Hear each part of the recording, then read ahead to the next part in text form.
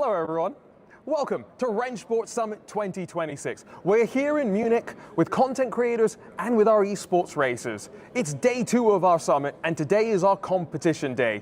Esports racers will take the stage first before our influencers get to try some of the new content you can try on Rennsport.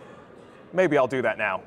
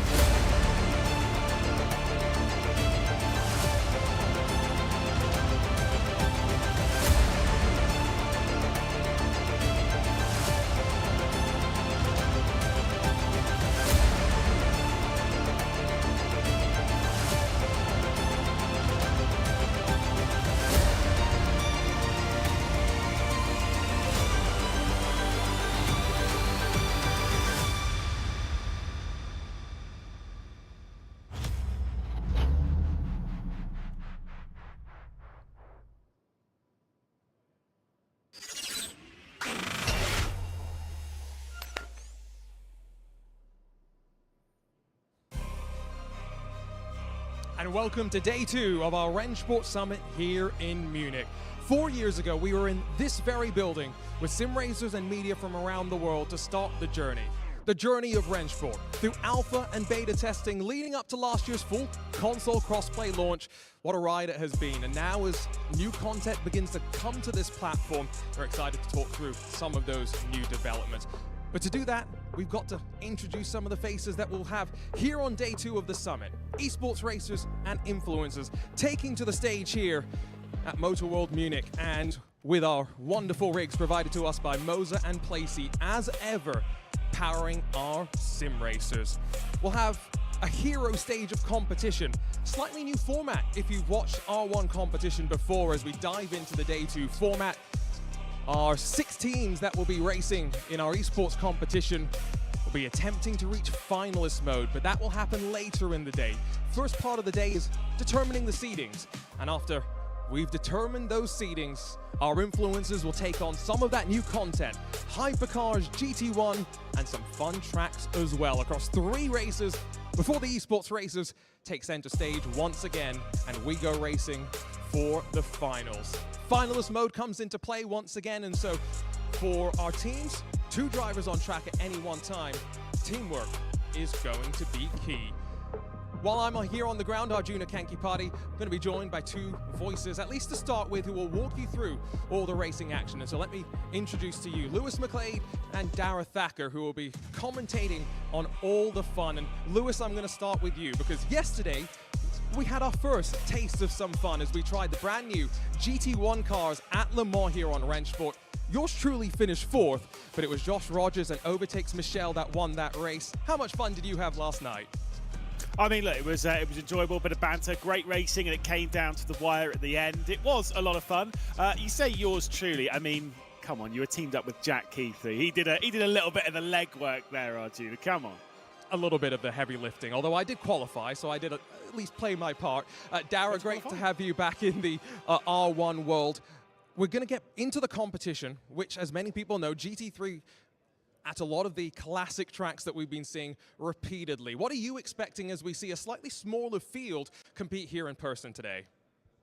Yeah, it's slightly different to what we've seen before in terms of the numbers of the cars that we're going to see on the grid, but it's kind of the same racing that we're used to. Drivers that are here know what to expect. They've raced each other time and time again, but you do get that slightly more personal element with less drivers. There's less newer faces around on the grid. There's more drivers that you're going to be seeing more regularly across the day, so it's going to be really interesting to see how they adapt, I think, over the course of this long old afternoon for them.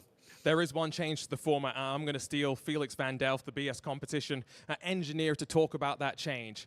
Hero Mode, the opportunity for one of your two drivers to score double points. Now, between your two drivers, you've had to pick and choose, but one other factor that's played a part here is the fact that we have reverse grid races. How easy has this been? Well, it depends a bit, I think, per team on how strong you think your driver roster is. Of course, with the reverse grid, if you say, let's say the first race, you have one driver you know is good at a certain track. And then, of course, for the next track, he will be at the back of the grid. And perhaps with the other driver, it's the other way around. So it makes it a bit interesting to indeed figure out which driver do you put where. But I think the choice we've made makes sense, and let's see how it works out. It's been a bit of a break since the last time you were in person with these rigs at the Esports World Cup, but the game itself has not changed. So what are you expecting in terms of your two drivers heading into this? Well, of course, the game indeed hasn't changed, so it's the same build as what I drove in EWC. I think there we showed we had some pace. For sure, Kaike always showing his raw talent, his Brazilian fire, as I like to say. So let's see if he's able to deliver it today. Thanks, Felix. Lewis, Dara, I'm going to throw it back to you guys as we begin to get ready. Our drivers getting into their rigs and starting the practice as we work our way through our regular R1 schedule for these races. Cheers, Arjuna. Yes, absolutely. I mean, look, like I said, we've got a lot of races ahead of us here today. The first four will see our pro teams take to the track, and there's a few to really highlight here, especially obviously catching up with Felix Van Delta. We know BS competition are a healthy combination. You've got the ERA team, which has Darren McCormack and Kevin Lewis Jr. of course previously with Virtus Pro in this competition. But then I think a lot of people will be leaning a little bit towards Portugal. Josh Rogers showing how it was done yesterday by basically dominating. Had a 5-second lead in the opening 6 laps of the race before coming into the pit lane. Yeah, and I mean, these are names that have been around for ages. Arjuna said right at the top of the show, we've been around for a number of years now, getting to this point as we progress through. But the drivers generally, particularly the likes of Porsche, are still the same. They know exactly how to cope with these rigs. I think it's going to be interesting today because of that slight tweak, and Felix touched on it just a minute ago, teams having to kind of pick and choose who they want to almost promote in these races to go for those hero double points. So I think really interesting to see how it's going to pan out over the course of this afternoon, and the opening 4 races are really going to be interesting to see how the teams can adjust to that change. Yeah, so we can see here on the left-hand side, this is how this part is going to work. Right-hand side is your points of what we're dealing with, 20 through to 1 over the 12 drivers. But we are going to be starting in the hero stage. So we'll have 4 races for the teams to basically score points and get their seeds getting ready for the final stage. We'll discuss that a little bit later on as to how that's going to work. But effectively, if you're the highest point scorer as a team, you will then be moved back to 100 points, and everyone is the percentage of your gap before we begin the final stage. And like you said, the hero driver, they earn double points. Each team will nominate a driver for each of the races, and that driver will score double points. That's going to be fascinating to see how that one's going to unfold. And of course, again, you see the Astros there, maximum of 3 races per driver. So you can't just go, oh, I think this is my top driver, so they're going to get the double points for all 4 of the races. No, you have to kind of spread that a little bit evenly. I think that is going to be one of the more interesting tactics as to how that's used, because you don't want to use your your hero driver, who could be starting potentially from somewhere in the back of the grid if they've done all right in the previous race, and then maybe even at a circuit they're quite good at. If it's Jeddah, for example, which is the 3rd race we'll be having, it's an almost impossible one to work your way through. Yeah, and that's I think the difficulty of trying to pick and choose exactly who's going to go where. And with the track configurations that we are going to see, and particularly a lot of these teams and drivers know how they're going to race. You look at the likes of Jeddah, where we have seen that it has been tricky to overtake, particularly in these GT3 cars, that you're going to have to be so careful about when you use those hero choices, because otherwise, if you overuse a certain driver's choices and all of a sudden you run out in the first 3, then you don't really have a choice come the final race of the 4. So it's tricky. I think it's going to be interesting to see how it pans out. Yeah, look, but that's one of the exciting bits of this format. It's one of the things that we've always had really throughout R1 is changing up the competition and changing up some of the formats every now and then, which is exciting for all the drivers. Exciting as well is, of course, all the drivers being there in person. Unfortunately, not exciting that our junior is the one that's talking to them, but he is down there. Let's have a little chat. Means I got to get a little bit lower down to the ground. I'm here with one of our Rennsport community team members. It's great that we have representation from our community. Nico Nuningov's here. And Nico, you've got plenty of experience on Rennsport, but you're here against some of the best in sim racing. First, how are your nerves? I'm feeling okay right now, but I think it will be really difficult. We will have a lot of action on track because we have also reverse grid for the next races. Let's see. Yeah. You and Max are going to be teaming up. Are you going to be in hero mode for this first race? For tactical reasons, I don't say it. Ah, playing it close to the vest. I like that. You're driving the Aston Martin. How do you like the balance of this car around some of the tracks that we're racing around? We're starting here at Hockenheimring. I like it pretty much. It's really aggressive on the throttle, on the exit of the corners, but I think it's quite okay. We'll let you get back to it. Thank you. Thank you.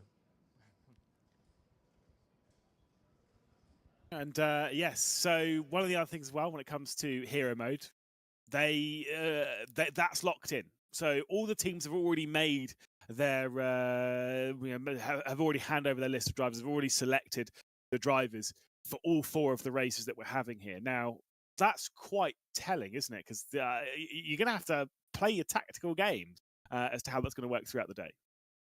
Yeah, it's going to put the pressure on the drivers, race 3, race 4, that already know that they're going to be the hero driver. And if they're needing some points, then they're going to have to get those extra points and go for those extra positions towards the end of this first part of the afternoon. So, yeah, it's a big old gamble, isn't it? It's all a game of percentages and chance, isn't it, really? And when you're sitting in a big old circle like this, it's easy to kind of get an eye on what everyone else is doing. Yeah, you can see looking around left-hand side, you've got Moritz Lerner, Max Benneker on the furthest left. You can see the orange shirt there, the arm of Robbie Stableford. He'll be teamed up with Kaiki Oliveira. Jack Keithley just having a little chat with some of our techs. He'll be teamed up with David Sobrero. You've got Dane Warren out there. You've got Josh Rogers. Obviously, Darren McCormack, Kevin Ellis Jr., look, these are all quality drivers. Nico Nuninghov as well. These are all really good drivers that we've seen before in R1, that we've seen time and time again. And in fact, when it comes to the all-time winners list, me, I love some stats. When it comes to the all-time winners list in all of R1 competitions, we've had 350 races as of the 2025 Esports World Cup. Josh Rogers has won 44 of those races, 30.8% of the time he takes the top step of the podium. Darren McCormack, though, on the last day of the Esports World Cup was absolutely flying. Took 4 victories on day 4 out of 8 races. He's moved up to number 3 on the all-time winners list. Yeah, he has. Chasing down Seb Job as well on that regard, who's number 2. So it is good that we have some of the the greatest drivers we've seen on this platform here today and racing once again. And so many of those names towards the top end of the order that we will be seeing racing over the course of the afternoon. And drivers that have been around for some time, as well as a few of the drivers have a quick check of their phone before the race gets going. They're all human at least. This is going to be, I think, a really interesting battle because it is, as we said, that slightly more intimate format. There's less drivers, there's less teams, but also the drivers and teams that have been around for the longest. So I think it's going to be really interesting to see how this pans out, and I'm looking forward to this opening race getting underway, Lewis. Indeed, let's talk about that opening race. Of course, these drivers will all be taking to the straight on the Discord as well. So you can see any sneaky messages from Darren McCormack. Obviously, having a little chat with his teammate Kevin Ellis Jr. For the ERA squad. First track we're talking about, you can see it there. We'll be taking to the GT3 cars, as we would expect. Mauser in the BMW, along with BS Competition. Porsches are between ERA and, spookily enough, the Porsche Commander team. TCS taking the Mercedes, and the Aston Martin by the Rennsport community team. So you'll see that driver there, thinking off behind the wheel of it. We've got Hockenheimring, which is the first circuit. Fascinating track, tricky track, one that has been raced since pretty much the inception of this competition 3 or 4 years ago. It's one that all of these drivers are so well versed at driving. Yeah, and it's almost just a classic GT3 track, isn't it? Really, I mean, you look at turn 3, really. You then look at the end of the big long straight at the hairpin. So, lots of places where you can make overtakes at this circuit, and I think that's the kind of track that you want to be get yourself into to start a day. You don't want to be finding too much to do as you work your way throughout this afternoon session. And yeah, Hockenheim, particularly at the end of the lap as well, with that tight technical stadium section, you don't want to be doing or having to do too much at that point in the lap. But, you know, if push comes to shove, you may have to try and make a move into that right hander as you make your way into the stadium section. So yeah, great track to get the day off as we see the BS competition duo. Yeah, at least again, and I did tell you not to read it too much into some of the stats that because I've got a spreadsheet that I've broken all of it, but don't worry about it. That's fine. We don't talk about it. But I do know that some of the bits are roughly correct, and it includes the Hockenheim Ring race stats. I believe these ones are correct. It is one of the most raced circuits that we've had in R1.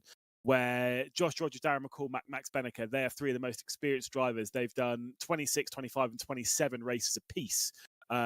Between the three of them. So an awful lot of races in totality on the circuit between the three of them, of which Josh Rogers has, spookily enough, the highest win percentage of all, 34.6%, 9 victories over 26 races. Darren McCormack, 7 victories, that's 28% over 25 races. Max Benneker, who has 6 wins. But most importantly, Max Benneker has the highest podium percentage of the drivers that are here. So, and around the circuit. So that's one of the things that might lean into him. I think that this part of the competition isn't necessarily about winning.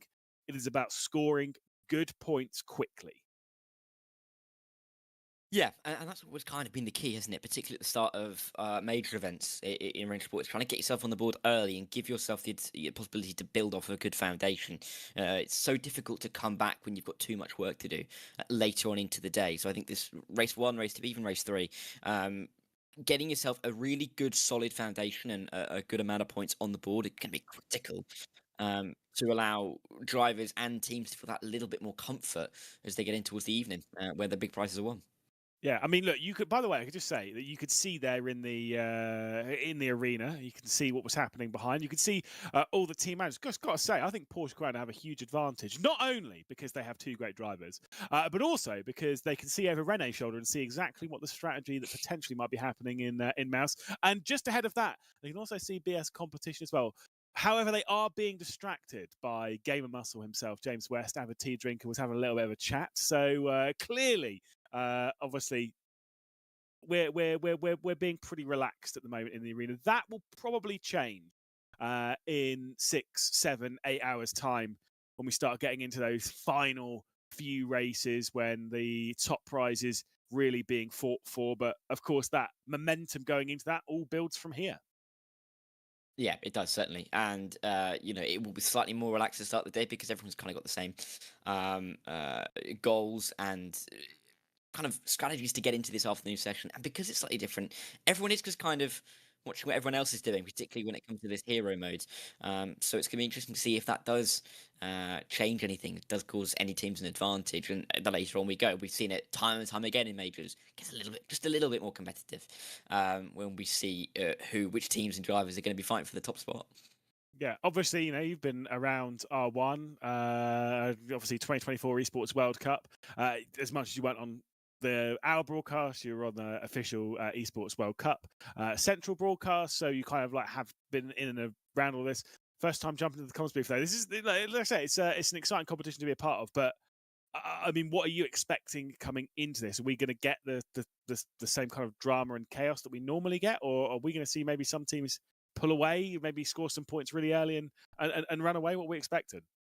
I think first couple of races, particularly with it being Hockenheim, to kick us off, the track that we are so used to on Rennsport, I think it's going to be a little bit cagey to get going. I think the introduction of that hero mode is going to make it interesting to see who's looking over whose shoulder, who's going to race certain drivers a little bit harder. I think by the time we get into race 3, drivers are going to be settling a little bit more into how they are going to be coping with this new format. But I'm excited to see how it's all going to unfold. So we can see here, drivers in the qualifying session. We've got Jack Keithley on your screen. On the left-hand side, you can see all 6 of our teams with the various logos. So we've got the Thibaut Courtois Esports team, the Rennsport Community BS competition, ERA, Mouse, and the Porsche Coanda team. And also you can see who has been elected as the hero driver for this race. In TEC Esports, it'll be Jack Keithley, Kike Oliveira for BS competition, Max Bedeker for Mouse, then Nico Ninningoff for the Rennsport community team, Darren McCormack for ERA, and Joshua Rogers for Porsche Coanda. And a reminder, with that hero mode, they scored double points during the race, and they can only use over the 4 hero races that were in between this, and then of course the next 3 races that follow it. You can only use hero mode on a given driver 3 times, so you do have to share the load. Someone else has to be selecting hero mode at some point. Yeah, and it means that the drivers will know exactly where they're going to be relied on that little bit more. They'll know which tracks suit them the best as well. So that would obviously be conversations that have happened pre-race this morning, maybe last night as well, before we get into this first race of the afternoon. As it's the benchmark time of 36.7. It'll be interesting to see how those hero drivers stack up against their teammates. And see whether some of these teams will feel like they've made the right decision early on. Maximilian Dent goes behind Jack Keithley into 2nd position. Kike Oliveira the next time up to the board. Sets a 36.3, a little bit more representative. Here comes David Sparrow. Yeah, one more corner to the line he comes, trying to at least put himself to the front row near his teammate Jack Keithley, of course, who is in that hero mode. He goes just about fast, a couple of hundreds. Max Bedeker, the next one through, not quite as fast as Kike Oliveira, will come across the line and will go into 2nd position. He's a few hundreds behind Kevin Lewis Jr. while he's driving with the force at the moment, according to that webcam. But through the final corner he goes to the ERA Esports team, and up towards the line. He's got fast in the middle sector, can't improve on the top few times. Yeah, Darren McCormack next drive for ERA to come around that final corner. Of course, as you said, last time we were at a big meet, he did so well on day 4 of the Esports World Cup, and he's gone into P3 in this opening qualifying session. 36.6. He's just faster than Sibera and Keithley, as Josh Rogers looks like he's going to go to the top of the times. Fantastic lap, but not quite enough in that final sector, dropping a little bit of time to Kike Oliveira, who could steal away the opening pole position here. As we'll see across the line, Dane Warren, same situation as Joshua Rogers. Purple first, purple second, but not quite enough in the final. Yeah, and only a 100 between those top 3. As we see Nico coming across the line for the Rennsport team, 37 flat, just in behind Kevin Elliott Jr., less than a 10th between those 2. And then 2 more drivers to go, Moritz Lerner and Robbie Stapleford. Lerner trying to put himself towards his teammate Bedeker, and he does. P6, good time. Stapleford, big orange machine, final corner, ticked off. He's not particularly pleased with the lap, but I don't think it's that bad. It puts him into the middle of the pack, 6th position. Few teams might be a little bit disappointed with where they've used the hero mode, but of course for a few drivers they're getting used to a very different machine. For Darren McCormack, this is the first time that he's taken the Porsche in the R1 competition. Of course, he started out in a Mercedes. Last year he used the Aston Martin, and this time out taking to the Porsche, dropping down to 8th position. Kike Oliveira, though, will steal away the first pole of the night, and I say night, it is currently 1:30 in the afternoon in Germany. Dane Warren and Joshua Rogers 2nd and 3rd spot, with Max Bedeker in 4th. David Sparrow in 5th position for TC Esports, just ahead of Robbie Stapleford. So good for BS competition, good for Porsche Coanda. We've had pretty good for Mouse as well. Moritz Lerner only in 7th position. Darren McCormack and Kevin Lewis Jr. in 8th and 10th position for the ERA Esports team. Jack Keithley between those 2 in 9th. First time of that session. Nico Ninningoff and Maximilian Dent will be in 11th and 12th position. So, great lap time for Kike Oliveira. Tight battles between the top. Less than half a tenth between those top 4 times. That's not a major shock. No, it's not. And I think with the 100s from the top 3 as well, it just goes to show we are going to get some close racing all the way through this afternoon, and we're getting right into it straight away. Kike Oliveira, though, with that advantage in this opening race. Great place to be as competition to be in, but those Porsche cars are almost certainly going to be working together to try and get through. I can't remember which way round they've done the hero mode, because obviously if Joshua Rogers is the one that's in hero mode for this first race, well, that has to be in the communication of the team. It's not only winning the race, it's making sure that Dane Warren is behind Josh Rogers. Now, obviously in that, it means that there cannot really be a mistake in tripping over in the opening corner, which is quite a high likelihood around here. That first and second turn at Hockenheimring are pretty dangerous.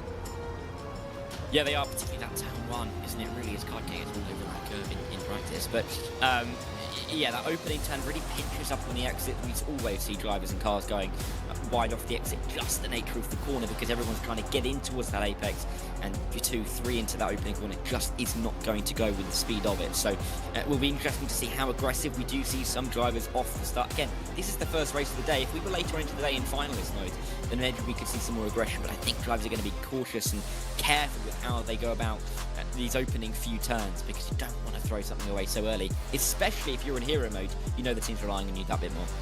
Yeah, just a reminder, these first 4 races of the day are basically to sort out the seeding for the final later on. So if you are the top team, however many points you've scored, you'll be dropped down to 100 points for the finals later on in the day. And then everyone will be a percentage of you. That is why it is so important for you to score points fast, to score points well, to score points consistently, so that you are the top seed and have 100 points. Kaiki Oliveira from pole position. He looks to try and kick off the afternoon with 20 points to his name. He's in position. You can see him about ready to rev. They're waiting for the countdown. It's Kaiki Oliveira, it's Dane Warren, it's Joshua Rogers and Max Benneker, the front 2 rows of the grid. A lot of work to be done for the likes of the ERA Esports team and for TC Esports.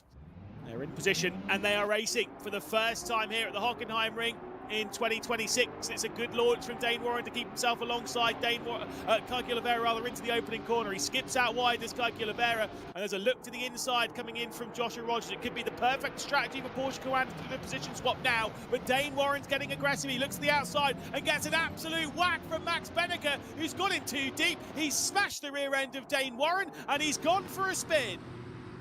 Yeah, he's not the only one down there. David Sobrero is in the gravel gap as well. That's promoted the likes of Lerner and the 2 Rennsport community cars up to the order. But at the front of the field, it's still Josh Rogers and Dane Warren chasing after Kaiki Oliveira. Josh Rogers has got through on his teammate, and he is the driver in hero mode. Crucial for him to do so. A little bit of contact in the apex. They push each other wide. Where's Dane Warren?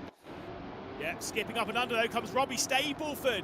BS Competition have just taken over the lead of the race after losing the lead of the race. It is Robbie Stapleford from Dane Warren, from Kaiki Oliveira, from Joshua Rogers. The 2 drivers in hero mode for the respective teams are behind the drivers that aren't. They head their way to the arena section. More contact between Dane Warren and Kaiki Oliveira that sends them off the road. Joshua Rogers will now assume second position, and going for a spin is Dane Warren, being collected by the Rennsport community team. This first race is an absolute mess.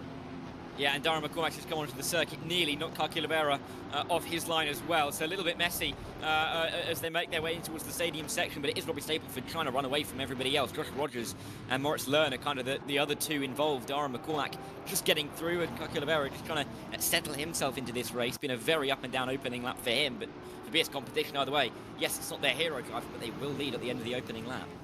Yeah, but look, they'll take it. 20 points is important, and yes, they would rather it be their hero driver and Kaiki Oliveira. They would rather it be the 40 points. Those in hero mode, those will be the ones scoring 40 points, or scoring double rather. Bearing in mind where they are, Moritz Lerner keeping close. This is how things stand at present. BS Competition, Porsche Commander will be locked on points based on where they are. Darren McCormack, give a shout out as well. The ERA Esports team powered by EMM have worked their way through into 4th spot. Great drive at the moment. Yeah, and we have got 4 teams inside the top 4 at the moment, which is great to see that we've not just got, I guess we saw it in the opening couple of corners, but we've got different teams towards the front fighting for those top end points. But Robbie Stapleford is not going to be allowed to get away with this one. Josh Rogers in hero mode as well, don't forget, right there, ready to pounce if the opportunity presents itself. But Robbie Stapleford is going to be doing everything to make sure that that door just doesn't open. Difficult at the Hockenheim Ring, because there are a couple of little routes that you can take if you're the car behind to maybe look up the inside, get in the mirrors of a driver and almost put them off their racing line. But for the time being, Robbie is holding his line very well indeed, just inviting the likes of Lerner onto the back of this battle as well. Well, we can see those live standings on the right-hand side. I think that it should be Porsche Commander, though. I don't think they're on 48 points. I believe they'll be on 33. So BS Competition, though, importantly, the bit that's really being grabbed from that is they are scoring well. It would be 20 points in first place at the moment, held by Robbie Stapleford. Kaiki Oliveira, who currently runs in 5th, well, there's 10 points for that, so it'll be 40 points at the moment for BS Competition. So scoring decently in this opening race. Onto the brakes into the second corner Can Robbie Stapleford fend off the driver with the most victories in R1 competitions over the opening 350 races in the hands of Joshua Rogers? Can maybe somehow Moritz Lerner sneak his way through and take a victory he's been waiting a long time for? Yeah, we'll have to wait and see. I mean, he is in position as Josh Rogers now goes to the outside line, down in towards the hairpin. Inside line for Stapleford, who has led the opening couple of laps. Oh, as they've crossed the line at least, but Rogers is still going to be there on the outside. Moritz Lerner is hoping, I think, that these two maybe have a little bit of door-to-door contact. Just give him an extra tenth or two as you work your way in towards this Mercedes-Benz arena. That won't occur, but Josh Rogers is still going to find an inside line. A little bit of argy-bargy, making sure he has a real claim to that inside line. It'll turn to the outside as they work their way back onto the original layout of this circuit. But it's going to be side by side again into the stadium section. They won't let each other be.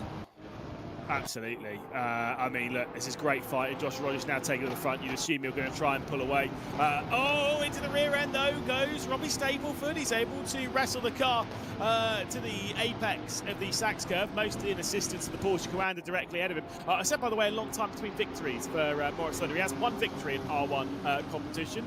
Yeah, it was nearly 3 years ago. It was on the opening day of the competition. It was in the semi-final at the Circuit de Spa-Francorchamps. Has not won since. Isn't that mental? A long time ago. It's a very long time ago. But hey, it's still here. And still looking for wins, and that's the important thing, isn't it? So this could be an interesting way to start the day, right? Already, I mean, these races always go through fast, don't they? Short races, short and snappy. You've got to make moves when the opportunity presents itself. But we're already nearly half the way through here in the opening race of the day. Only 8 laps, nearly 4 have gone in total. And Moritz Lerner knows that he's not got too long to make this move. So he's going to try and make it now. Inside line of the hairpin. Robbie Stapleford was in P1 2 laps ago, was in P2 last lap. Now dropping back to P3. Rogers and Lerner may be battling it for the win.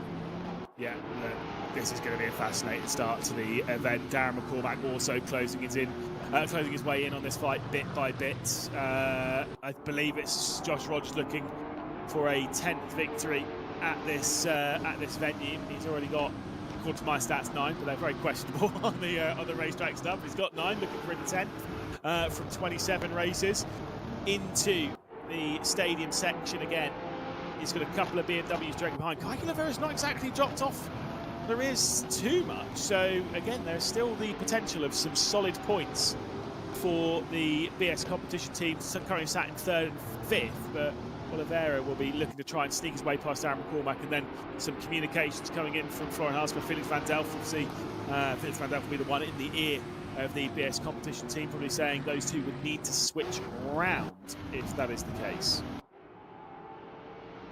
Yeah, and all these tactics are going to come quite clearly to the fore in the coming races and even in the coming laps here, because we've got a couple of those hero drivers behind their teammates. I guess Benneker is a long way behind Lerner, so it's not really going to help Mouse to try and do anything about that, with them being in P2 and P10, and then of course BS competition being the other team. At the moment, Porsche have got their hero driver ahead, as do ERA, as do the Rennsport community team, as do TC. So generally, you know, good picks early on from the teams, but we've seen how, for Mouse particularly, Benneker was the driver that they picked to go after the extra points in this session, and qualified really well, but just got caught up in the opening lap incident, and it's going to cost him a lot of those points that he could have otherwise earned, and they are going to be those marginals that are going to decide the day, you'd expect.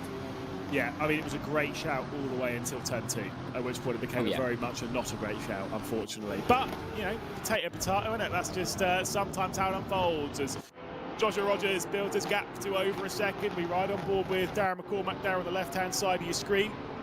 His 3rd different team, a part of this competition, of course. Originally did the opening couple of seasons for Williams last year. Was the main driver of the Virtus Pro outfit this year, this season. I don't think, because obviously I don't think he's actually signed a full contract with ERA. I think it's more just, you know, this is the event. Kevin Ellis Jr. was actually quite open about it yesterday. If you want to go back to yesterday's broadcast, There's an interview, a great interview with Kevin Ellis Jr. during that race where he was saying that obviously he doesn't know whether this could maybe be the last esports event that he attends as a driver. Obviously, I don't think it will be because he's a quality driver to get picked up by a solid team, but you never know. And I think here in Darren McCormack, they're there to enjoy it more so than even win, which is crazy, but I think is absolutely the right attitude to have. Oh yeah, particularly when you've got all of these different events and formats, it does change regularly, and so you do get that freshness, I think. So there is the possibility to just turn up and enjoy what you're doing, right? It's not all as highly pressured, which is great to see. I think it's going to be feeling highly pressured at the moment, Dara, at least, to try and get into the top 3. He's right behind Robbie Stapleford. And of course, with that hero tag next to his name, the points he could gain for the extra position are going to be doubled if he is able to find himself on the podium. But 2 more laps to go. He is right there. You can see him just on the tail of Robbie Stapleford. Difficulty for Robbie is he's going to be looking forward to Lerner to try and get through himself, whilst also having to be aware of Dara behind, and then also the fact that his teammate Kaike, who is in hero mode, is just behind him as well to see if any strategy comes involved there. So difficult spot for Robbie to be in there. Yeah. Like I say, ideally he's just got to keep McCormack behind for the next couple of laps and try and hope that Oliveira finds a way through. Of course, the 2 drivers behind being in hero mode, he cannot really afford to allow McCormack to sneak his way through. Should he do so, McCormack will move from scoring 12 points in this race. Oh, sorry, 12 points in 24. He'll basically gain an extra 2 points plus an extra 2 points because of the hero mode. So he'll go from 24 to 28 points with Darren McCormack. If he's able to find his way through Robbie Stapleford for BS competition, they hope that's not the case, because if they can get Kaike Oliveira through on McCormack, then Oliveira can also come through Robbie Stapleford, and suddenly they're golden and scoring some solid points this afternoon. Penultimate lap of the race. We head round the parabolica and then into the hairpin. Mirrors being filled on the shoulders of the Irishman. And Kaike Oliveira, no close to making a move down into the hairpin. No, not very close enough. And in these cars, you really do have to have a good claim to an inside line to really make a move work. If you're going to send it far too late, it's just not going to work out. And we will see some contact. We've seen it time and time again. So I think these guys, again, the most experienced drivers in R1, know exactly how to cope and how to race in these conditions. And the difficulty for them at the moment is just to try and pick the right line, know when to make the moves and when to sit in behind and wait. Just over a lap to go now. So if you're going to have to make a move, it's going to be soon. Robbie Stapleford looks a lot further behind Moritz Lerner than Darren McCormack is to Stapleford, so I think we're going to have to be keeping an eye on that battle for P3 if a move is going to come in the final lap. Yeah. Then we drop back into the rear of the field. Then keeping Kevin Ellis Jr., David Sparrow, and Dane Warren at bay. Of course, Warren, you could see the almost the apathy when he got spun round leaving the Mercedes arena section. It was just kind of like, cool, yeah, great. I think it's one of those ones, when you're in the mid-pack and the opening lap as we head on to the final one, when you get tapped a few times, you can see it coming. You know you're going to get spun round. It's mental. Oh, yeah, and it's a horrible feeling as well, isn't it, when you can almost see the accident involving you occurring before it's even started. Kevin Ellis Jr. there again. I'd love to know how he's driving like that at the moment, but he's doing a good job to try and put it under pressure. Maximilian Den under some pressure for P10, for P9 as he currently sits in P10. Around the outside he goes, then on the inside, little bit of contact as they make their way out of the corner, but good move from Kevin Ellis Jr. Up to P9, and unless he can get Beneker and Keithley to fight, I think that might be where he can get to by the end of this race. Yeah, absolutely. We do see the live standings popping up on the right-hand side, by the way. Those will be corrected throughout the day, but at present it would be Porsche Commander. He'll be leading on 41 points, 40 courtesy of Joshua Rogers, 20 points for the victory. Also is in hero mode, so that'll get doubled.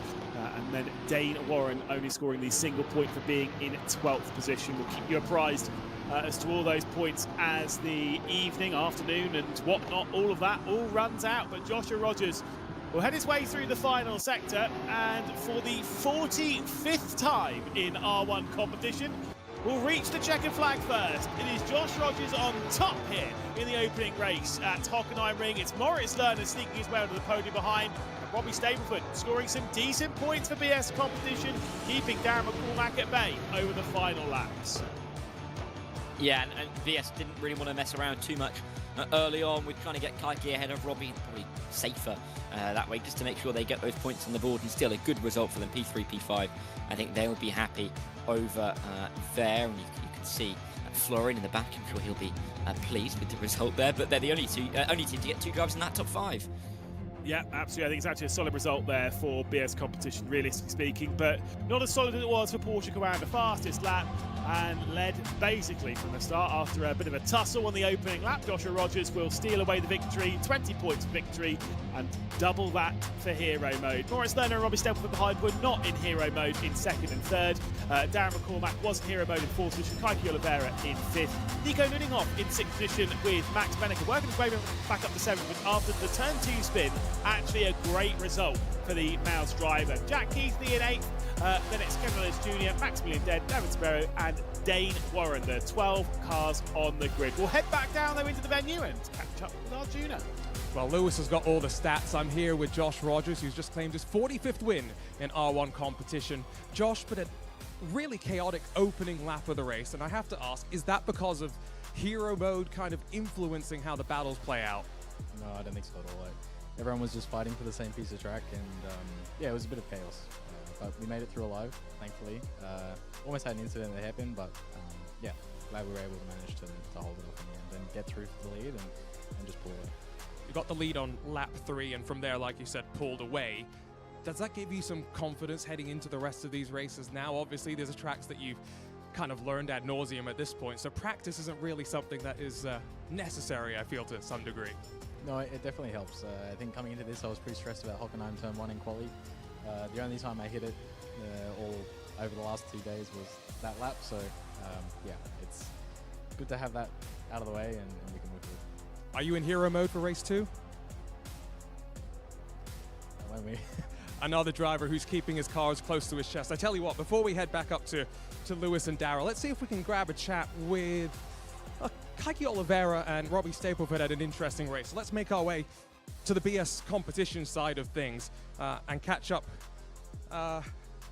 with one of the BS drivers as they get ready to go for race number 2. Robbie, I'm going to steal you, unfortunately, as much as I know you're trying to lock in right now. Talk us through the start of that race. It was just hectic, and I just stayed calm, and then I watched the 2 Porsches come together with Kaiki, and then I thought, just stay to the right and stay clean, and then we got to the hairpin, and I just got the lead, and then tried to hold it from there, but Josh got me, and then Moritz got me, but yeah, 3rd's good.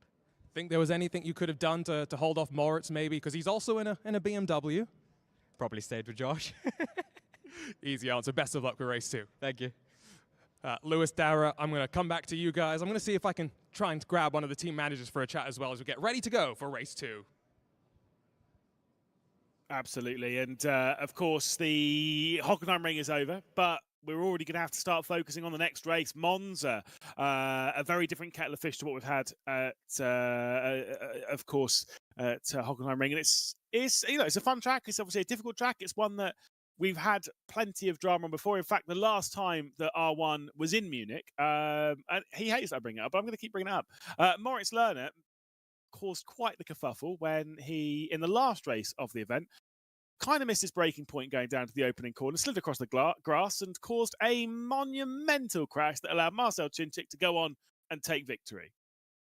Yeah, it is a track that you're always going to get dramas down at turn 1, even down at turn 4 as well. There are so many parts of the circuit where you've got the long straights, you've got the heavy braking zones. Drivers feel like they want to go for it. You get medium speed corners as well, but they're almost a kind of a footnote to the rest of the circuit. Parabolica is just a setup for that run towards turn number 1, where you could see a move there in the closing couple of laps, but it is just really that focus towards the opening turn. And how many times have we seen it, particularly in R1 competition, that big events, big moments happen at Monza? Yeah, it's that's why it's one of the most exciting tracks. The other circuits we'll be visiting will of course be Jeddah and Fuji a little bit later on in this hero part of the competition. But refocusing there on race 1, of course we had ourselves a victory there from Joshua Rogers. Dane Warren finished further down the order. I mean, what do you make of that? He kind of spun around in the middle of the pack. Yeah, couldn't really do too much about it. It was kind of involved in that little tussle with Kaike on the opening lap, just little bits of little bits of side-by-side contact, and then a bit of a kick around, spinning around, and can't really get himself right. It's difficult, but these things happen. I'm sure he'll be back in race number 2 because we know the pace that he's got.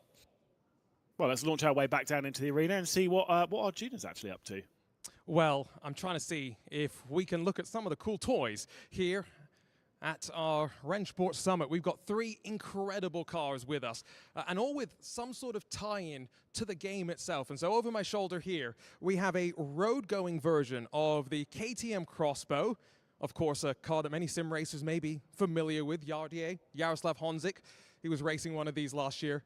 The GT2 version of this is coming to Rennsport soon. It's something that we were looking at and very excited about. Something coming even sooner, though, is this. The legendary Porsche 911 GT1 machine. Still got the battle scars of racing around the Circuit de la Sarthe. And we raced this car yesterday in our Pro-Am race. I didn't race this, I raced the Mercedes, but the Porsche ended up winning the race with Josh Rogers. And then over to the other far corner of this arena, we have the brand new Porsche 992.2 generation Cup car. Of course, one of the big changes for this, ABS and traction control is standard around the world in the various Porsche Carrera Cup series. And of course, what an interesting machine we have, and what a range of cars as well. And someone's brought the key out, Lewis, and shown you the party trick of the KTM. What do you think of that? You got to go full Crim 6. Off you go. Come on. Don't tempt me. Yeah. Now we'll see. Maybe later. Well, look. To be fair, it's either the KTM. I think he can fit in the KTM. The GT1, not so sure. We saw that being raced yesterday. I will give him 20 of my finest pounds if he can climb into that GT1 and not get told off for doing it. I mean, it's not a car. It's a car you'd fit in. Let's go with that. Yeah, I was going to say I could fit in any of those cars for that question. I think it's almost surprising to find a car that I don't fit in. To be honest with you, as long as I can reach the pedals, we would be all good. But that's right. But it'd be in a sim rig, right? If these sim rigs that we've got provided for us, you can adjust the wheels, you can adjust the pedals. It's fantastic. It means that you can fit in there exactly how you want to, and that is a slight difference. I think that you can get.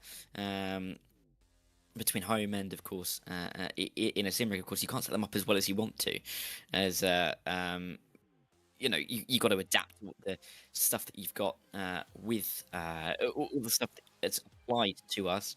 I think going into this next race, you know, adjustments have to be made, and drivers are going to have to be careful. But I guess at least they can stay in the same rigs that they were in that entire time, rather than having to swap and change, you know, any of the pedals or any of the wheels or any of the tech that if you have multiple teams and drivers in are going to be changing race on race. But at least you got that to kind of back yourself up on.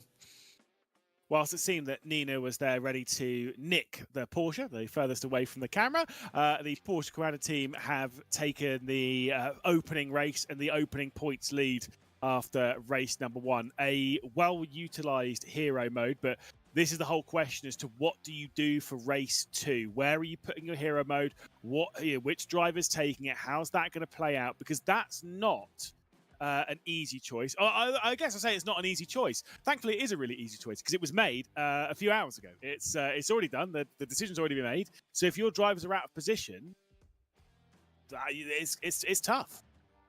Yeah, and it is easy because it has been made. You know, you can't change it. You can't suddenly decide, okay, well, are we going to actually change from the plan that we already had and maybe upset a driver or two by saying you're not really racing as fast as we thought you could, or you're coming into a couple of little moments more than we thought you otherwise may have done. So, yeah, so I think it's decent that we've got the ability for the teams to just kind of run how they were expecting to. There's no changes that they're going to have to be doing or dealing with. They know what the plan is from before the opening race, and I guess there's a kind of safety in that, isn't there?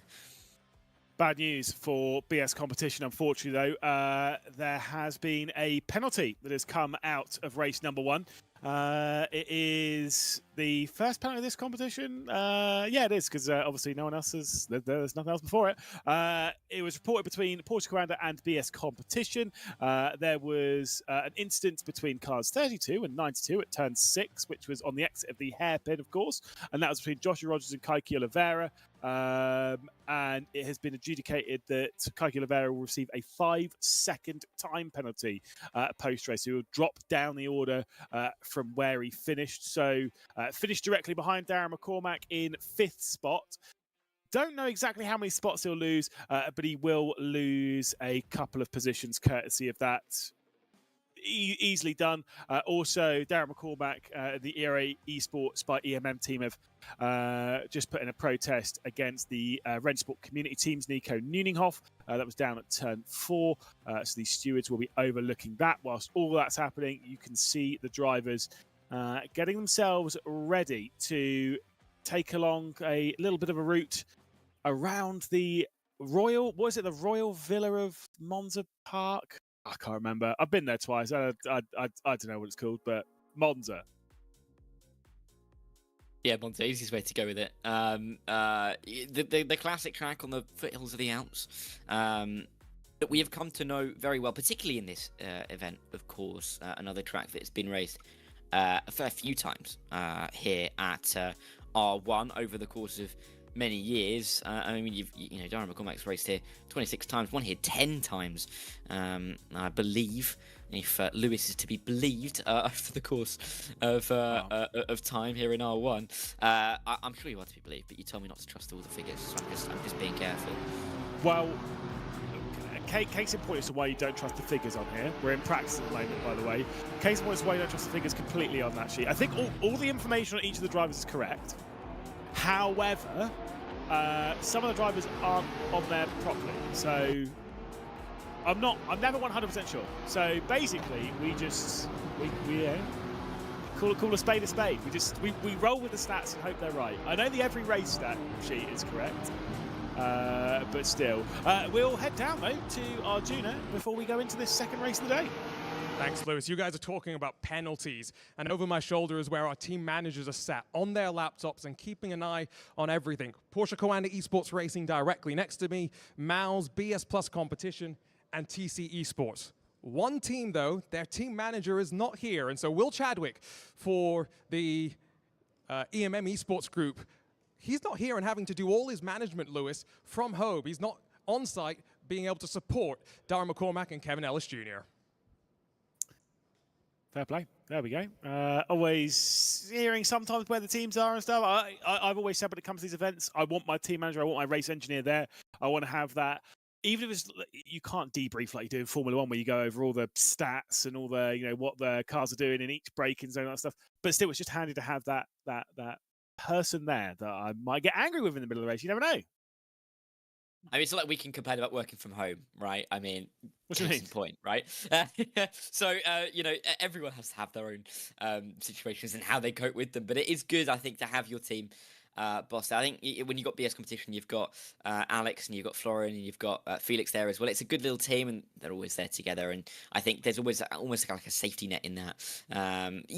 Okay, it's going to be a little bit more difficult if your team manager isn't there necessarily, but at the same time, the drivers know each other. They know the situation very well. They know kind of how to work around. They're not new to the series, so there is always that to keep a thought on. But I think it is a really interesting little format again, because of course we've only got those 6 teams here today. There's going to be, I think, a lot of complaints about each other across the day. Absolutely. I'm sorry, but with this green screen behind me, mate, I can be wherever I want on planet Earth. But I could be at home. I could be in the middle of the England rugby match that will be kicking on in a little while. I could be wherever I want to be. I could even be at the Riviera Golf Club, for the Genesis Invitational. Or here's a fun fact about Monza. Guess what? On the back straight going down to the Parabolica, there's a bridge. Yeah. Right. If you cross over that bridge, you're in a golf course. Just Just classic. We had 6 hours off the last time I was in Monza, and I was like, mate, we need to go over there and have a little tea time. But obviously, no one brought any golf clubs, so it doesn't work. Of course, the final moments of practice for a lot of these drivers, they're not really learning, and they're just getting used to the circuit. Once again, they've all done so many laps of all of the tracks that we race here in R1. They're very well versed with how they navigate these circuits.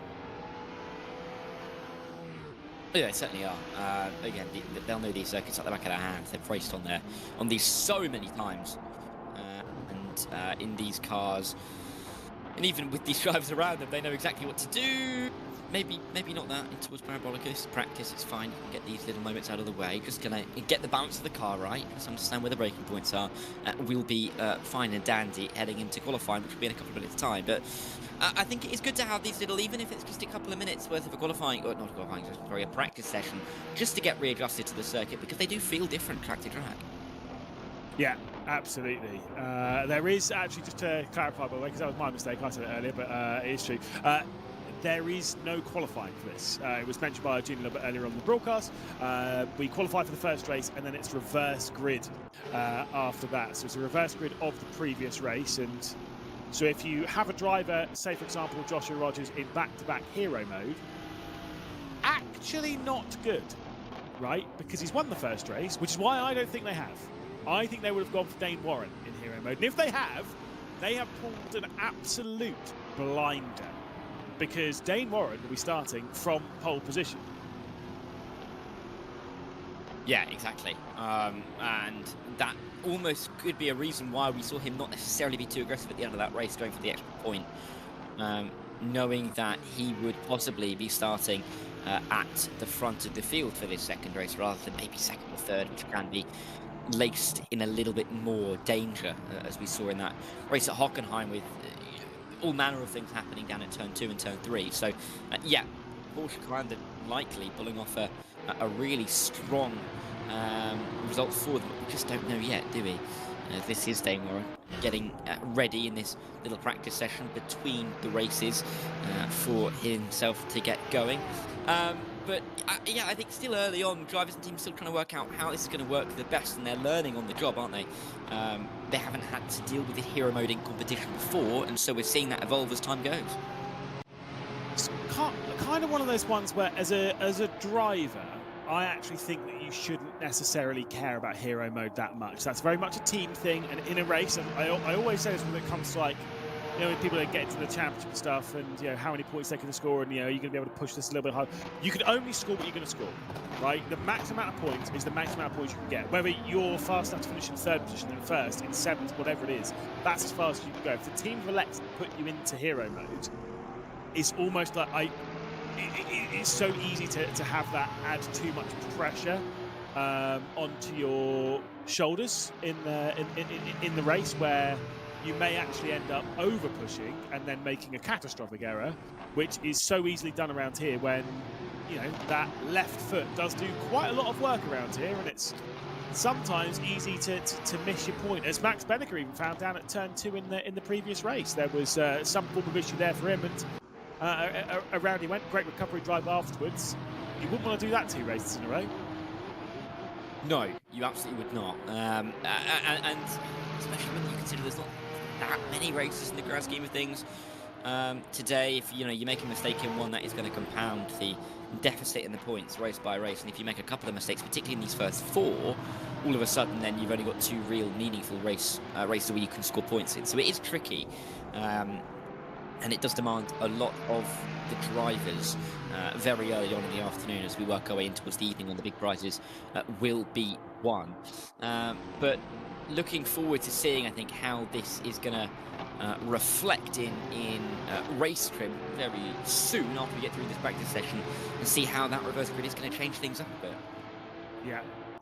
Onto the start-finish straights for hopefully these final moments of practice. Sorry for the slight delay here in the opening part of the second race. You can see the arena there, and some calm attitudes from all those around the rinks, all the drivers as well that are on them. Probably just getting those last moments done. The practice session comes to a close. The race session ready to begin with a reverse grid race now for Keke Oliveira. if he was given a 5-second time penalty, that obviously drops him down the order, right? In the previous race. That's going to give him a better starting position in this one. So is there a benefit? The reason why I'm saying that is that if you're in 9th position, is there a benefit to Uber yeeting someone off the road so that you could potentially start from pole position? Is Uber eating the German term due to us being in Munich? Is that what it is? Yeah. Either way, we're going to be finding out. Dane Warren will be the one to lead us away. David Sobrero, the one alongside him. 7 laps about to get underway here at Monza as we await the green flag and the lights to go out for us to go racing. It'll be an interesting start with the Portugal undercards first and last once again, with Dane Warren in hero mode, as is Sobrero, as is Maximilian Den, as is Kevin Ellis Jr. And then you've got Robbie Stapleford and Moritz Lerner towards the back of the field, who are going to be looking to try and work their way through. But 4 heroes at the front of the field, looking to try and get their points on the board as early as they possibly can. And we do have all 5 teams, I should say, inside, or 5 of the 6 teams, I should say, inside the top 6 of this second race of the day.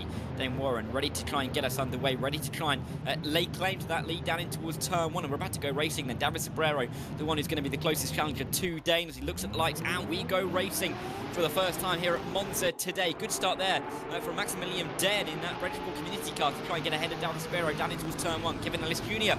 moving around as they make it 3 wide into the opening chicane. Dane Warren's just going to want to try and get through and avoid any kind of incident as they all pile into the opening corner, safe at the front of the field as they go 2-3 wide through the second part of the chicane. But as they work their way out of it, it is still Dane Warren in the lead, and Sobrero in P2. Kevin Ellis Jr., the one making the moves early on. Moritz Lerner missing the breaking point at the opening corner for the second time here in Munich as we race down into T1 at Monza. Thankfully there wasn't a massive crash this time, just skipped over the inside of it as the top 4 teams are all in hero mode. Contact there between Jack Keithley and Maximilian Den as he works his way past the Rennsport community team, squeezes him off at the exit of the Roger, and now the opportunity is open for Max Benneker to sneak his way into the scene. He looks to the inside, heading into Lesmo 1, can't complete the move. No, they're still going to be side by side as they make their way into Lesmo 2. 2 by 2. There's a little bit of bargy at the back of this as well. Drivers off the road. Dara McCormack involved in all of this. Jack Keithley as well, and it's going to promote Dara up towards P5. Benneker trying to fight with Josh Rogers, and they've got Robbie Stapleford in the middle. 3 wide down in towards Ascari. No one wants to be in this position if you're Robbie Stapleford. There is absolutely nowhere for him to be able to go. He's just going to try and get through safely. Gets him behind Benneker. He gets a good enough exit to maybe keep in front of Josh Rogers as well. Incredible battling all the way through Ascari in the opening line.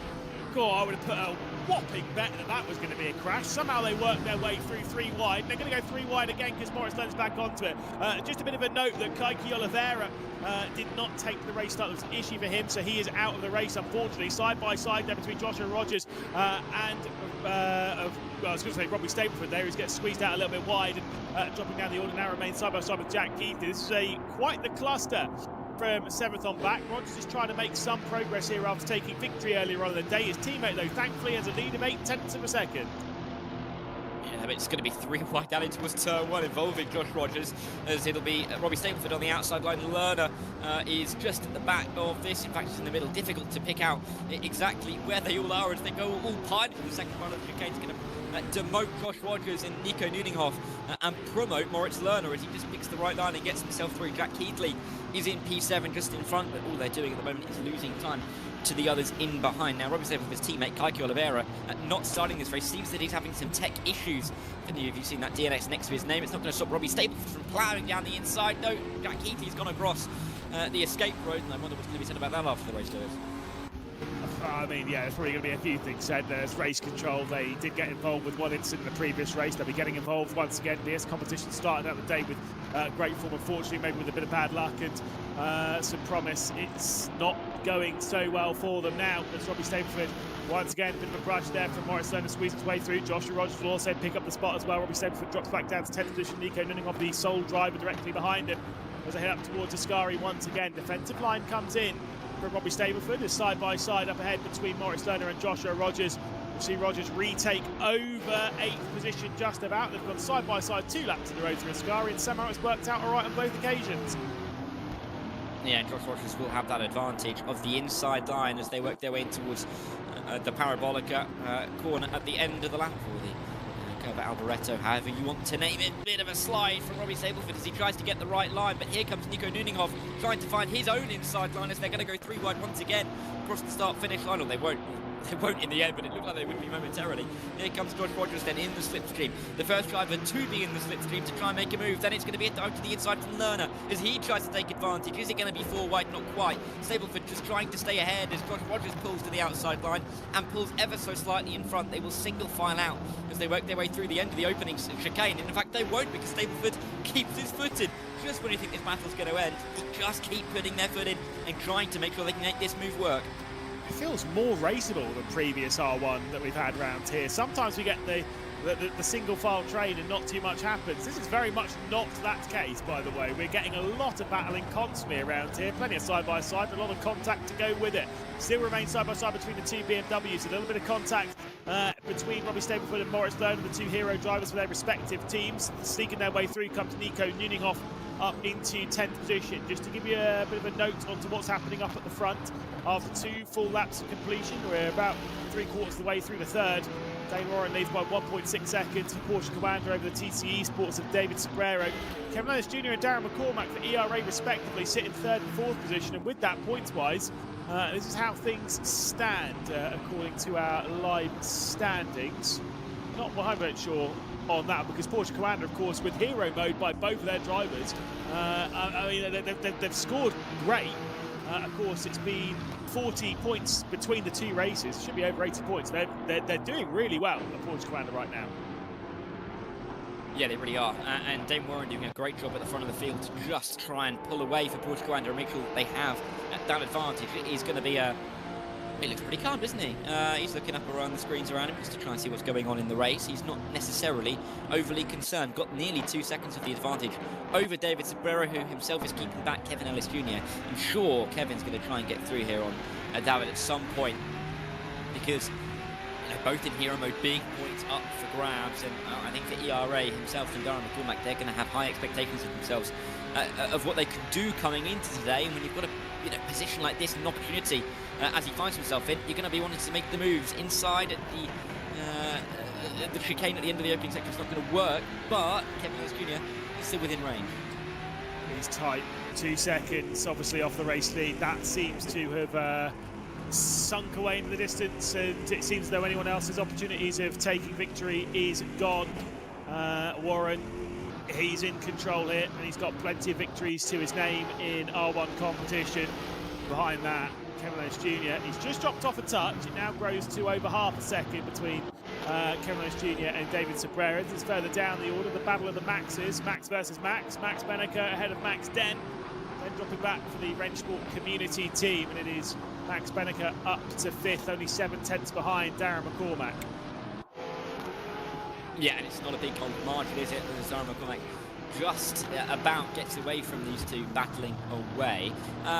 Most of the battling in this race has been towards the back of the field, but there has been a couple of little moments towards the front, isn't there? With, the likes of Sobrero and Kevin Ellis Jr., then Darren McCormack and Maximilian Benneker.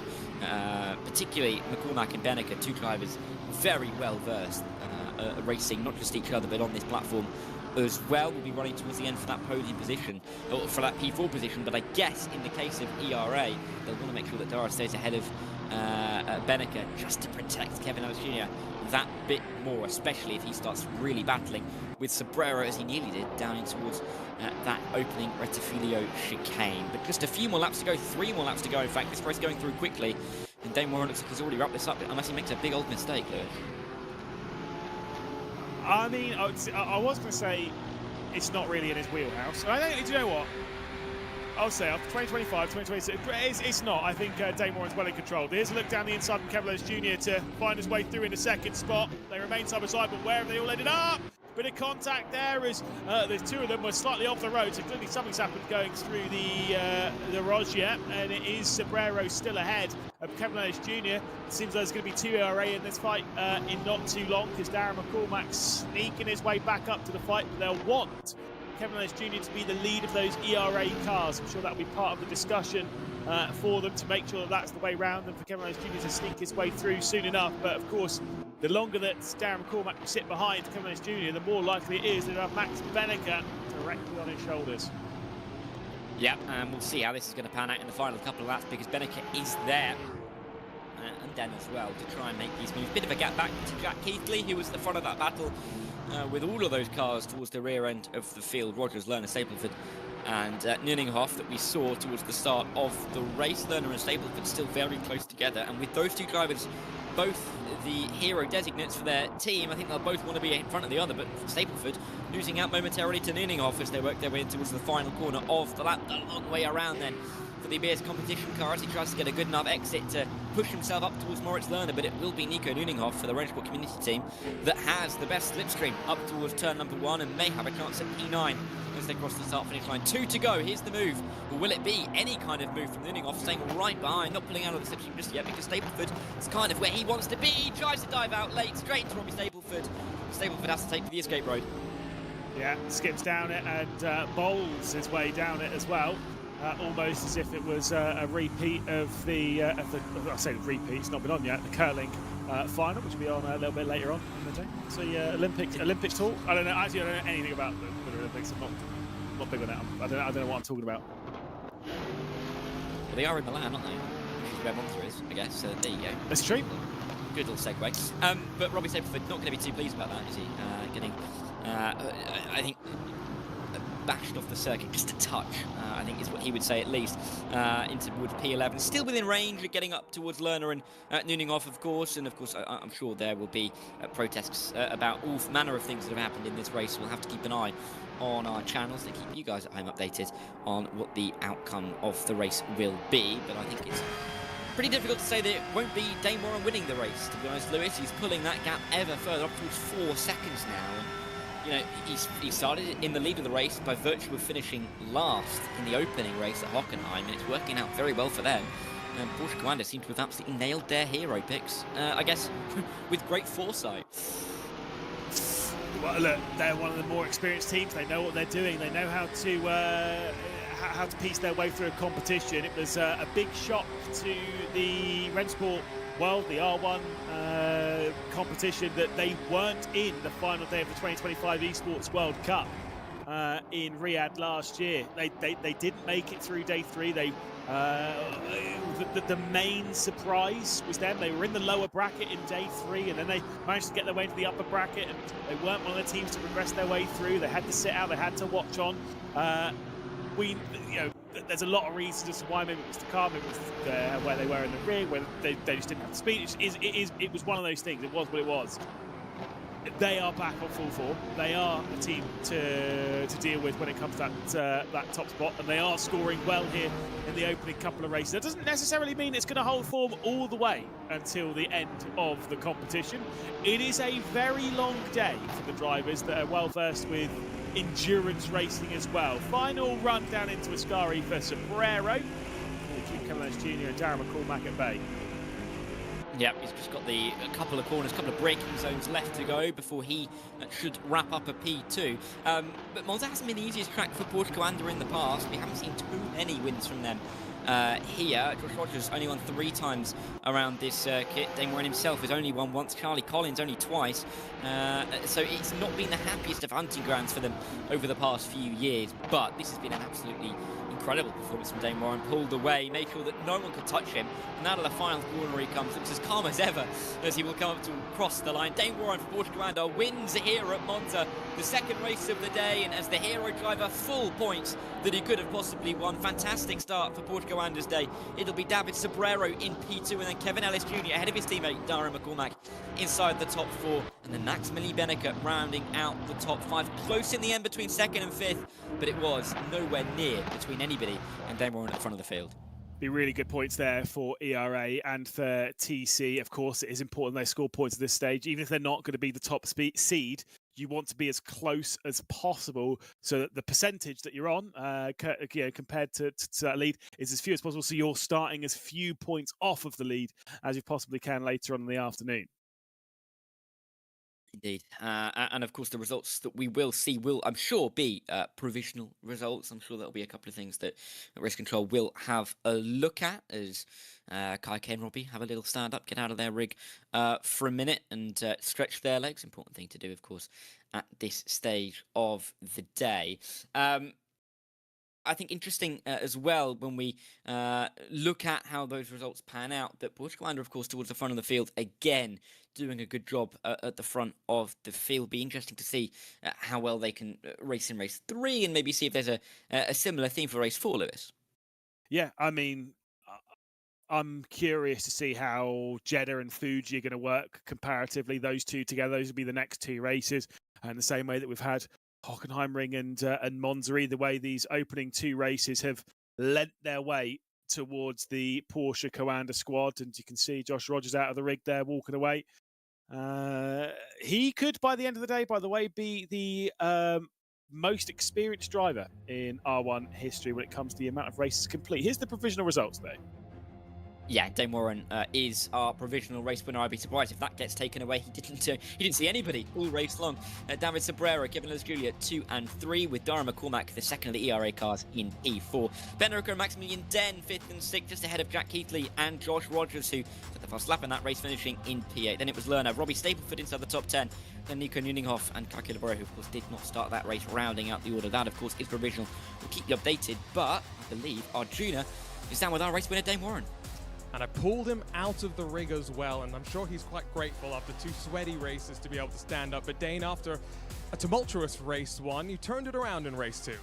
I'd like to think so. Yeah, from the start it was super easy. I mean, the Porsche is great on the starts, and it was just get past turn 1 nice and clean and run away with it. So I think a pretty good start for us. I don't know where the points are. I don't think anyone does really, but it's a good start, I think.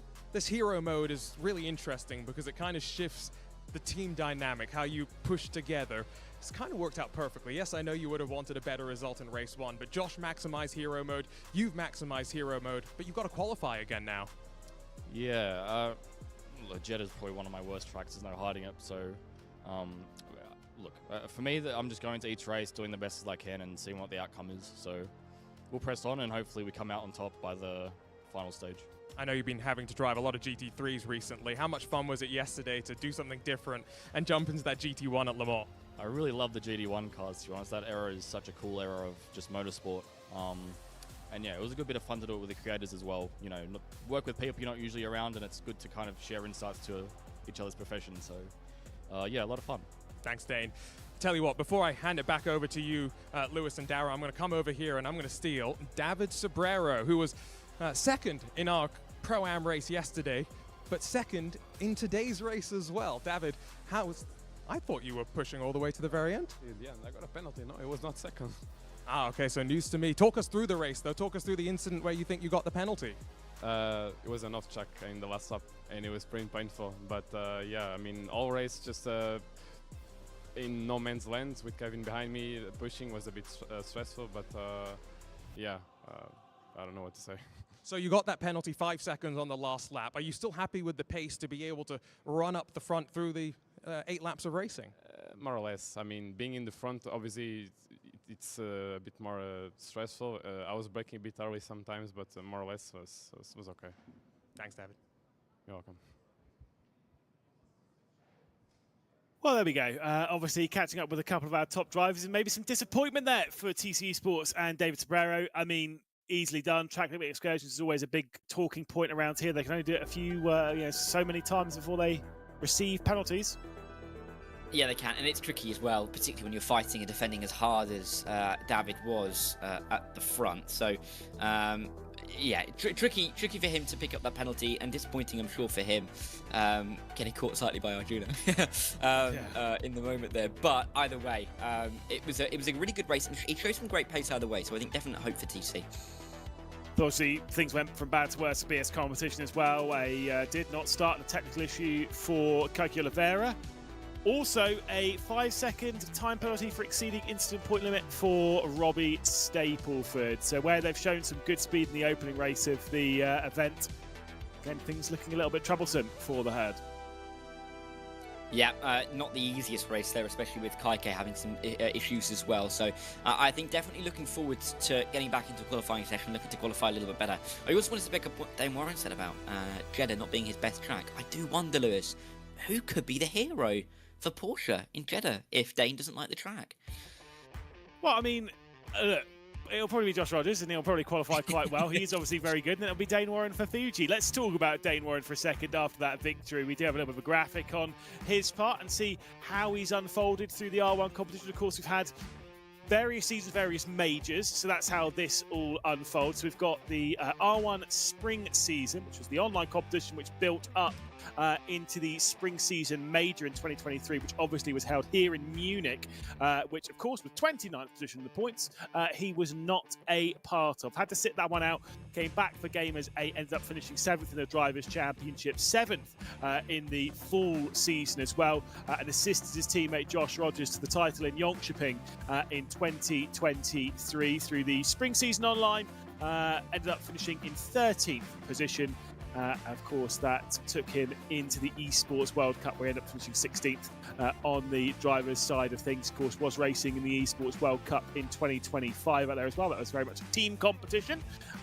Again, one of the fastest drivers we had, one of the most impressive drivers we've had. He's shown some really, really good speed, and I distinctly remember being in Katowice in 2023, the opening ever event of this competition, and even Josh Rogers said that Dane Warren was potentially the fastest driver in the team at that point, and he's definitely up there. Let's go down there to Arjuna. He's catching up with Morris. Talking about Moritz Lohner's activities through various racing here at Munich. Moritz, great to see you back in the Maus colours.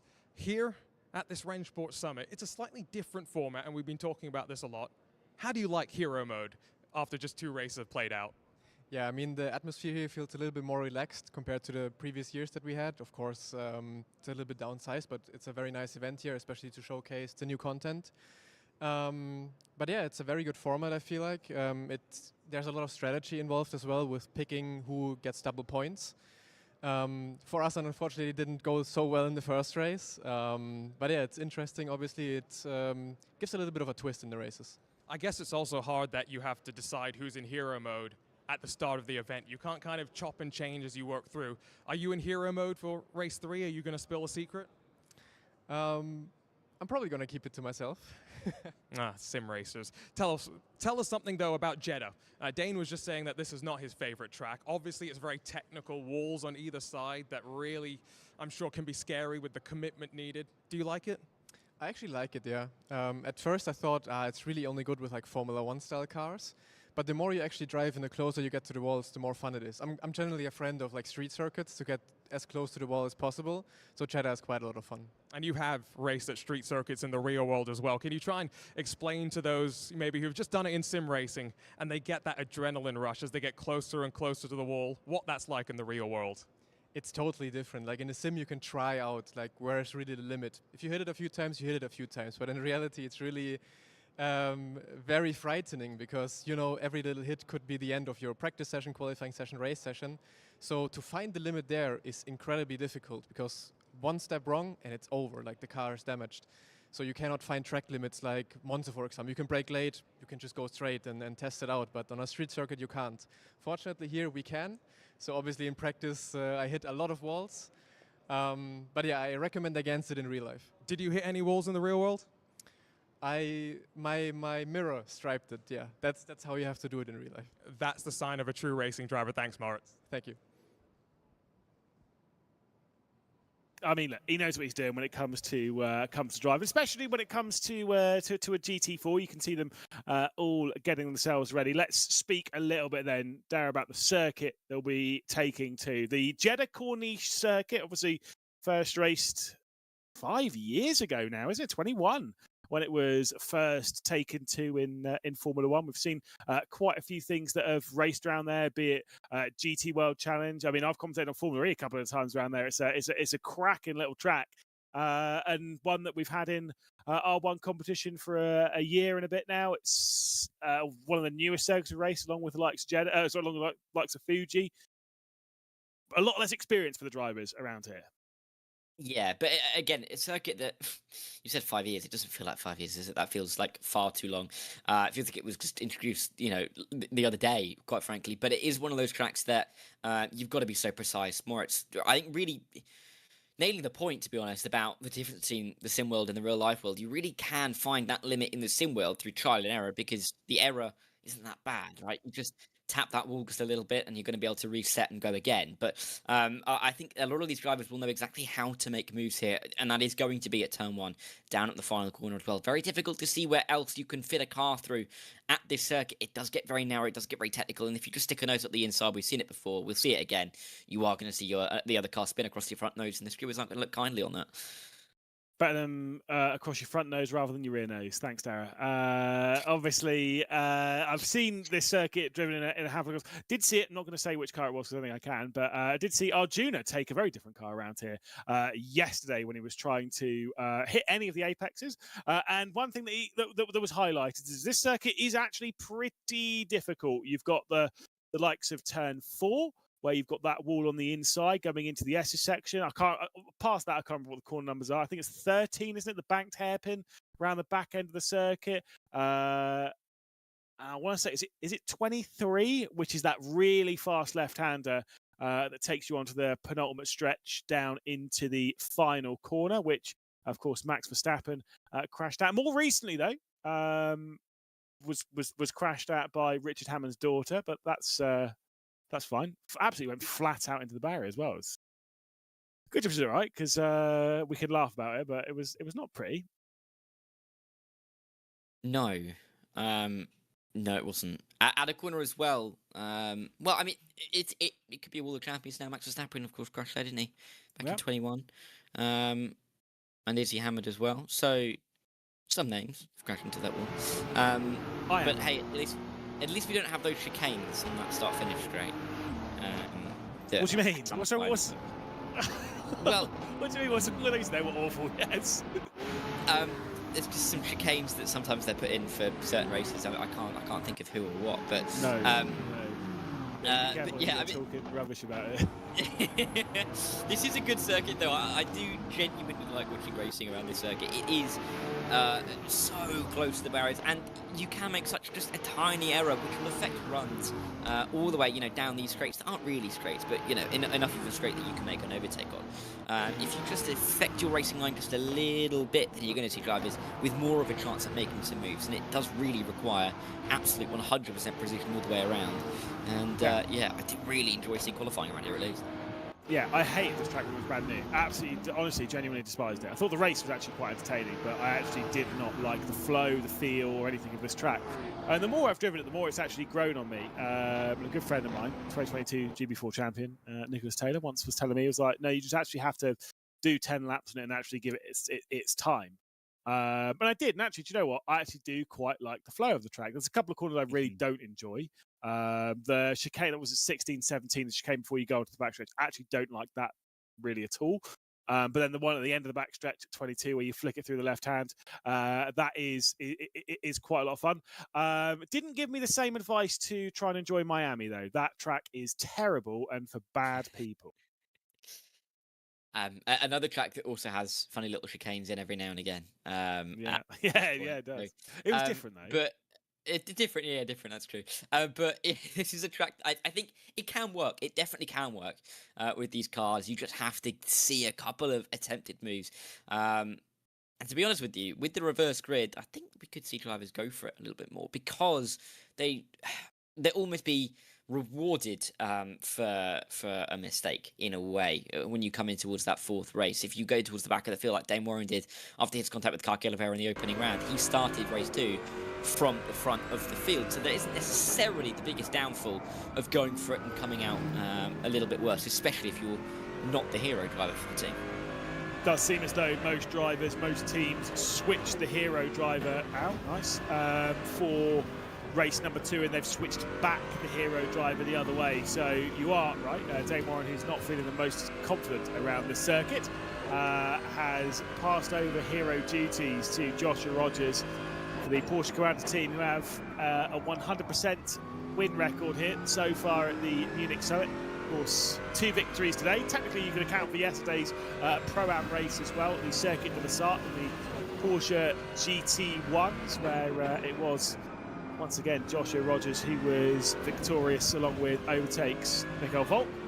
Through onto the backstretch for David Sobrero, trying to keep it well within track limits, at least during this qualifying lap rather than the previous race.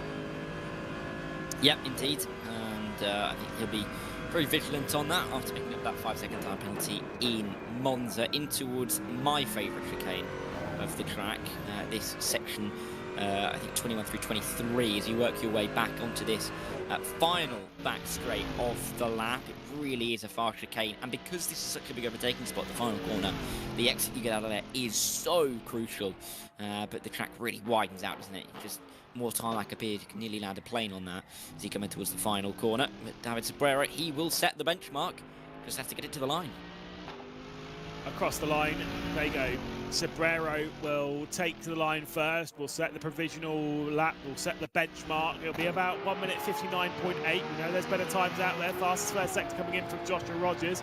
It's about 0.3 off the time in the middle sector, though, which has been set further behind. I think that might have come in from his teammate Dane Warren. It was actually come in from Moritz Lerner. Josh Rogers goes up to the provisional pole. Here comes Lerner. Yeah, to the line, 59.3 is the benchmark for Lerner to try and beat 59.5 is what he can manage. Just slots himself right between Josh Rogers and David Sobrero. Dane Warren, he did set that purple sector 1. Says he doesn't like the track. Well, where's he going to go in qualifying? He's going to go faster than his teammate Josh Rogers. So much for that. Drivers talk absolute rubbish. Dane Warren being one of those, goes half a tenth faster than the driver with the most victories in R1's history. Kaiki Oliveira will split his way between them and misses out by a single thousandth of a second. Kaiki Oliveira into second position. Here comes Robbie Stableford. What can the Stapler do? He'll remain in sixth position. Goes up to fifth. 5 of the 6 times. That's all right. Not great though. Jack Keithley next, second of the TC drivers to try and set a time, but clearly had a mistake on his lap somewhere. He is slowest of the times so far. Darren McCormack, first of the ERA cars, slots himself just behind Moritz Lerman, less than a tenth of a second there, and one of Maximilian Benneker, the hero driver in this race for the Mouse team. Does he get ahead of his teammate Moritz Lerner? Yes, just about, and only 1,000th behind Josh Rogers, so 1,000th between the front row and 1,000th between the second row at the moment.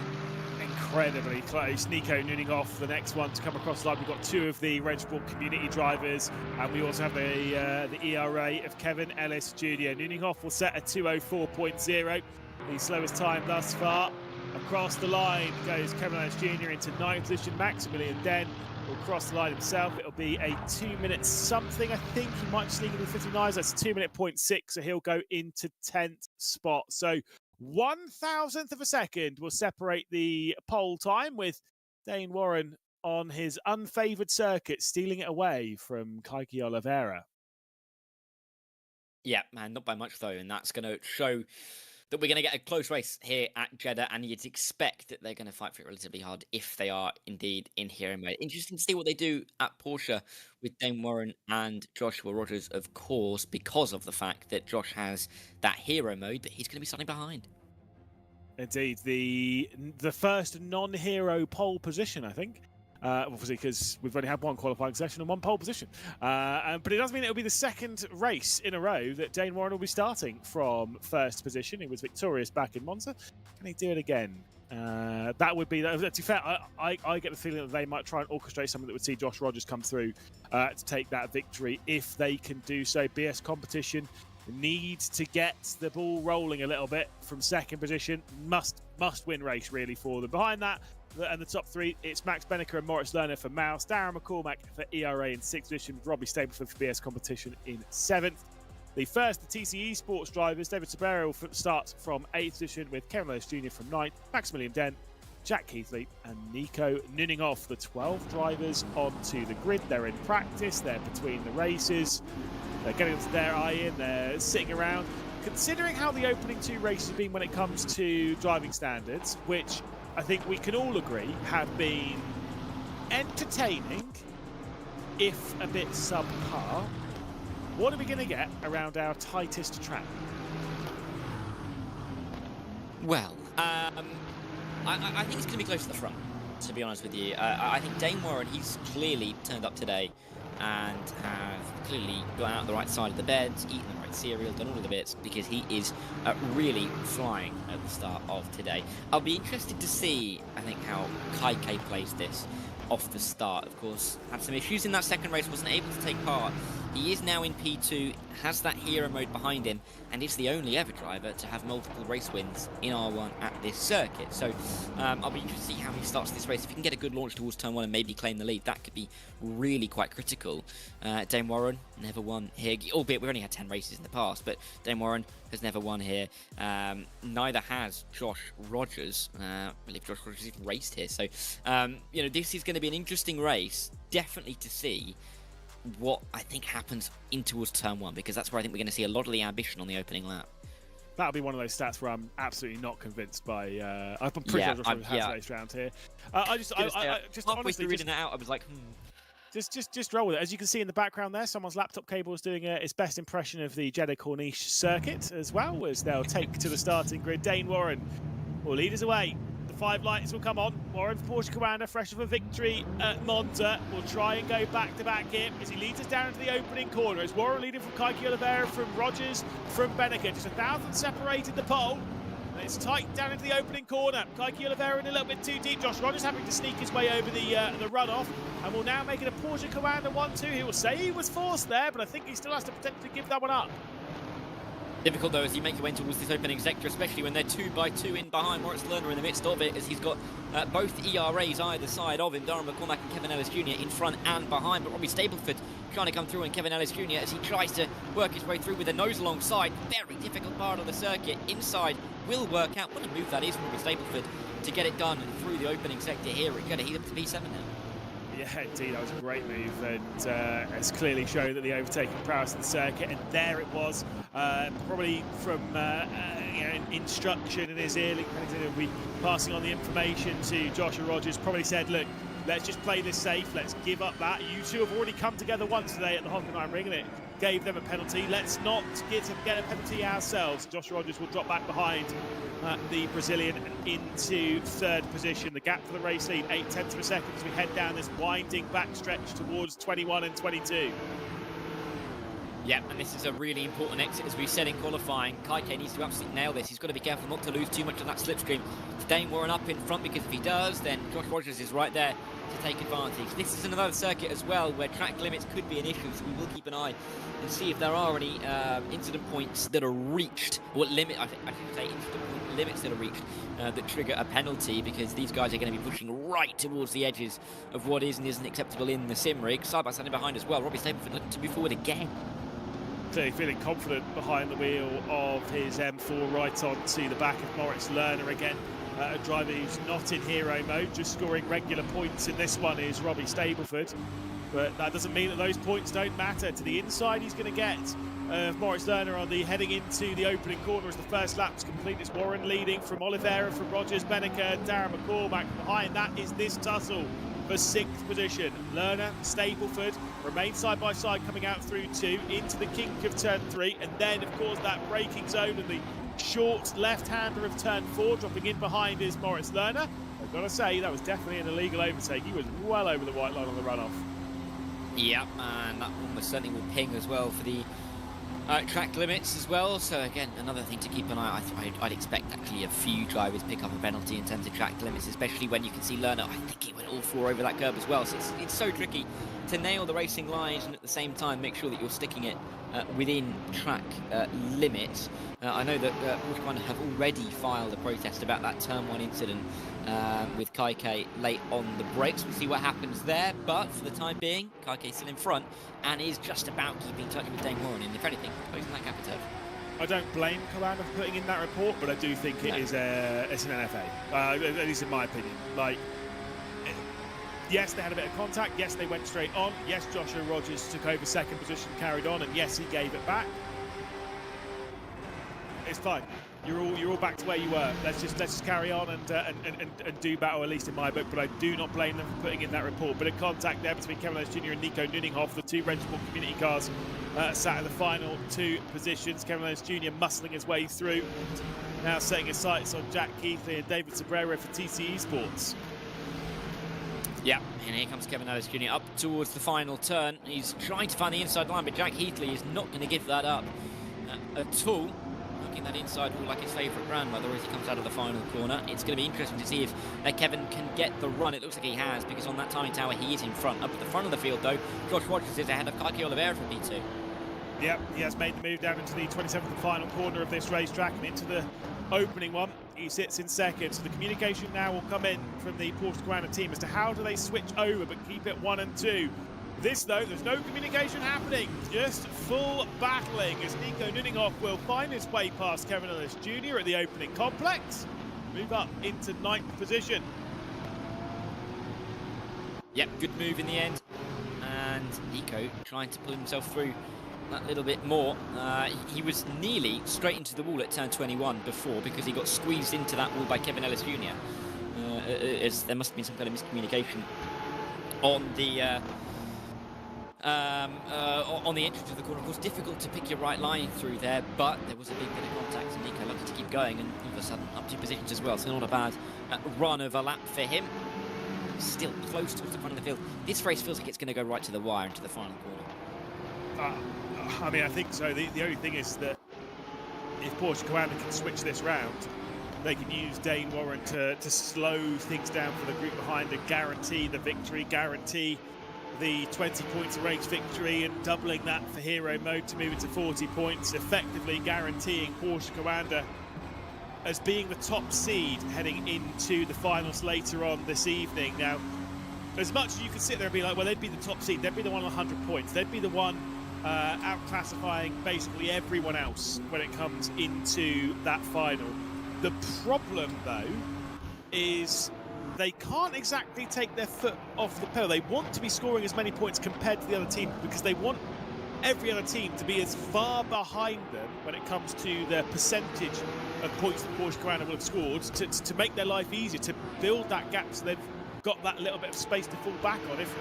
If they decide for race 4, actually, do you know what, we're not really bothered about what we do, we're just going to sit around cruising back and make sure we don't get into any trouble, and then someone else goes and gets a 1-2 and scores some really good points, they close that gap up. Maybe rather than being on 60% of the points going into the final round with 60 points on the board, they might even move up to 90% of those points, and suddenly that 10-point deficit is tight, is close, and is brutal. Here's the side-by-side between Kevin Jr. and Nico Nuninghoff again. They are putting on a great show back here for 9th spot.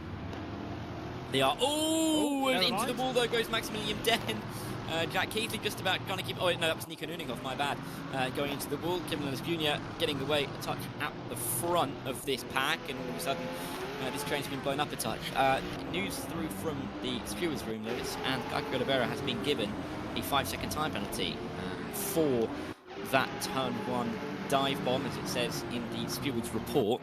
So I think that makes Porsche Carrera's job that little bit easier, not least because then they don't really have to worry about Kaike in terms of battling for the win, but also if they want to swap the drivers around, they're not going to be too concerned if Dane Warren also loses a spot to Kaike, because he'll gain it back with a penalty anyway. Yeah, obviously they don't want to lose that spot, they want to finish on the road 1 and 2, but it is nice to have that safety mark heading on to the penultimate lap. Of course, my overused term yesterday, and it will be overused today as well, just because I know how much it irritates our junior. It'll irritate Ewan when he replaces you on this broadcast. Well, Cameron, it irritates me. We're on the pre-ante-penultimate, no, we're on the ante-penultimate lap. The penultimate lap's up next. We've obviously finished the pre-ante-penultimate lap on the previous one. We're now on the... Isn't that stupid, this? It's done. I love it. Yeah, I mean, we'll get to that stage, won't we? There's no doubt about that. Josh Rogers is going to be the one to take the lead, and Porsche going to do swap positions. That is, I'm shocked, quite frankly, Lewis. I'm glad I was sat down to see that happen, because otherwise I would have fallen over with how surprised I am. Fall over? My goodness. From your seated position, that would be very impressive. Not far to fall for me anyways. No, that's true. That is true. Very close to the ground. That's fine. Max Benneker, you know what? Obviously, yes, I know he's going to gain the spot on Kaki Oliveira here because of the penalties, but he could do with getting through here as Stapleford and Lerner will do battle. We've got BS Competition and Mouse up ahead. We've got BS Competition and Mouse down below as well. The battle of the mid-pack sees David Sobrero trying to find his way through. Bit of contact. We'll see him escorted off the road after they kind of got locked together. A bit of that glue between the pair of Moritz Lerner and David Sobrero as they head their way towards turn 10 and then out of that S's section now towards 13. Yeah, big corner as well, this one. Of course, the slight banking favouring a decent exit around the outside line. Bit of a slide there from Moritz Lerner. Cabrera, he tried it. It's never going to work through there, is it? Let's be honest. Half a car length alongside in towards a double right-hander at full speed is just never going to end up well. So lucky that they both emerged from that alive, to be honest with you. But Cabrera is still within range to have a go on what will be the final lap in just a moment's time, as these races do pass so quickly. If you don't make the moves early on, you are going to be finding yourself with far too much to do. The battling that we just saw, though, has meant that the gap between Keke Oliveira and Robbie Stableford is just about 5 seconds. So BS Competition can almost control Keke staying in P5. Yeah, absolutely. And the gap building, though, for the race lead, so that's not great. Slowdown penalty, was that for Max Benneker? Why has he gone so slow? What has happened to Max Benneker? He's dropped right off the rear end of this as Keke Oliveira goes back on the attack, gets to the outside of Dane Moran as they're potentially switching position between the Porsche commanders. That'll be mental if they do. 3 wide in the start-finish straight. What happened to Max Benneker? It must have been a slowdown of some description, because now Darren McCormack's right at his rear end. Final lap of the race here at Jeddah, and it certainly seems we've got a lot more to deal with. Yeah, really, Keke Oliveira doesn't really want this to happen, because he's just going to lose time compared to others whilst doing this. Sitting there with a 5-second time penalty. Josh Rogers and Dane Warren, surely they're not going to fight towards turn 4. Teammates, of course. Oh, does Keke look for the chance? No, we'll stay in behind. But really big moments on the final lap when it all felt like it was just winding towards a conclusion, particularly towards the front of the field. But Josh Rogers and Dane Warren somehow just about come out intact. Yeah, I mean, Porsche Commander in such control here in this competition. They've got 86 points to their name at present, which is about 12 more than the closest team, being ERA. But with ERA running in 5th and 9th at the moment, Porsche Commander running 1 and 2, and the perfect way round as well. Porsche Commander will be scoring 56 points from this race. That is absolute absurdity as to how in control they are. Yeah, I mean, it's a perfect race, isn't it, at the moment, particularly with the position they find themselves in, because Keke isn't really in the battle, so I can't imagine he's going to send it here. He's got to be so careful, because at the moment, Stableford and now Lerner are in that 5-second window. BS really could do with Robbie Stableford holding up Moritz Lerner to try and make sure that Keke can fit into that gap as they work their way through the final sector now. But he will have the slipstream, the Brazilian driver here in P3, to try and help him pull just that little bit further away. But is there going to be any teamwork by the BS Competition team? We'll wait and see until the final few quarters. Look, like I say, for BS Competition, it doesn't really matter that much, because Keke Oliveira post-race he's not really going to be able to do anything here. For Joshua Rogers, though, it's going to be the perfect drive once again through the final corner, and it'll be a 46th victory, and the clean sweep continues here then at the Munich Summit, and across the line comes Joshua Rogers. Dane Warren in second position to make it a 1-2 for Porsche Commander, and they are very much in control. Incredible from the Porsche Commander team. Yep, perfect race, and you can tell that it was perfect because Josh Rogers isn't smiling at all. That's just how it goes, isn't it? Dane Warren, business as usual, almost looks annoyed with how that race went, despite finishing inside the top 2. But another great result for them, and they are nailing it today so far. They're doing absolutely superb. Again, it'll be 56 points from that race for Porsche Commander. Joshua Rogers taking victory ahead of his teammate Dane Warren, saying that maybe the circuit didn't lean towards him, and yet he still took pole position, still finished in second position of the race, still had an incredible drive, and still takes 56 points to extend the lead in the points tally as we get ready for the final race of the hero section. It is Keke Oliveira in third, but with a post-race time penalty, he's going to drop down the order, we believe. So an unfortunate one there for BS Competition. Max Benneker we promoted courtesy of that. And then those behind will be Darren McCormack, Robbie Stableford, Moritz Lerner, David Cabrera, Kevin Lawrence Jr., Jack Keithley, Nico Nunninghoff, and Maximilian Den. We'll head down to the lanky man himself. It's Arjuna catching up in the arena. Lanky just means I've got to really get close to the ground to be able to talk to these drivers in the rig. Josh, an interesting conclusion to that race, but crucially, Porsche Commander, 3 wins in a row, 1 and 2, looking really good right now. Yeah, we seem strong. Car's good. Dane's quali lap was pretty good there on Jeddah. He wasn't feeling too comfortable coming in, but he put it together. Mine was pretty scruffy, but it's good having 2 cars up the front to be able to fight and control the race, and I think we did that really well in that one. we've already talked about hero mode, but we'll have a bit of a break after the 4th race, and we'll come back with the focus being on getting to finalist mode and racking up the points. It's such an interesting format here, right, in R1 competition. It's very different to a lot of the stuff that you've done in the past. Yeah, for sure. I mean, obviously, I've been on both ends of the finalist mode, and it's just all about scoring points and being able to then execute and win the race in the end when you need to. We've had a good run of form so far. Hopefully that can continue, but yeah, we'll see what the rest of the day has to bring. Is finalist mode more fun when you're with your teammate? Because either one of you has a chance to be able to grab the win for the team? Yeah, I think so. Yeah, you can do a little bit more with it as well. Best of luck at Racesport. Cheers, thanks. Well, obviously, yes, finalist mode is what we'll be talking about a little bit later on. And with how the points are for this one, thankfully, when it comes to that finalist mode, we shouldn't have a repeat of what happened in Riyadh last year, where effectively we went to the final race where Redline were the only ones in finalist mode. No one else was, but they also hadn't won a race by that point. So we had to do the final race by the rules. But the final race didn't matter either way because no one could overtake Redline on the points. Redline were the dominant force there. Porsche Commander weren't a part of that fight. We had 4 drivers out for each of the teams, and there was a crazy time for them. Now that when we get into that finals, when we get into the finals a little bit later on, it will just be the 2 drivers, a team, and the build up to see who's going to become the champion here in Munich. But of course, I've still got 1 race left to do here in the hero stage, and we'll be taking to Fuji, another racetrack, Dara, that has a golf course next to it.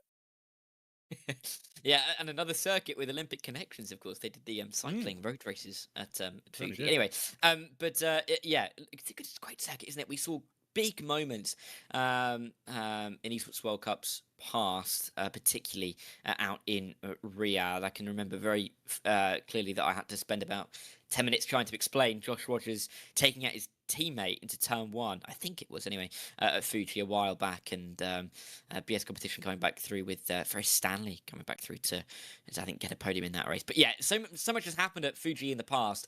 It's a circuit that has been in this for quite some time, and it is a great one for racing, isn't it? Such a long straight down towards turn 1, but then such a heavy braking zone that does invite a send to the inside, and with it being downhill as well, it can go ever so slightly wrong. You can get pushed wide, and we can see those battles run all the way through that opening sector. So looking forward to this race, especially with that reverse grid involved. Yeah, it is the longest straight in R1 technically. Obviously, it's 1.5 kilometers on the run from the final corner to the first. Technically, if you're doing Eau Rouge and Radion flat at Spa, you could say La Source all the way up to Les Combes is 2 kilometers of flat run. So technically, that is. And also, in a technicality, it isn't the longest straight we'll be running today. Obviously, more on that when we go to the Summit Cup races, which will bridge the gap between us here in the hero phase before we head into the finals. Those are very exciting. But again, we've really got to keep our eyes focused on what we have here and who's potentially going to come on top. Porsche Commander, though, they've basically nailed it, like hit the nail on the head. They've basically guaranteed themselves to be top seed, pretty much heading into the finals. They have, but they are being chased somewhat by the ERA by EMM team, of course, of Dara McCormick and Kevin Ellis Jr. And I think they could be a couple of drivers to keep an eye out for in this race, particularly with the 2 Porsches starting further back. Well, I've got a Dara alongside me. So does Arjuna, though. Let's head back into the arena. And I'm sitting here with Dara McCormack. Dara, slightly different change of colours for you, but a similar teammate to last year and Kevin Ellis Jr. It's been going quite well with 3 races complete in this hero mode. Yeah, unfortunately, I'm with Kevin again. No, it's great to be with Kevin again in a different car. Once again, a new season, new car. Sorry, engineers talking. Yeah, new car. It's fun. We're enjoying it, and it seems to be going pretty all right so far. Tell Chadwick not to interrupt us next time. You say it's been going all right so far, but obviously I know difficult end to the year for you. Is it nice to be back here and to experience some of that camaraderie again? You and I had a nice chat last night as we were just chilling in the hotel bar area. Yeah, no, it's something I think we all enjoy, is a LAN, especially an offline event in Rennsport. You know, it's a brilliant platform for this. It works really well for esports, so it's just always fun. I think we all enjoy it, so yeah. How much practice did you do for this? Probably shouldn't admit it, but about 300 kilometers, so not a lot. Thanks, Dara. Thanks. 300 kilometers sounds like a lot, doesn't it? Until you realise that circuits that we're racing, was it 5-6 different tracks, and they're all really around 5 to 6 kilometers each.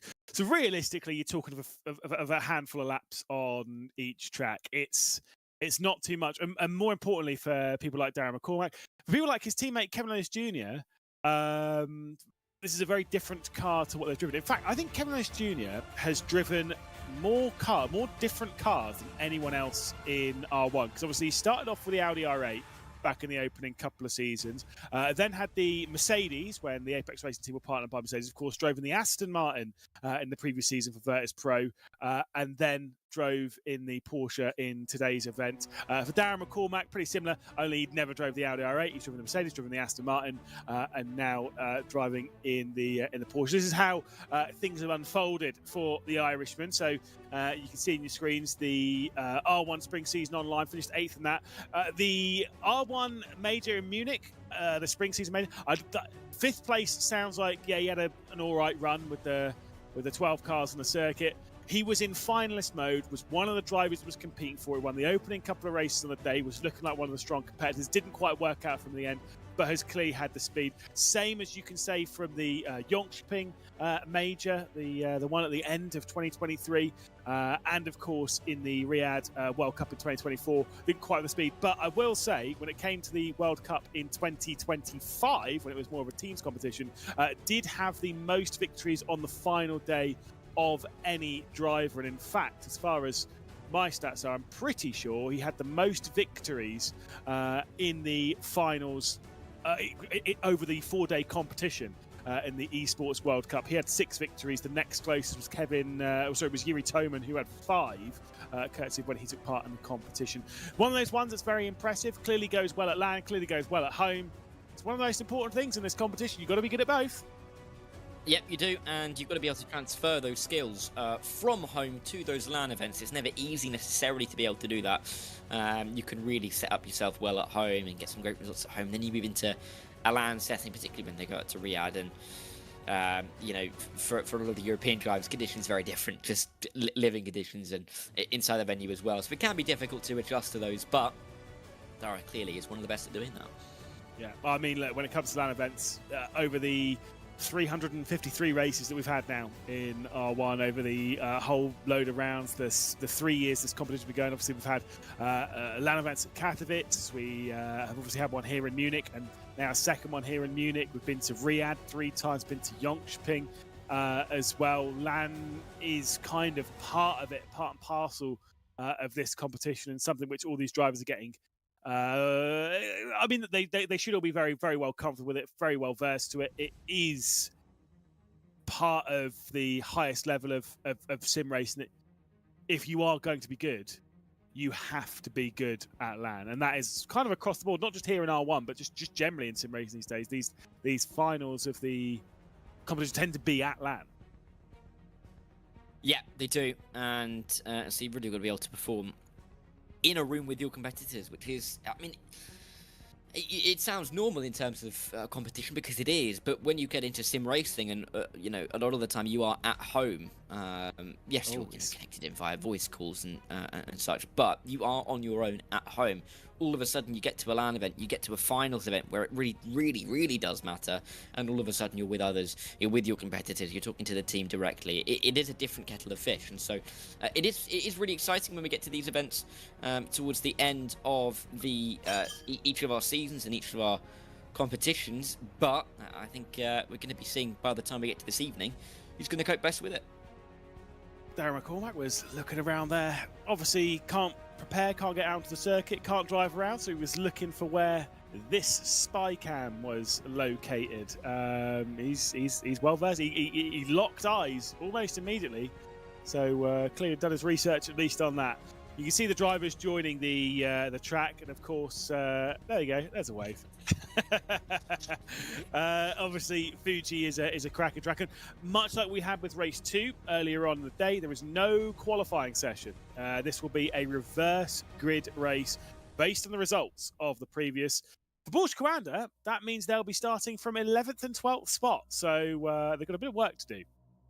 Yeah, right at the back of the field. I guess Dane Warren had a little bit, sorry, not Dane Warren, Josh Rogers had a little bit of that in Monza, but now they're both going to have to deal with it. Josh struggled to make his way through the field, but there were some very hard battles in the opening few laps there, which would have, hindered his cause a little bit. We'll see what they can do as a team. Maybe they can work together a touch. Fuji is a track that you can make overtakes at. I feel like we've got a little bit better as we've got through our 4 races to be able to make those overtakes. Fuji, turn 1, even at turn 4, then towards the back end of the circuit with some of those heavier braking zones, those slower sections, you can make moves. So I think there's going to be hope for them at least. Yeah, absolutely. I think we're going to have some cracking battles down towards turn 1. I think there might be some wee bowling as well down into the opening corner. Tricky braking zone in that opening turn, isn't it? You drop downhill into a tight right-hand hairpin, and then side-by-side always tends to take you all the way down to turn 3, where they flick through the left, and there's always a little bit of rubbing as racing through there, but it tends to be the outside line favours that corner.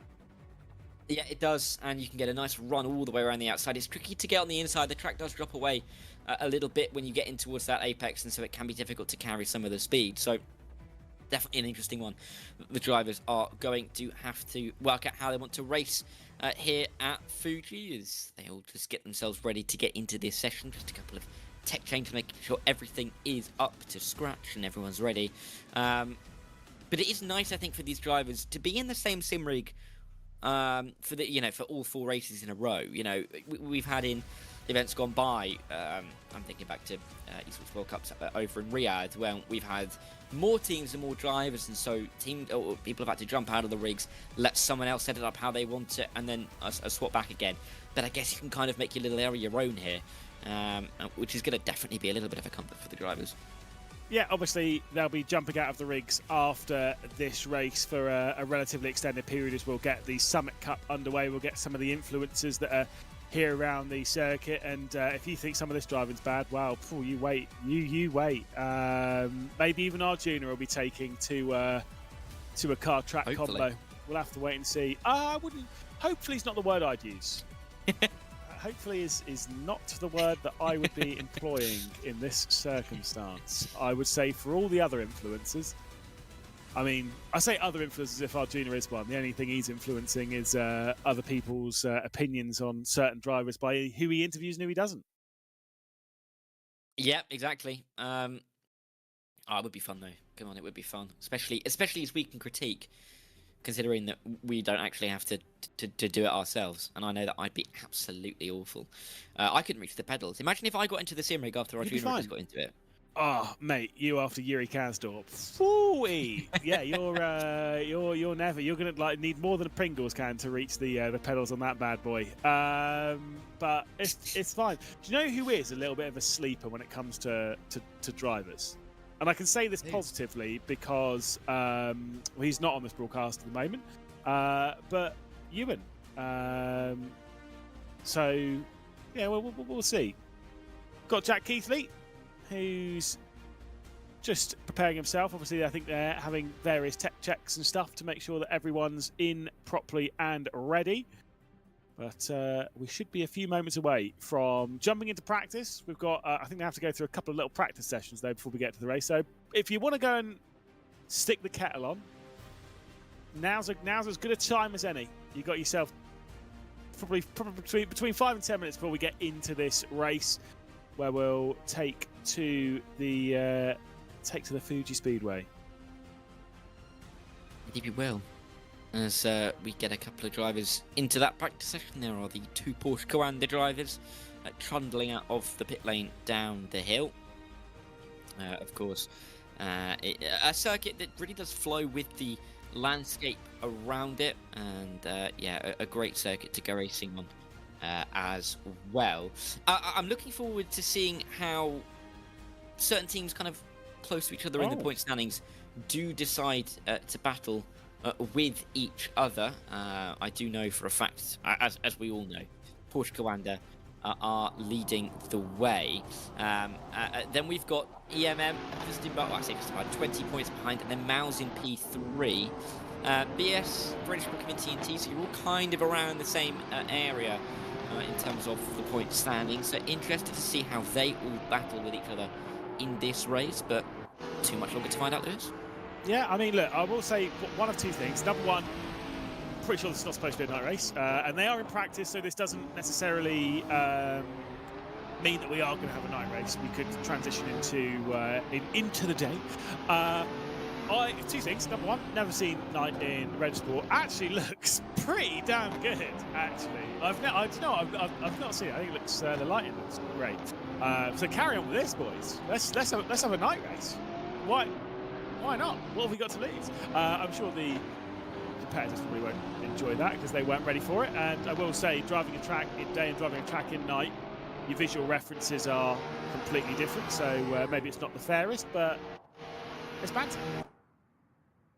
It is, as we apparently get on that qualifier, that practice session, as we are going to be getting ready to be going towards the next few minutes. Of course, they've got a slight practice session again before we get into the race with the reverse grid, because we don't have qualifying for this fourth race, much like we had at Monza about, an hour ago or so. But we are going to be going into the second practice section for drivers to go into. And Lewis, the night looks lovely, but I'm hearing it's not quite lovely enough for us to actually go racing. It's going to be the daytime once again for the race. We are indeed hearing from our broadcast producer that it will be a day race. Do you know what? Actually disappointed. It makes sense that it is the fairest thing, and it is what we're kind of expecting, and it's what it should be. We are in practice then before we roll into the race. Reminder, this is a reverse grid race, and that enormous run down into the opening corner will, look, someone's backwards. I don't know who it's going to be, but someone will be. Yeah, you suppose that somebody is going to be falling a victim to this. I mean, opening middle sector, big for the race as well. Yeah, I'm looking forward to seeing how this works. Practice, of course, just to get their eye back in towards the day once again, rather than the night. They can definitely see where they're going, and they don't need some lights to help them out. But Fuji Classic Circuit on the R1 rotation. And it's probably one of the only circuits in the world that you can know nothing about racing, and that you say, oh, we're going to Fuji, you know exactly what country you're going to. Not many circuits you could say in that regard, but Fuji is definitely one of them, on the foothills of the mountain. It's honestly, it's a beautiful location. You alluded to it earlier on, the 2020 !1 Olympic Games in Tokyo. Obviously the cycling side of it. Obviously this played host to various parts of the end of the time trials and stuff. All started from around here. They showed some of the roads and stuff in the area, and it is such a beautiful land and such a beautiful area, and obviously it's got such heritage in the world of motorsport. Obviously, I'm going to keep waffling on that because you know what else this place has. I already mentioned one of them. It's got if you go on the Google Maps, look at the Fuji Speedway, turn it onto satellite view and zoom out. I have very rarely on planet Earth have seen more golf courses than in this area. There are so many, and I might move them. Apart from they're very expensive, but it's fine. I don't have that kind of money. Beautiful land. It is. You know, it's one of those times that I wish that I could make some kind of golf reference, because just can't. But there you go. You'd have a lovely time out there. Put you in a tea time. You and Cam Roger and Arjuna, the three of you together, have a lovely time out there. That's just sticking Peter Mackay in there as well. We'll have a cracking round of golf. 4 balls. Score. It would be quite the 4 ball. Let me go with that. Might be even some scramble, because I'm not great. But Arjuna's apparently got quite good. Well, at least yeah, his scores are quite good. Whether he lies about them or not, I don't know. I love scores. I could see Arjuna being completely unlawful with his scorecard and just writing down, oh, yeah, that was a 4, even though it's like, well, yeah, I took 3 off the tee and then this, that, and the other. It is what it is. We'll take a look, by the way. We've got some points before heading into this third race, Darragh. We do, and it is Porsche Coanda that lead the way. I'm not sure anybody's particularly surprised by that, but it is only a 20-point margin. That could be the one that keeps people interested. ERA are right there. Darren McCormack and Kevin Ellis Jr. are in touch, and yeah, if they can have a good race here, as they will start in a better position than Porsche Coanda, we could have a very close championship heading into the evening. Maus in P3 had a BS competition, and then, like I said before, Rennsport Community and TC Esports, those bottom three teams, not a lot to separate them. Interesting to see how they battle each other as they make their way in towards this final race of the set, you could call it, here at Fuji, with a few more interesting racing laps to come. I'm sure lap one of this race is going to be really quite tense, and I'm interested. I know I keep saying it, but I am still interested to see how they adapt to it, because it is such a different system to what we've had before with the hero mode active drivers, certain drivers that will be seen as slightly more important for the teams than others just because they will be scoring double the points. Interested to see how this one's going to pan out, and they are getting more than enough practice in before they get ready for this one. Yeah, absolutely. They continue to do laps of the circuit. So, do you know what? In all the practice sessions that we'll have around here, I would almost guarantee that Darren McCormack's call of 300 kilometres of practice across the day, he'll probably do 300 kilometres just in the practice session. So at least he could double that number before we get into the final race potentially. It might even be longer than that. Just doing laps in practice, getting yourself locked in. We can see some of the approach of some of the drivers. Obviously, quite a few of the drivers driving gloveless. That was not for me the choice yesterday. Because obviously we had a Pro-Am race. We had a driver swap. So obviously, you get out of the rig, someone else gets in, and that's great. The idea of touching the wheel after someone else's grubby mitts have been on them without gloves, not a vibe. Yeah, no, especially if they've got clammy hands. You got to get a towel for it. Depends. Yeah. Who's got the clammiest hands in R1? Let's make a list. Knock yourself out, Lewis. I'm going to say deathly quiet on this. You must know better than me. You've been to more of these events than I have.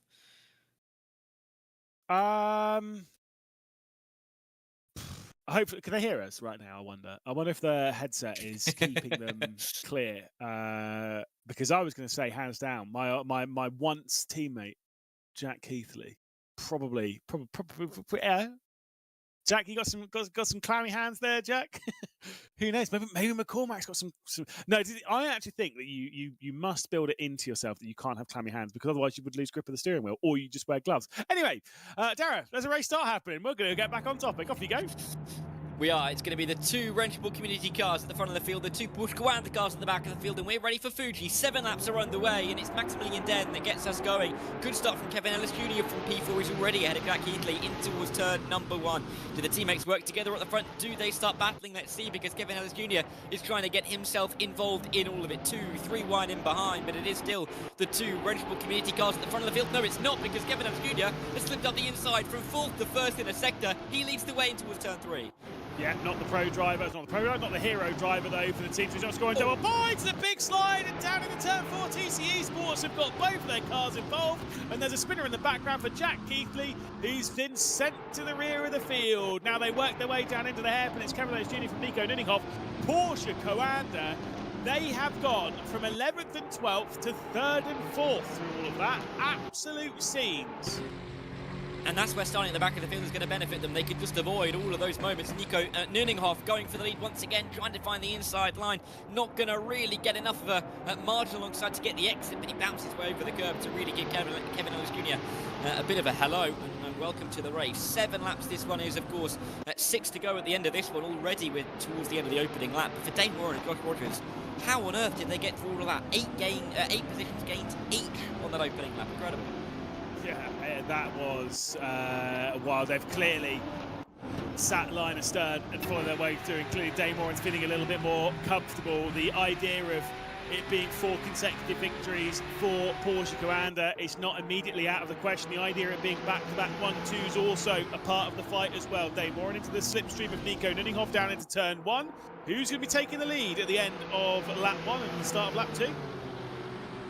Dave Warren down into towards turn one. Outside line for him on Kevin Ellis Jr. has the overspeed, but Nico Nuninghoff's on the inside line. 3 wide momentarily. Could Josh Rogers pick the right line and come out in front? Not quite, because Nico Nuninghoff...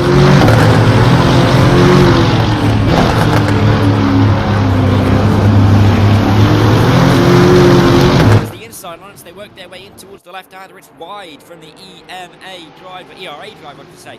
EMM, of course, the team as well. Outside all the way through for Dane Warren. He's just trying to keep his foot in. Inside line surely going to suit him here.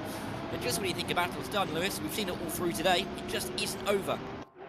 Just keeps remaining side by side. Finally out of the hairpin, they bring themselves back to single file, but before that they've got another opportunity to overtake. A look to the outside from Kevin Ellis Jr., who is going full send.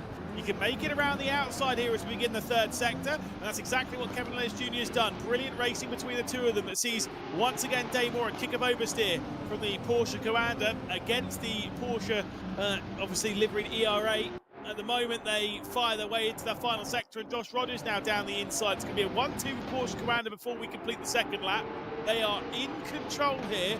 They could potentially lose the lead down into the opening corner with a double slipstream from Kevin Ellis Jr. Yeah, Kevin Ellis Jr. looking to try and reclaim a couple of those positions that he's lost now, because Porsche Commander in the space of 2 laps have gone from 11th and 12th to 1st and 2nd, and Dane Warren in hero mode in the lead means that they're already in position to pick up maximum points again after doing that in Jeddah just a few minutes ago. Here comes Maximilian Benneker trying to make his way through Kaki Oliveira, Dara McCormack, Nico Nuninghoff, everyone involved here. Benneker around the outside, more than a love tap as he makes his way into the corner on Dara McCormack, but none of them are going to be able to overtake Nico just yet. Kaki Oliveira sticking his nose in as well, and David Sabrera involved. So much going on in the opening stages of all of these races today. Look to the inside there from the mouse of Max Benneker, and he does manage to pick up the spot on David Sabrero, but not quite on Kaki Oliveira. BS Competition running in 6th position.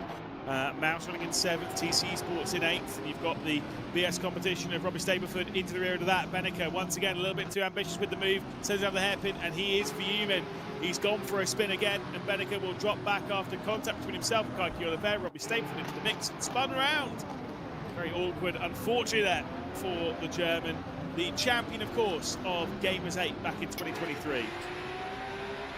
Yeah, and it's good to see him still progressing through, still in the first half of this race, and the gaps aren't that big, are they? Top 6 less than 3 seconds apart, and still very highly competitive in the opening stages here at Fuji. Kaki Oliveira taking a very wide line there. You can see him just trying to get the best exit onto this start-finish straight, knowing that Dara McCormack and Nico Nuninghoff are at a slight disadvantage with the line that he has now taken, and Nico Nuninghoff already losing out to Dara McCormack before they've even really got halfway down the straight. Here comes Kaki Oliveira as well. Difficulty for him is Nico has got that slipstream, looking for the inside line, can't find it. Kaike's there now, looking towards the pit wall for a little bit of a gap, and he's found it. Kaike's going to go to the outside to make it 3 wide towards turn 1. But he's going to back out of it a little bit early, dive back to the inside, try and find the right line through.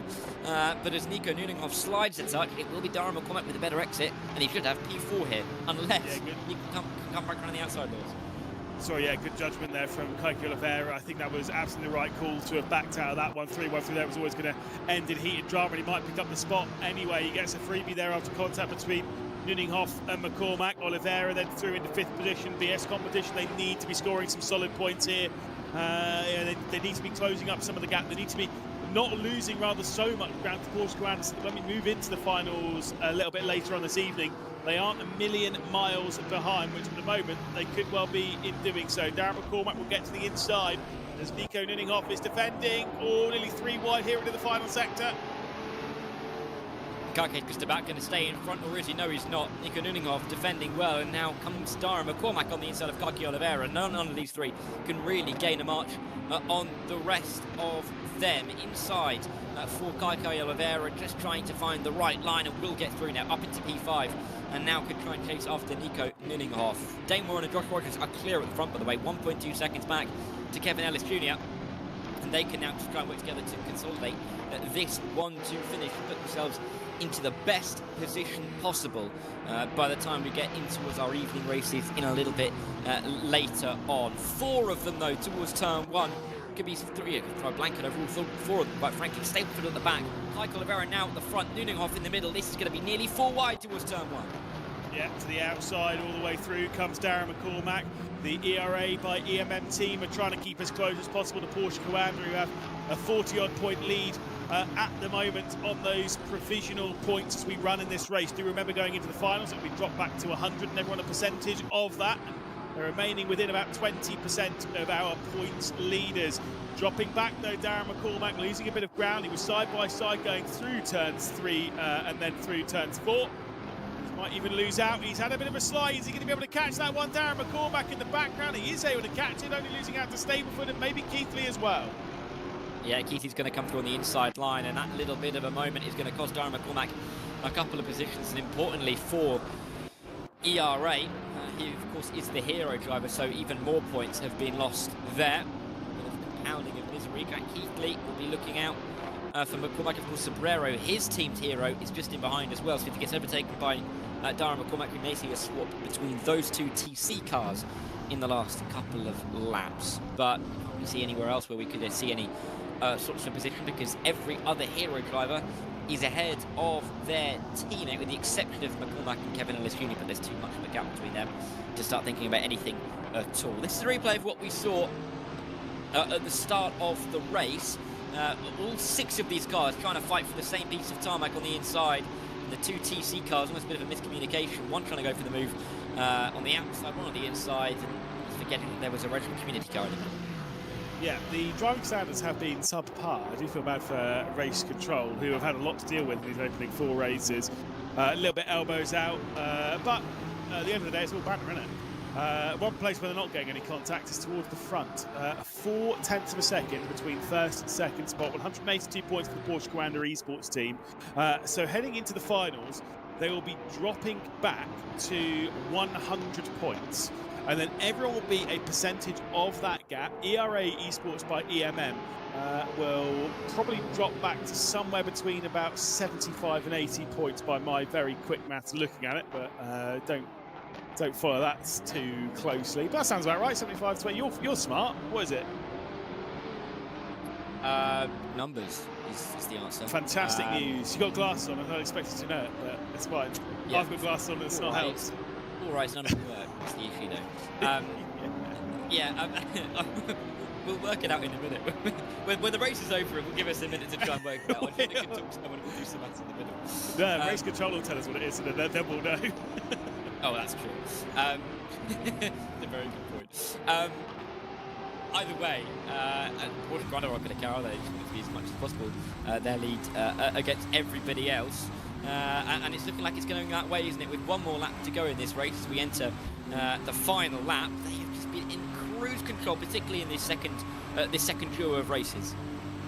Absolutely incredible seats now. Going to be the firm favourites heading into this evening's finals. To the outside, Robbie Stableford goes on Nico Nunninghoff down into the opening corner. He'll try and get his BS competition to clear the position and move up into 5th. Of course, the hero selected driver of Nico Nunninghoff, scoring some solid points here for the Rennsport community team, but can he hang on down into turn 3?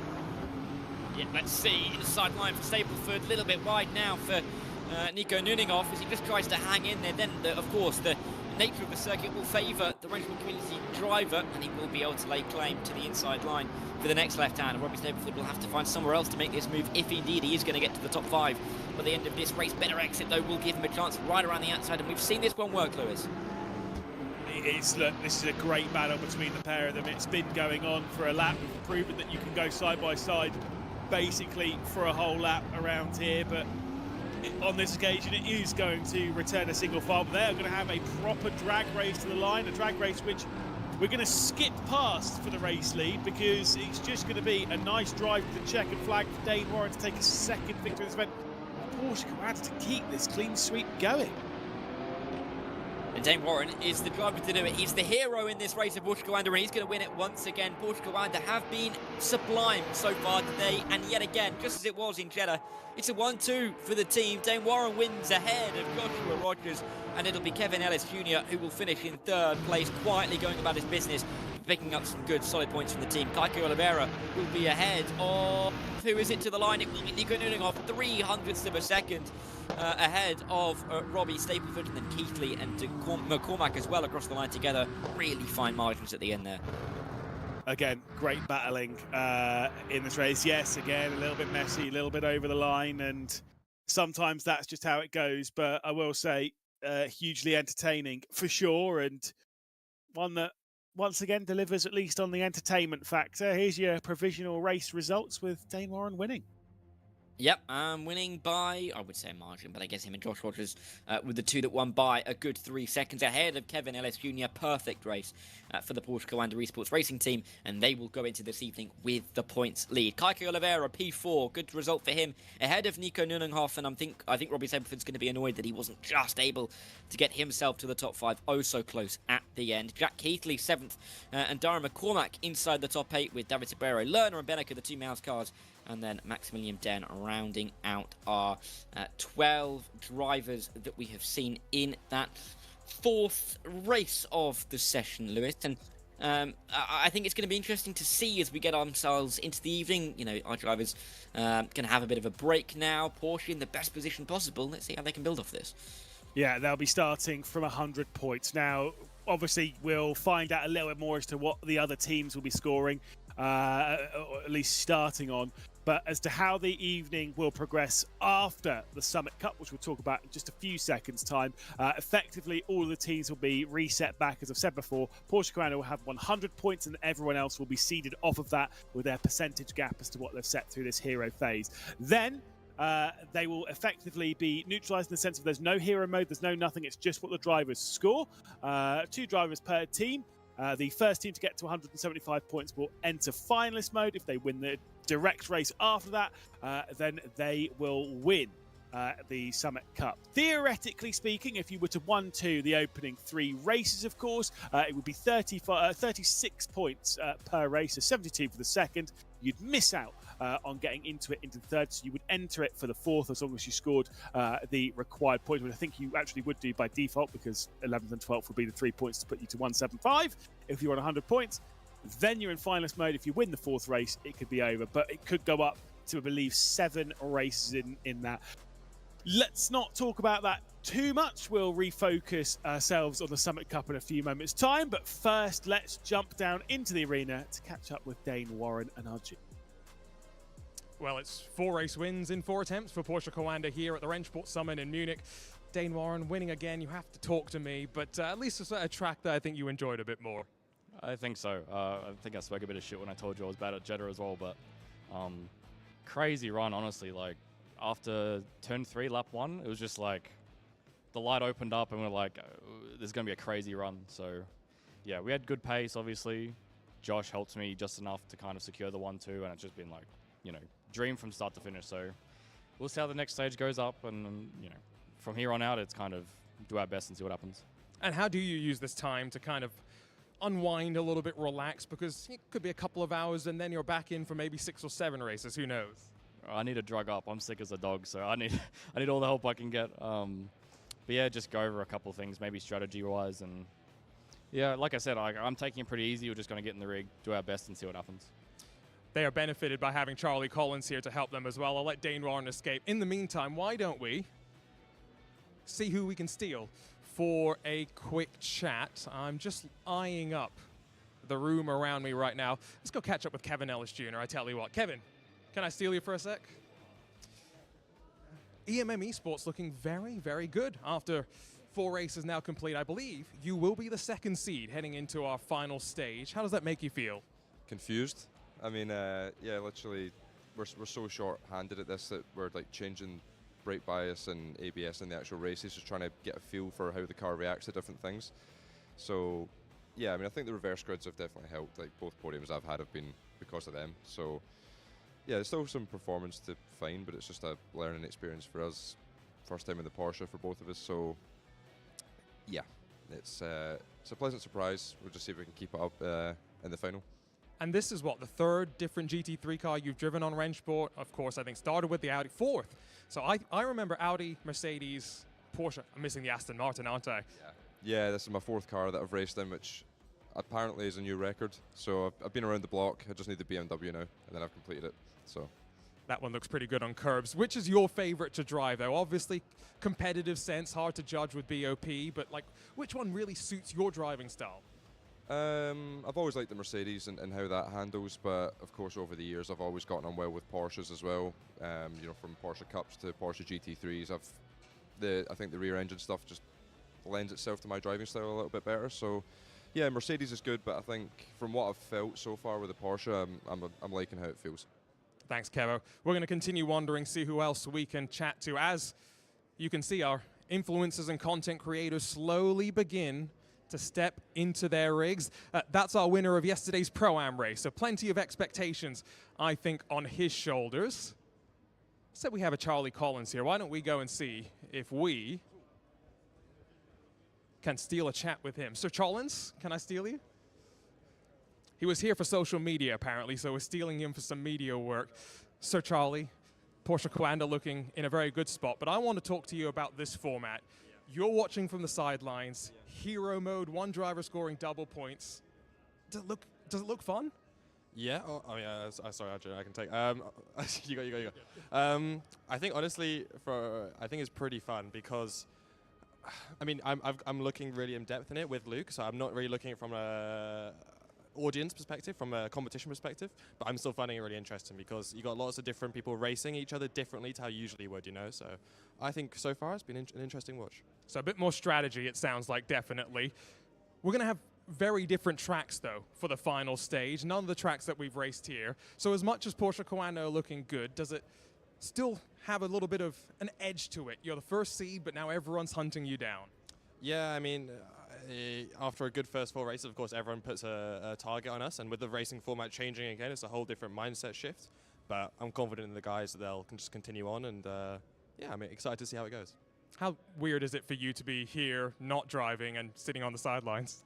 A bit weird for sure, and it definitely makes me want to drive, seeing everyone race. But at the same time, I'm super proud of the guys, and yeah, just excited to see it from a different perspective as well. I'm definitely learning some new things because when I'm driving myself, I'm so kind of focused on my thing. So it's interesting seeing it from the outside perspective.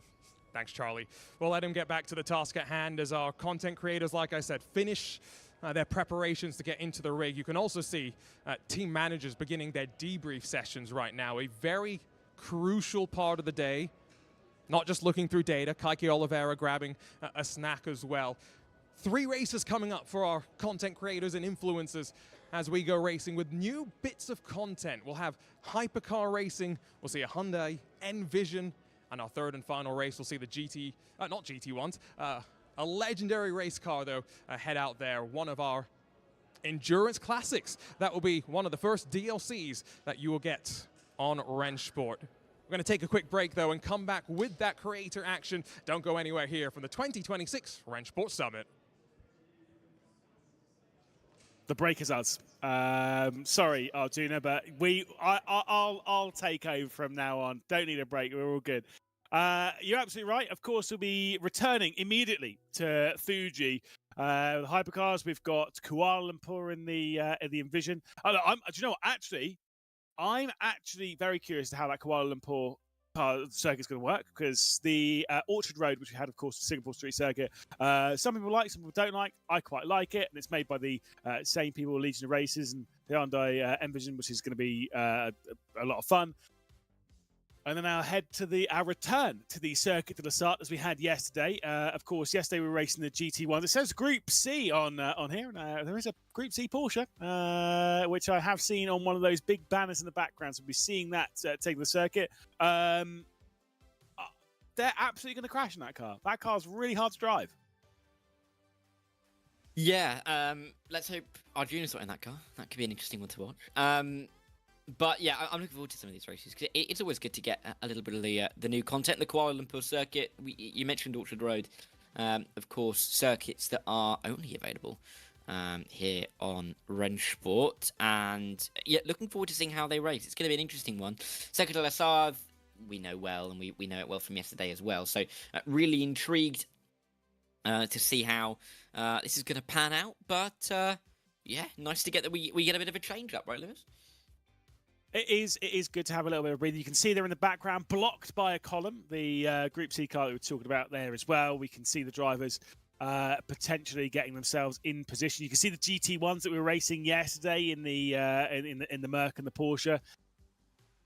I mean, look, we're getting a load of great cars onto this platform in Rennsport. We've seen a lot of the some of the cars that have come in. Yes, of course, we've had all the GT3s. And I think if you've only joined us through the R1 competition, you might assume that most of the cars that are on this platform are really only the GT3 cars. Far from it. Obviously, there's even things like the Praga R1. That's also one of the cars to take around. I actually raced that car around the Orchard Road Street Circuit. You've got TCR cars. You can see there some cheeky Super Tourers on a big old banner. Love myself some Super Tourers.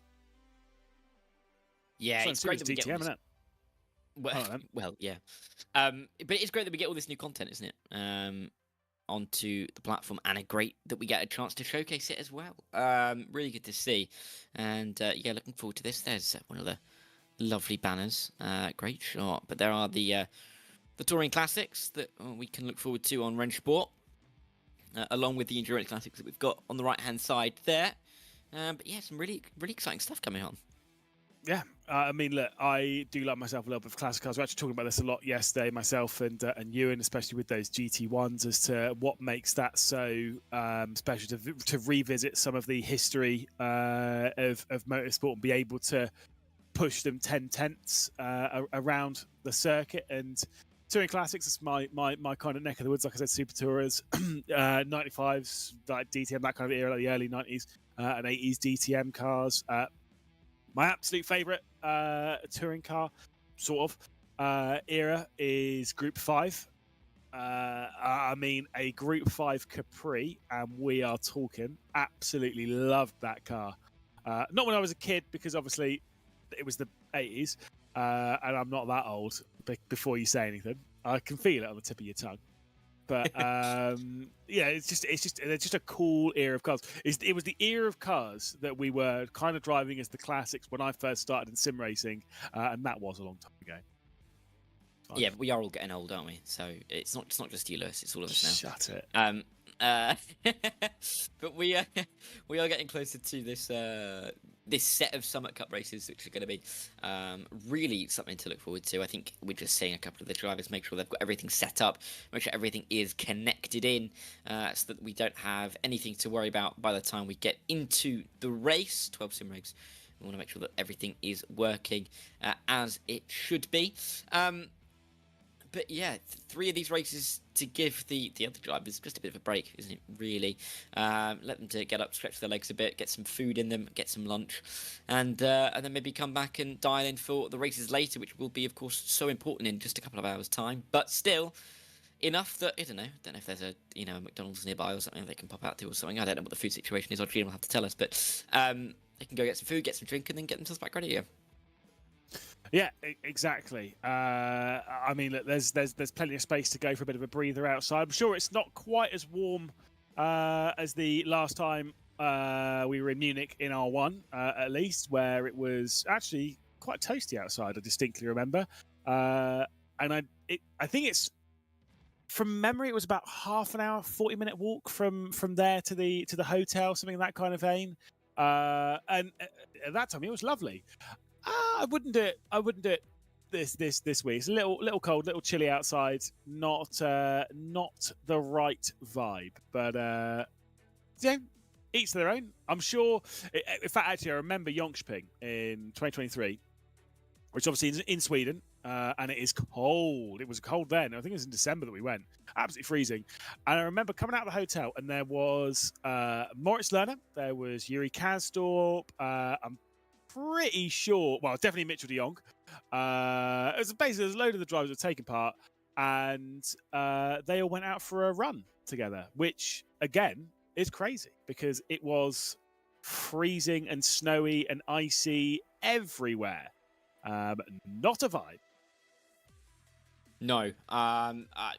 No. It's just too cold. It's just too cold. Why would you go out for a run in the cold voluntarily? That's crazy. Why would you go out? Well, that's a different. I mean, You technically run after some of the balls you have to hit when you play golf, right? You have to run into the woods. Or something. I have been known by Cam Roger and some of the others that I've played golf with that sometimes I do turn golf into a little bit of a cardiovascular exercise because I do run around a little bit. That's mostly because I want to keep the pace of play up, and I've generally sliced the ball over a couple of fairways, so I have to keep moving somehow. Not everyone can be Rory McIlroy, you know what I mean? Yeah, but at least he got it off the tee. That's the important thing. He nearly didn't. Yeah. No, I'm just saying. I'm sure that I wouldn't even be able to do that. So there's always that. Oh, yeah. Even if you end up on the 17th, trying to go down the second. But anyway, yeah, it's just too cold. It's funny, isn't it? Really, that these R1 events either seem to be either too cold or too hot, and there doesn't really seem to be that much in between. I guess this is the kind of in between here in Munich this week. But either it's freezing or 40 degrees. So almost nice we get not either A, ridiculous heating, or B, ridiculous air conditioning. Well, the year before you went to Riyadh, so you went in 24. So this was Gamers 8 in 23. I think it might have happened in 24 as well. 24, by the way, the studio we were working in was freezing cold. Yes. But 23... I distinctly remember at some point the air conditioning failed in the the arena where the drivers all were, and it went from I think it was like 22 degrees was what it was supposed to be. It went from 22 to 30 pretty quickly, and they had to stop. They absolutely had to stop because obviously, it was too far. I can't remember if that was on a broadcast day or if that was on a testing day. I just remember it happening. I think it was a broadcast day. It was on one of the race days rather than rehearsals. And not good when that happens. Like I say, this, to be fair, if you sit behind the wheel, I think if it's cold, you kind of you naturally keep things pretty toasty. There is the Porsche 911 GT1 that we were racing in yesterday. No attempt for Arjuna to climb in a priceless piece of motorsports history. He was talking about maybe jumping into the KTM crossbow. I think the Porsche might get told off a little bit if he were going to do it. Maybe. It's pretty obvious when he gets into something. To be fair, he is a tall man, so it's not exactly that he can sneak into it, and it opens quite obviously as well, isn't it, that car? So quite obviously is a way of putting it, yeah. Well, you don't just kind of half open the door and squeeze in and then shut the door behind you. It's a whole shebang, isn't it? So how do you get in it on a rainy day? You guys got a normal car, quickly open the door, jump in, close the door, and it's fine. Whereas this, you basically have to take the roof off. How does that work? You buy an underground garage, Lewis. That's what you do. That's so true. You go into your garden, you dig a big hole, then you spend thousands and thousands of pounds basically putting some concrete in with a roof, and then you can have an underground car park for your KTM. I mean, each to their own. I'm roadside parking. I don't have enough for an underground car park. I don't have enough for a driveway. Huh? I'm building mine now in the break.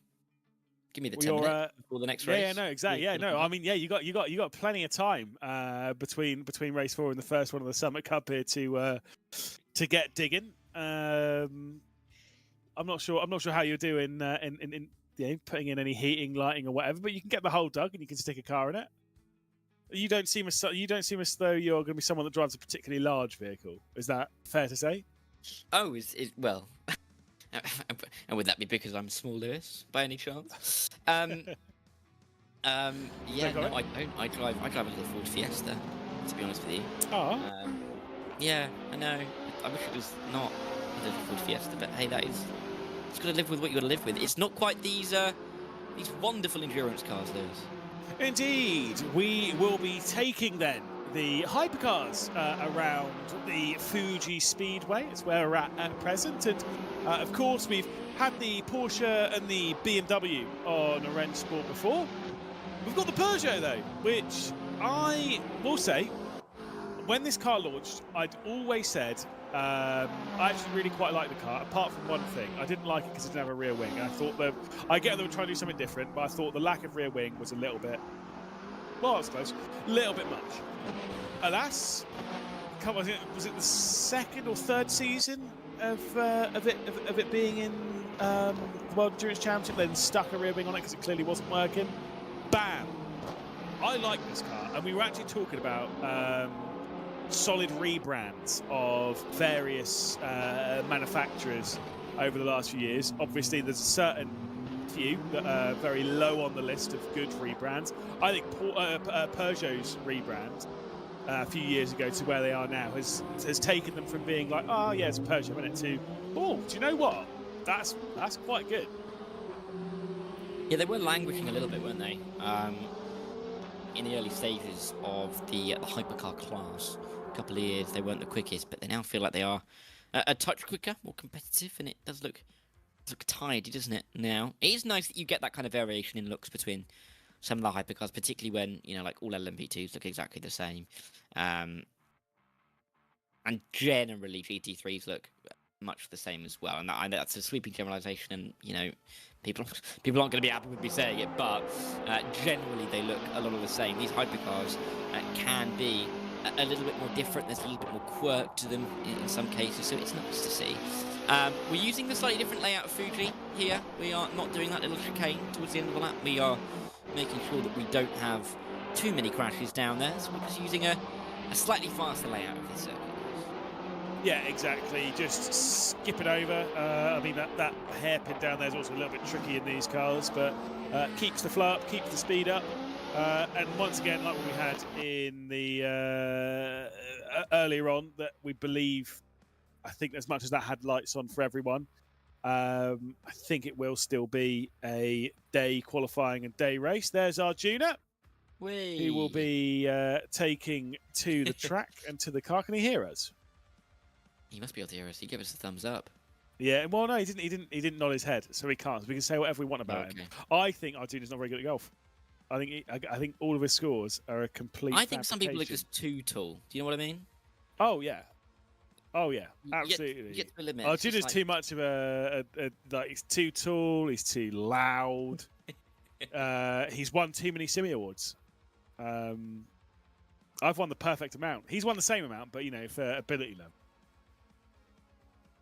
No, he definitely can't hear us. He definitely cannot hear us. That's it, confirmed. The drivers cannot hear. Well, otherwise, he would have absolutely had a reaction. So that's fine. Wonder which car he's taken. Almost certainly a Porsche. Yes, of course it is. Well, it would have been a Volkswagen, wouldn't it? No, it wouldn't have been. Felix Van Del just put something onto the. I think we should go back and have a look at that, Lewis, on the screen. I think you'd appreciate that. But Arjuna in the car. I'd just scroll back on the stream 30 seconds or so. I think you'd appreciate the Arjuna for that's already.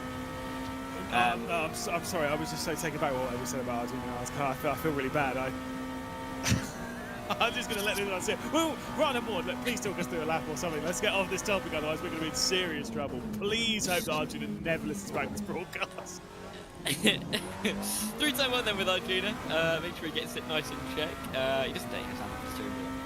Just the animation.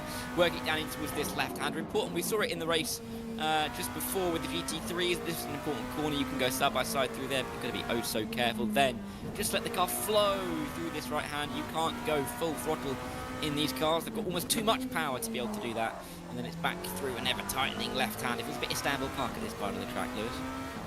It does, but it's still got a great flow to it, much like the Istanbul Park, that run into the final sector where things get a little bit awkward. We're on board now with James West, of course, the avid tea drinker himself, gamer muscle, into the final complex of corners. It clicks the left-hand hairpin, right-hand, well, it was left, and then back over to the right-hand side, of course, as we continue to climb.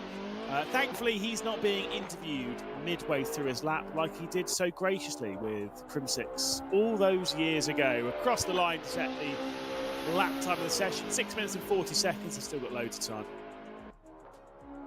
Yeah, still loads of time to set a lap time that is valid by the end of this session. Got Ankermeyer trying to set a decent lap time as well as Mezeroge. Robin looking to put himself towards the top there. 25.6 is the benchmark from Arjuna. Come on, surely that can be beaten. Surely that can be beaten by someone. Robin's going to have to put in another lap to be able to do that. Oh, he can't, can he? Of course he can't. But someone's going to have to put in a better lap.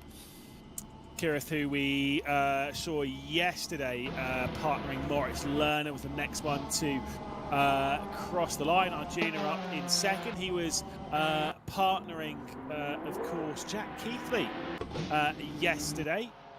Oramark across the line up into third position.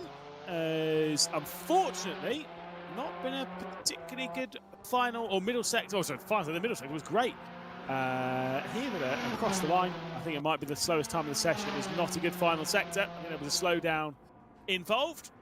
Of course, the last time of the session, which does mean that Alex Emma will be the one starting from pole position. See what turn one is going to have in store for us.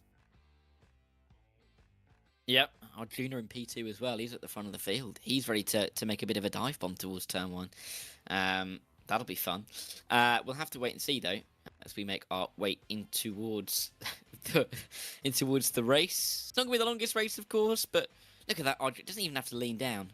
He's that tall. He can just put his phone down, tap on the little old keyboard. He does not have to move, and that is something I can only dream of. I was going to say, I think that's pretty normal. Sorry,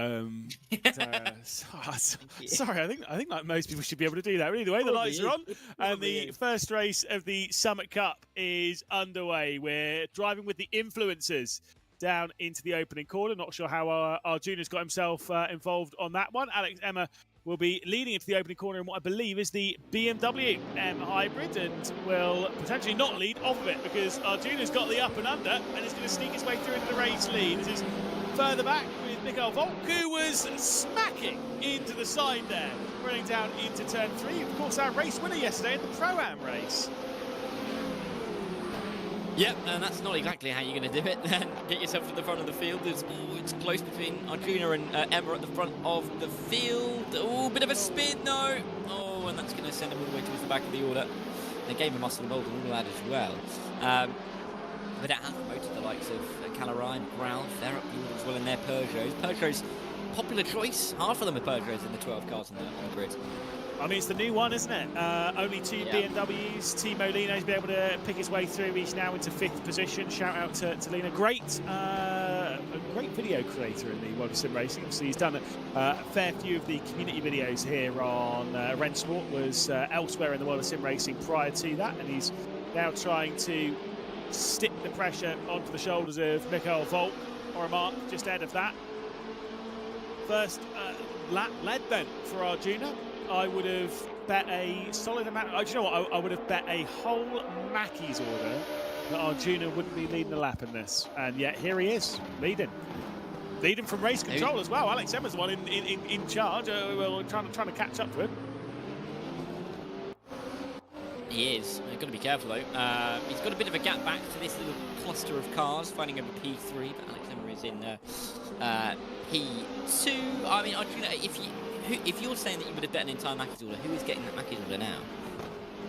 I mean, me after this broadcast, almost certainly still. Oh, it right, doesn't matter. okay, yeah, fair enough. I've bet it against myself, win or lose. I'm getting a Mackey's order. Just whether you're paying with your card or with your card on your phone. It actually depends on which card I'm paying with. That's the only that's the winner or loser there. I'll either stick it on a debit card, stick it on a credit card, one of the two. Alex Emma is closing in, and I think there might be a challenge here for the race lead. Of course, Emma was the one who had pole position after qualifying, and is that Arjuna with a penalty? Please tell me yes. Is that a slow down for Arjuna? You can see, comes across the start-finish line, he's not slowing down yet. But it's just means it invalidated the lap. He went off the circuit, which means it should correct itself soon, as we see a bit of an overtake from Mr. Overtake ahead of Kim Oramark down towards turn 1. And that is a very inside line for turn 1. That's defensive, isn't it? Around the outside, Kim's going to try and make it work once again, but breaking a little bit too late to make the up and under work. And in the end, it is going to be the Porsche that comes out just in front. P4 now. Indeed. Do you know what? I have a bias to anyone in Peugeot because I want to see it win. Alas, it's not going to win in this race. The highest placed one is Mark in 5th position, 6 and a bit seconds off of the race lead. Because Arjuna and Alex will be the ones doing battle. Fastest first sector coming in from Alex. Timo Lino not too far away behind realistically either, only 3 seconds. And at this kind of level, that 3-second margin can go left, right and centre. So it's a couple of Beamers, the lone 2 BMWs trying to close down and steal the victory away in the opening race of the Summit Cup. Again, as I was saying yesterday, if Arjuna wins this race, how's he going to interview himself? Oh, he's going to have to though, isn't he? Or we'll get Felix, or we'll get one of the drivers to do it. Well, maybe we'll get Dane Warrington to interview Arjuna rather than the other way around. That'll be fun. But let's see, he's still got to get through. Still 3 more laps to go in this race for him to try and make sure he does indeed with an Alex Emma. Is not going to let him go. It's a good job, really, that Alex can't really bribe Arjuna with a points advantage in the race later because he hasn't got a vested interest. But of course, Mr. Race Control, Alex Emma, trying to chase down Arjuna. I'll have a fun conversation about this after the race, I'm sure, right? I mean, if there is an opportunity where you kind of have to make a little bit of contact, I think you kind of have to make that little bit of contact with Race Control to see what happens. Surely. Like, surely this is the opportunity that you've been waiting for. You know, Alex Emma is one of the people behind all that. You got to give it a little bit of a go, surely. Yeah, you do, don't you? I mean, yeah. You'd be disappointed. I think even Arjuna would be disappointed if Alex didn't really hassle him towards the line, right? Only a couple of laps to really find out if they will. But Kim or Mark, we're looking at Kim currently in P5, right behind Mr. Overtake himself in that Porsche. Big gap back to the likes of Angermeyer and Callerai. But they're all just having a bit of fun, aren't they? That's the important thing here. Get yourself involved, test out some of the new content, because that's what we're really here for. Something to really showcase what is going on this great platform.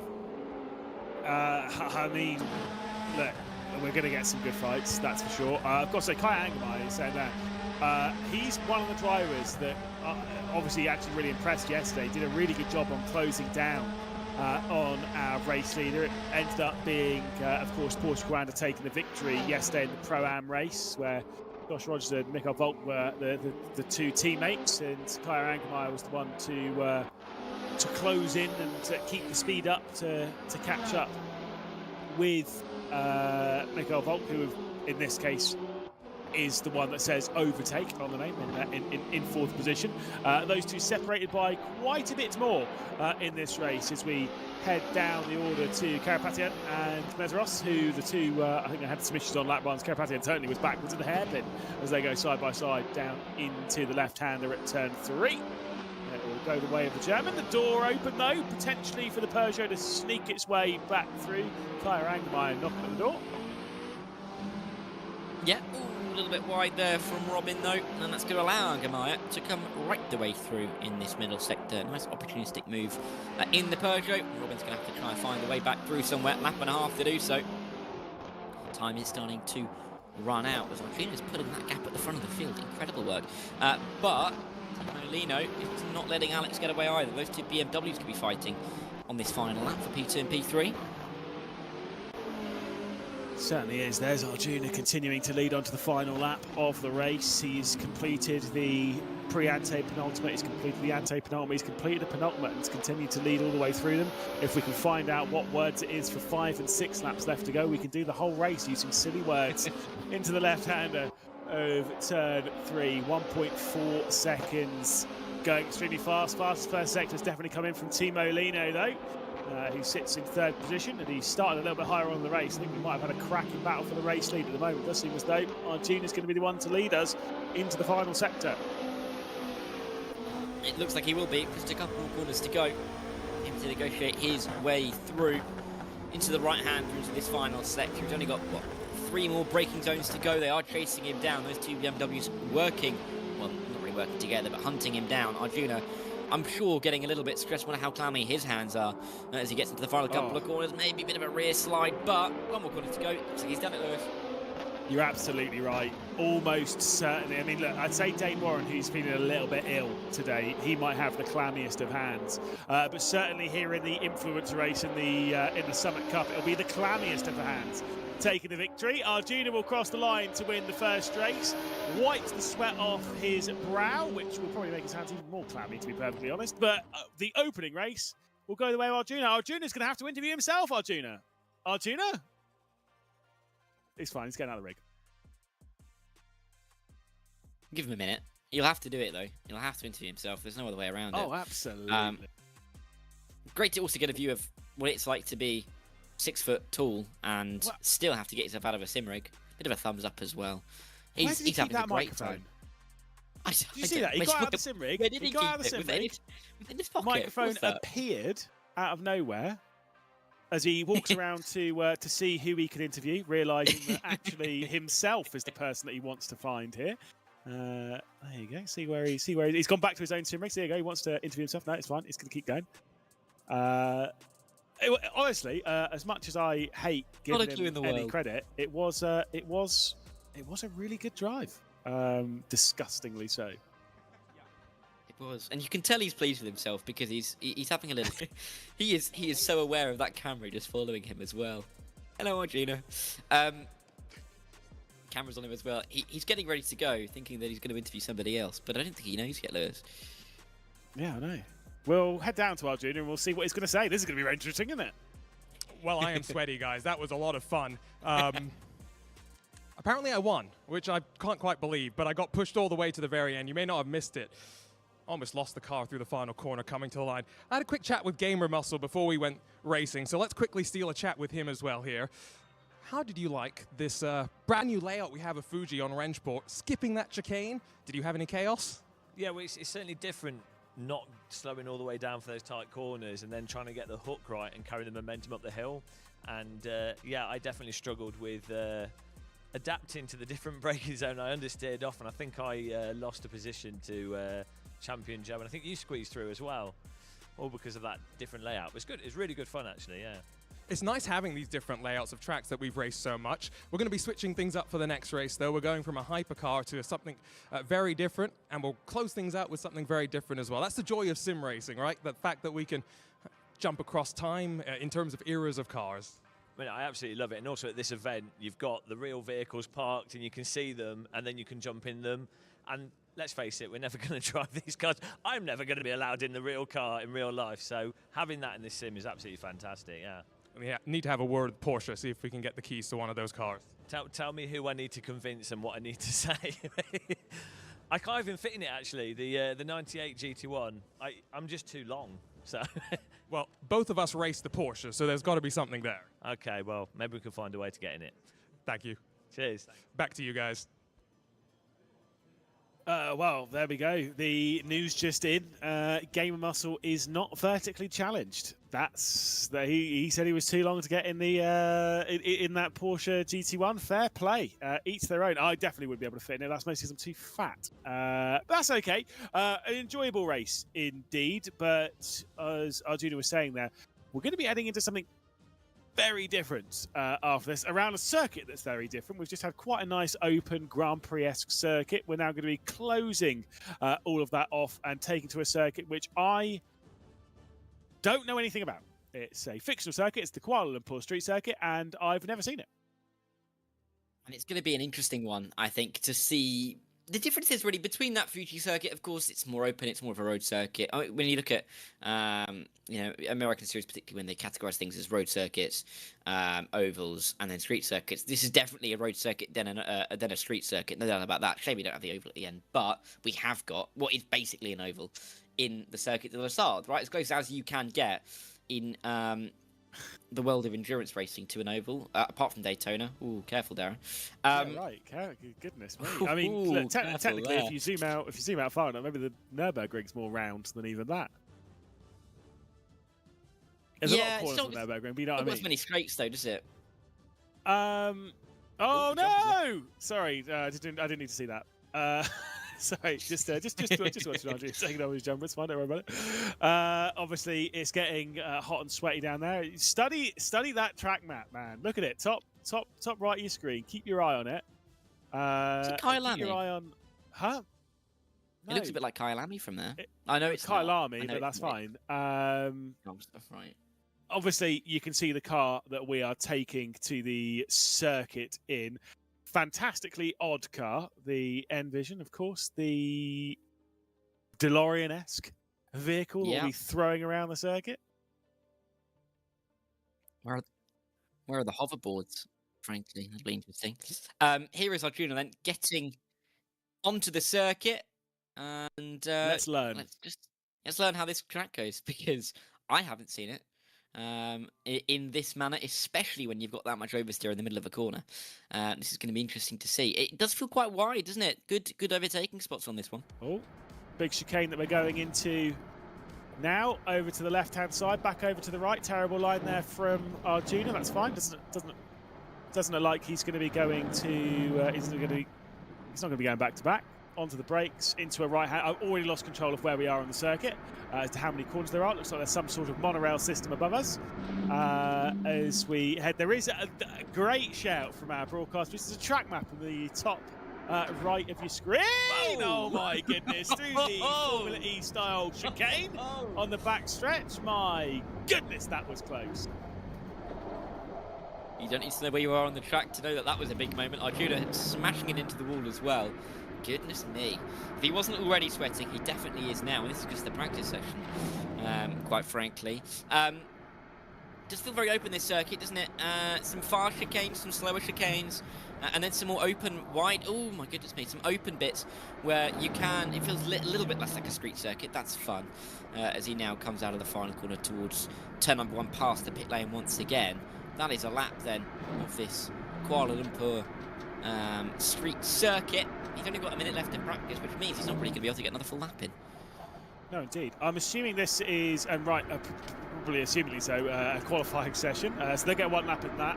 Unless they're doing reverse grids in this as well, I'll do just step it up.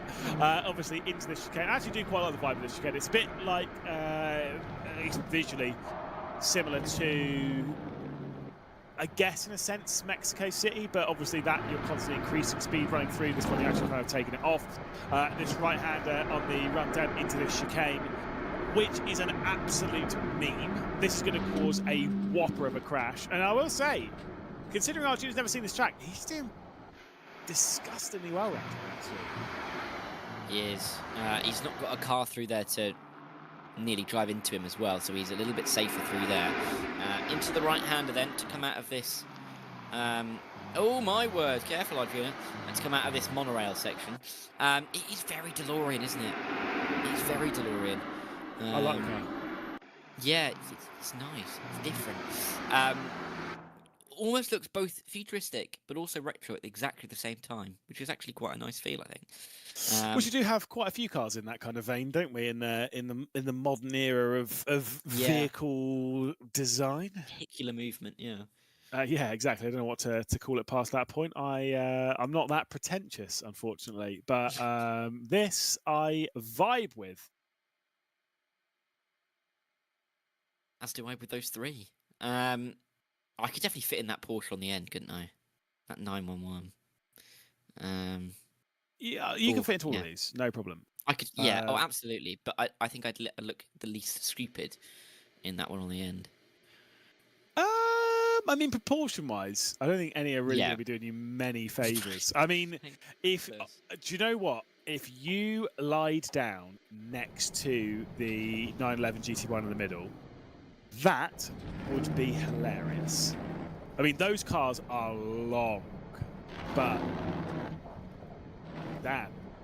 Qualifying seems to be underway, so at least we'll take the topic off of taking the mick out of Dara, and we'll return it to taking the mick out of Arjuna, to be honest, because I'm sure we'll see some of his. We'll find some of his drivers soon.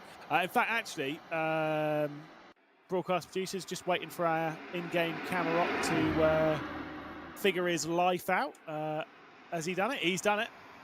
Cheers, Cam. Doing a great job. He's thinking about the golf, Cam Roger. That's what it is. I don't actually think he's thinking about golf. I think he's thinking about something very differently this afternoon. But that's fine. Maybe it is golf. Qualifying is underway then, isn't it, Lewis? In this new circuit on the game. This is going to be an exciting one. Can Arjuna go back-to-back? Possibly. We'll have to wait and see. He's not one of the first ones to set a lap time, so we're going to have a little while to find out and see. It is, as Cam Roger has sent us the track map of the track that supercars were originally supposed to run around in Kuala Lumpur. It's similar, but not exactly the same. As Kaya Ankermeyer will set the fastest lap of the opening two. Mikael Volk will go in the second position. Timo Lino will be the next one around towards this final. So we're actually going to get a few laps pretty close to each other after Timo will cross the line. What can Timo Lino do? Is he cross the stripe? 15 seconds off. I think even Dara, you could be faster than that. I couldn't possibly suggest whether I could or not, but maybe, actually possibly. But I've never seen the track before, Lewis, so I'm never going to put myself the forefront to criticism. Joe, cross the line. Is Joe going to go in that number 2 car? Because there's no difference. They all look the same in these cars. A couple of seconds off, goes into P2. We're still waiting for that lap time from Mr. Kankapati. And I don't think it's coming, Lewis, so he might be signing towards the back of the order. Oh, goodness for that. But look, just because you started from the back doesn't mean you can't win. Ask that to obviously the 2 Porsche Commander drivers who started from the rear at Fuji and ended up stealing away the victory off of everything else. And like I say, we'll wait for the grid. I think this race is going to be kept. There is going to be an absolute whopper. Probably somewhere. Maybe expecting that monorail section where we nearly saw that big one in practice. Yeah, I'm looking forward to this race because I think mainly because there's a lot to look forward to in terms of what can this circuit give us. Is Arjuna actually going to be able to work his way through? Is he going to have a huge crash? Will Cam join this race session properly? And we'll see much happen because we're underway already and Arjuna's in P3, Lewis. Yeah, indeed. As Kaya Angermeyer is leading the race. A couple of flashing of the lights as we'll see Angermeyer leading from Champion Joe. From Arjuna, from Karapati and McRalph, Game Muscle, Mazeros. Timo Lino's dropped back to 8th position, so maybe he was the one that was perpendicular to the racing line by the time they were coming out of the second corner. We finally jumped onto in-game footage of theirs. Yeah, I know Cam was cycling cameras. It's not a broadcast thing. It was definitely Cam's fault. He was too busy, got his mind elsewhere apparently, based on various things. Timo Lino looking down the inside. He clearly got the speed in this N-Vision. He is. Timo Lino trying to get ahead of Mezeros in towards this right-hand. And he will, because goodbye. And that'll put Mezeros right to the back of the order and Timo up into P7. That'll bring everybody up the order a little bit. Shows that these cars can be a little bit rear-happy.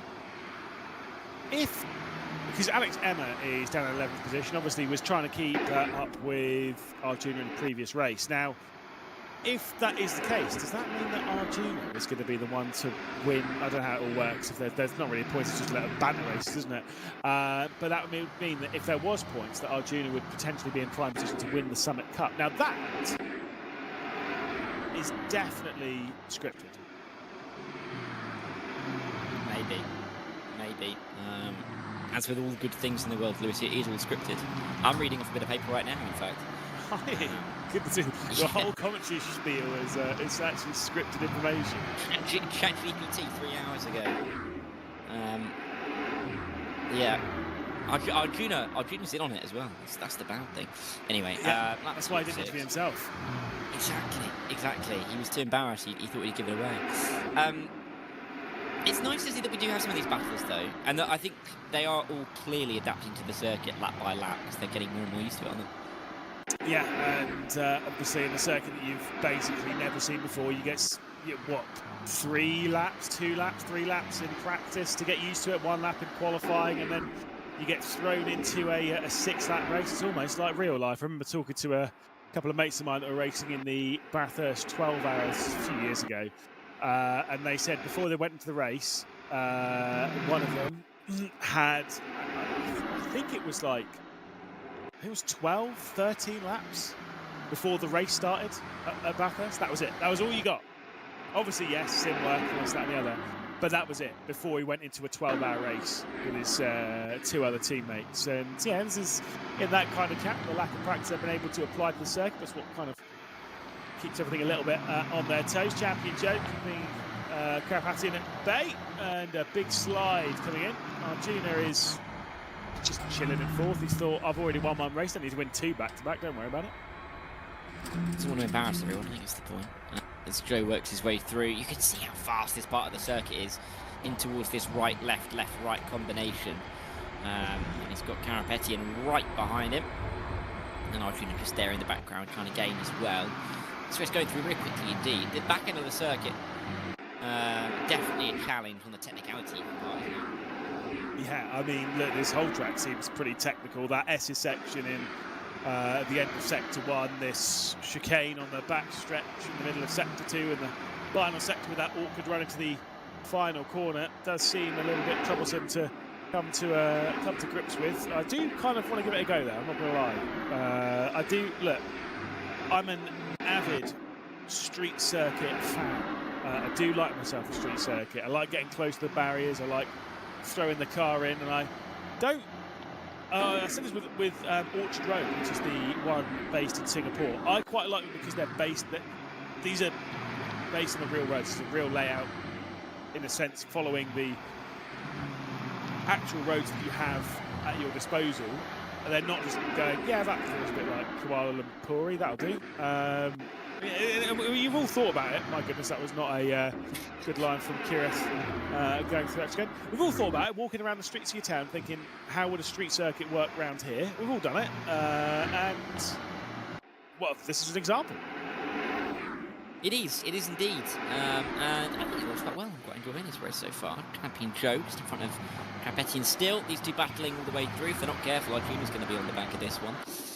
But I think they are already trying to invent some new racing lines that we just saw, aren't they? A couple of straight-ons, a couple of cutting of some corners. That is ongoing immediately. And good job we've not got race control on this properly. Otherwise, I think there'd be some slaps on the wrist. But Alex, our race director, is in the race, and he's in P11, so maybe he's doing this to scout out which ones they're going to have to watch out for when we do come to competition. Yeah, thankfully we will avoid that for the near future for some of our drivers. But look, I'd like to see the very best of sim racing come here. Of course, R1 has been to Orchard Road, so why not chuck this one onto the list and see what happens. Game of Muscle quite a bit away from the apex there. I don't want to be too judgmental because I'm not driving, but isn't that kind of our role? It's just to judge what other people do. Yeah. And I am judging. It's mean though, doesn't it? But I guess. Just well. No, judge that. That's not the right line. Up in front of us.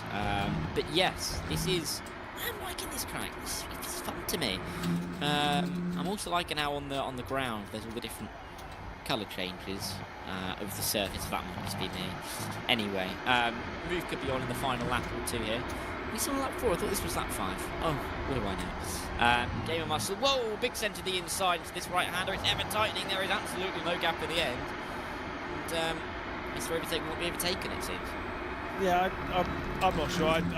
I just accept we just go with the flow when it comes to the lap count. I do believe we are on lap 4, but we'll be heading on to lap 5. We'll have 2 to go at the line. And Game of Muscle is all over the place, heading down towards this final corner and then back out onto the start finish. We've got one race after this where we're taking the Group C car around the Circuit de la Sarthe for the end of the Summit Cup, where we'll have the influencers hop out of the rigs. We'll have a bit of a breather and we'll throw our pro esports drivers back behind the wheel. You were in fact correct, Darren. We have finished lap 5. We are now on the final lap of proceedings here in the penultimate Summit Cup race. Just a pretty face then. Clearly I know something that I'm talking about. Carapetian right behind Champion Joe. Doesn't look like he's going to be the champion in this race, though, because Angermeyer has that lead. And it's got about, what, 3 more corners to go before they are going to be the winner in this race, unless something happens and I've jinxed it. I mean, look, Kai Angermeyer was absolutely brilliant yesterday in the Pro-Am race. It does seem as though he is going to come out of the final corner. It should be his to lose here, Dara. Could be. He crosses the line about now. There he goes. He crosses the line to win this one. And in the end, he's going to win by a comfortable margin. Joe Carapetian, our junior in P4 as well, as the finish line does take over. I think Lino went over take 5th and 6th. Nice little showcase, I think, that. A great little circuit. Love the back end of it as well. Bottom left of that track map as you look at it at home. But yeah, great circuit. Great little bits of racing. And those cars look fantastic. That looked like a fun combo. And I'd actually like to get my hands on it, to be perfectly honest. Kuala Lumpur should be out on the game pretty soon. Obviously, it's a work in progress, but still got a little bit more to do. I think it's coming same with the car. Look, we'll get ourselves behind the wheel of this. We'll challenge ourselves, and we'll see if we can maybe beat Arduna's lap times. Shouldn't be too hard. Well, depends which rig you're in. If you're too far away from the pedals, if you get into his, then it might be difficult. But I believe Arjuna is going to be able to have a chat with our race winner in just a moment.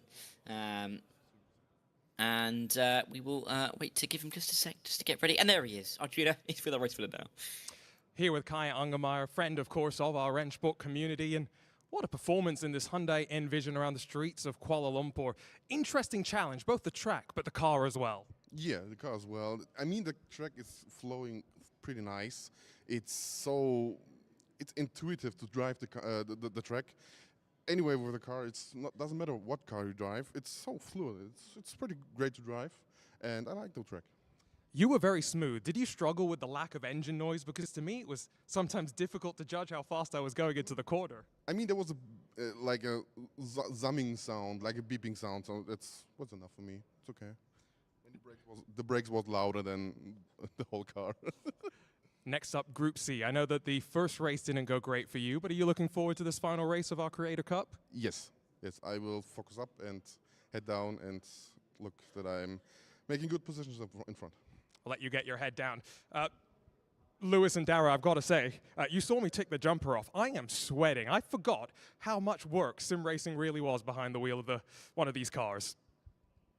I mean, I don't blame you, mate. But you need a belt.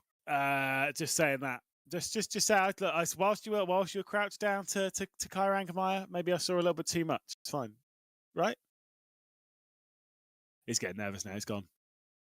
Obviously, we've got the drivers here behind the rig. They're about ready to get themselves ready for race number 3 of the Summit Cup. Darryl will be taking to the Circuit de la Sarthe. Yeah, we will. A bit of a longer lap around there, of course, than we have seen here, and some different cars as well to get ourselves into a bit of track that we know well from yesterday as well. And a classic, isn't it, of the endurance circuit? It is. It's a tricky one, of course. We have seen quite a lot of the drivers take to the circuit, like you say, yesterday in the Pro-Am race. But, of course, that was, yes, driving in a classic Le Mans car in the 911 GT1. But, of course, here in the Group C car, you can see it top of your screen, very different. Different style of car, a little bit more power even, I think. What was 600 brake horsepower in the GT1s? Don't know how much it is in a Group C car. I think it's a little more than that. Yeah, it is just a tiny bit, I think. But yeah, it's nice that we're going to get into this race. Final one for these guys to showcase what we have got on this Rennsport system. And yeah, I think it'll be nice to see the differences between this and, of course, the Kuala Lumpur circuit. Of course, Kuala Lumpur, that is a fictional circuit. Circuit de la Sarthe couldn't be less fictional if it tried. Of course, the almost the foundation of Grand Prix racing back in the 1900s. So it's a historical circuit, and we've got some new cars and new drivers onto it today. Yeah, absolutely. It's the Porsche 962. They'll be firing around the circuit in. I'm pretty sure there is only the sole Group C car, so we'll have to try and pick out each of the Rothmans Porsches. Certainly is. And I say Rothmans, but not I'd say that because it's got racing written all over it because I know how this all works. It's fine. We all know the livery. Into that opening sector they go, and of course that big run down the Mulsands. It's exciting. Out of Tetrus. Yes, it's just a straight line, but with a car like this, you still capture the excitement of all the lumps and bumps the Circuit de la Sarthe has to offer. And as much as Arjuna has been in control, relatively speaking, if there were a point structure here for the Summit Cup, it would be Arjuna in control. Of course, you want to think about it from a race-to-race perspective. Arjuna winning the first one, Kai winning the second one, Arjuna taking people out. Ban him immediately. That front left's looking a bit warm as well. That's not ideal for Arjuna. I don't think they're going to get around this entire lap before the end of this practice session. But hey-ho. Either way, it's not going to matter too much. We'll get to qualifying soon. All for a bit of fun, isn't it? Joe just about emerging from the pit lane towards the end of this session. So Arjuna plows down this Mulsanne straight. Gets himself in towards these couple of chicanes. A little bit of fighting up in front. Those brakes don't sound too healthy, do they? Oh, hello. Yeah, but at least there's a bit more noise. Kai Rangemeyer saying about the previous car being an electric car. This one having a little bit more grunt coming out from behind. So as we ride on board with Arjuna on the run down the Mulsanne into the second chicane. This is where we're probably going to see a little bit of 2 and 3 wide heading down into. And of course, once we're done here with the Circuit de la Sarthe, we'll be returning over to our R1 competition. We won't be racing at any of these circuits that we've seen in this. We'll be racing at Spa, we're racing at Daytona, we're racing at Monza, and those are the 3 circuits that we will do in rotation. So if we do need 7 races, we will be returning to Spa for the 3rd time. We won't be seeing Fujao in action. We won't be seeing the Kuala Lumpur Street Circuit and the Circuit de la Sarthe in the hands of our pro drivers. But Daytona and Spa being added to Monza as well should provide some pretty exciting racing. And in my neck of the woods, I'm quite glad we get rid of Hockenheimring. I've never been a massive fan of Hockenheimring. It's never been the easiest track to race well, I think. But either way, nice that we were able to start the day with it, and nice that we get a nice variation throughout the day as well as we jump in towards our qualifying session here at the Circuit de la Sarthe. Drivers not really able to almost practice in those cars around the most important part of the lap, you'd say, to get some practice in towards the Porsche curves towards the back end of the lap.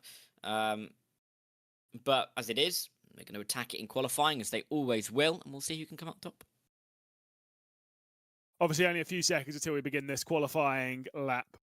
But it is going to be the longest qualifying lap that we do all day, of course, no matter whether we're racing in R1 or here, of course, in the Summit Cup. It is a long lap. I don't know what times we're aiming for, but I mean, it's going to be hard. I actually don't know what time these cars. Way! Loser! Sorry, I'm professional. He'll flick his way back and he'll get himself going after the spin on the run to the final chicane there for Arjuna. I'm professional. And off he goes. I guess it hasn't necessarily affected his lap time, right? He starts it now. He's definitely spinning out, so worry about it. Oh, yeah, I'm looking forward to it. But yeah, probably looking at about that 4-minute mark, aren't we, in these GT1 cars. Before we get ourselves towards the end of this session, you can see those yellow dots on that track map moving slowly around the Circuit de la Sarthe from western France, home every June to the really most prestigious motor race, couldn't you, at this point, with 120 years worth of history? Arjuna will probably disagree with you, because he'll probably lean towards the Indianapolis 500, but... well, also the Indianapolis 500 has been going on for longer, because the Le Mans in 2023, it was its centenary event, so it's the 100th run, 100th year Or 100 Yeah, is but the 100 first running. 24 hour. It's true, but Racing with the ones and twos, I think. yeah, but still, it's it's relevant. Of course, the 100th running of the 24-hour of Le Mans will be in 2032, so a few years away from that still. But I mean, look, I would say it probably is Le Mans, but I do understand why people will throw the Indianapolis 500 into there as well. Yeah. Both absolute classics in the world of motorsport. But we don't have the Indianapolis 500 on Rennsport, so it's going to be the Le Mans 24-hour. That's right. And that's exactly what we want to see. Arjuna is good job. He's just ploughing along down these straights, and down the Mulsanne towards the second of the chicanes. Actually, no, somebody who lives about 100 metres at the end of, or past Mulsanne Corner, in fact. They say it's fantastic on race weekend because they get to go for free. Anyway. Well, do you know what's down there as well? Do you know what's on the inside of Mulsanne Corner? It is a golf course. Yes, carry on.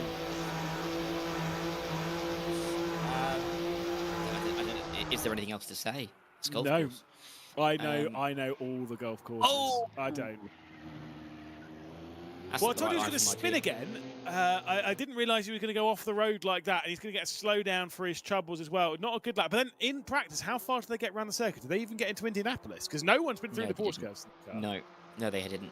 So that's going to be fun for them. I think Arjuna's just looking for that golf course, listening into you, of course, on the exit of Mulsanne. Still times to come in. Of course, we'll with them. McGrath just about coming in towards Indianapolis, and Arnage spin, I think, from Lino. If I'm looking at that track map correctly, let's see Arjuna arrive on the scene. Where is... and Arjuna as well. Can you drop the ways that I did on the start of this lap? You got to be like, "Wee!" I don't know what cool kids say other than that.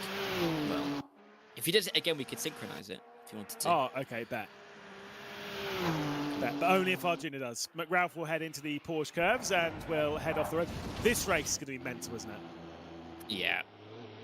It's not going to be many laps, but it doesn't need to be, quite frankly. This qualifying session is going to be fun because who on earth is going to get pole, and what are some of the time gaps going to be? That's what I'm looking forward to. Angermeyer, of course, just won in Kuala Lumpur, doing one purple sector out of the 7 so far. Who's got the other ones? I'd love to know. I almost got a feeling that's not working properly because surely. Probably. Well, maybe it is. Maybe it is. It's definitely not Arjuna who's grabbed any of them. Look at that, all green sectors at the top of his screen as he heads his way through the Porsche curves.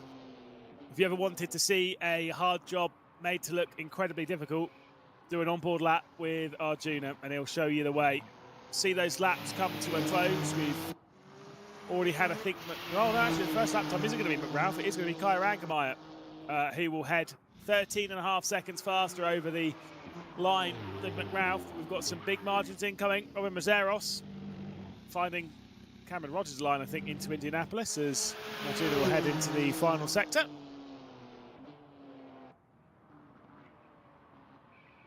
What's the lap time going to be?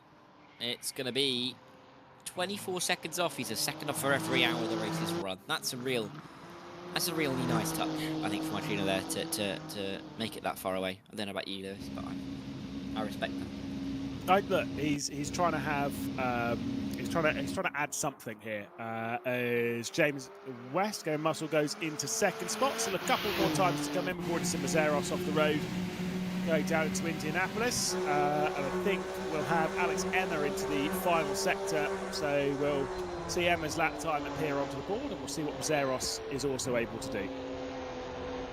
People want us to go then for Robin, trying to find the right line into those Porsche curves. Through the right in towards this double left-hander. Don't be too close to the outside wall, and Robin making sure it stays well clear. Not gonna go into that wall, but you've got to be careful over those curbs, and the rear end of the car not happy with how much bounce it took there. A few more corners to go for Robin to get up to the end of this qualifying lap. I'd suppose this isn't going to battle with Angermeyer's time. Do you not think? I'm not sure.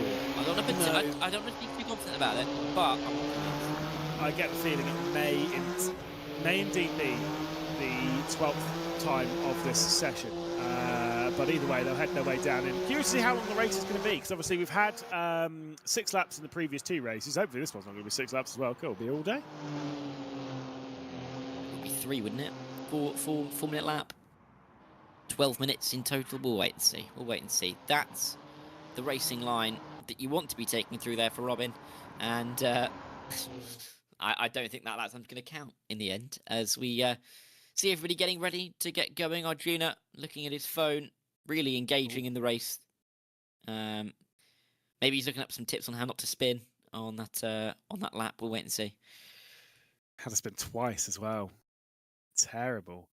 Well, we are getting ourselves ready for the race. The qualifying session has come to a close. The race session is about ready to begin. Kyra Angermeyer will have the lead from pole position on the race down into Dunlop. Can we call it Dunlop still?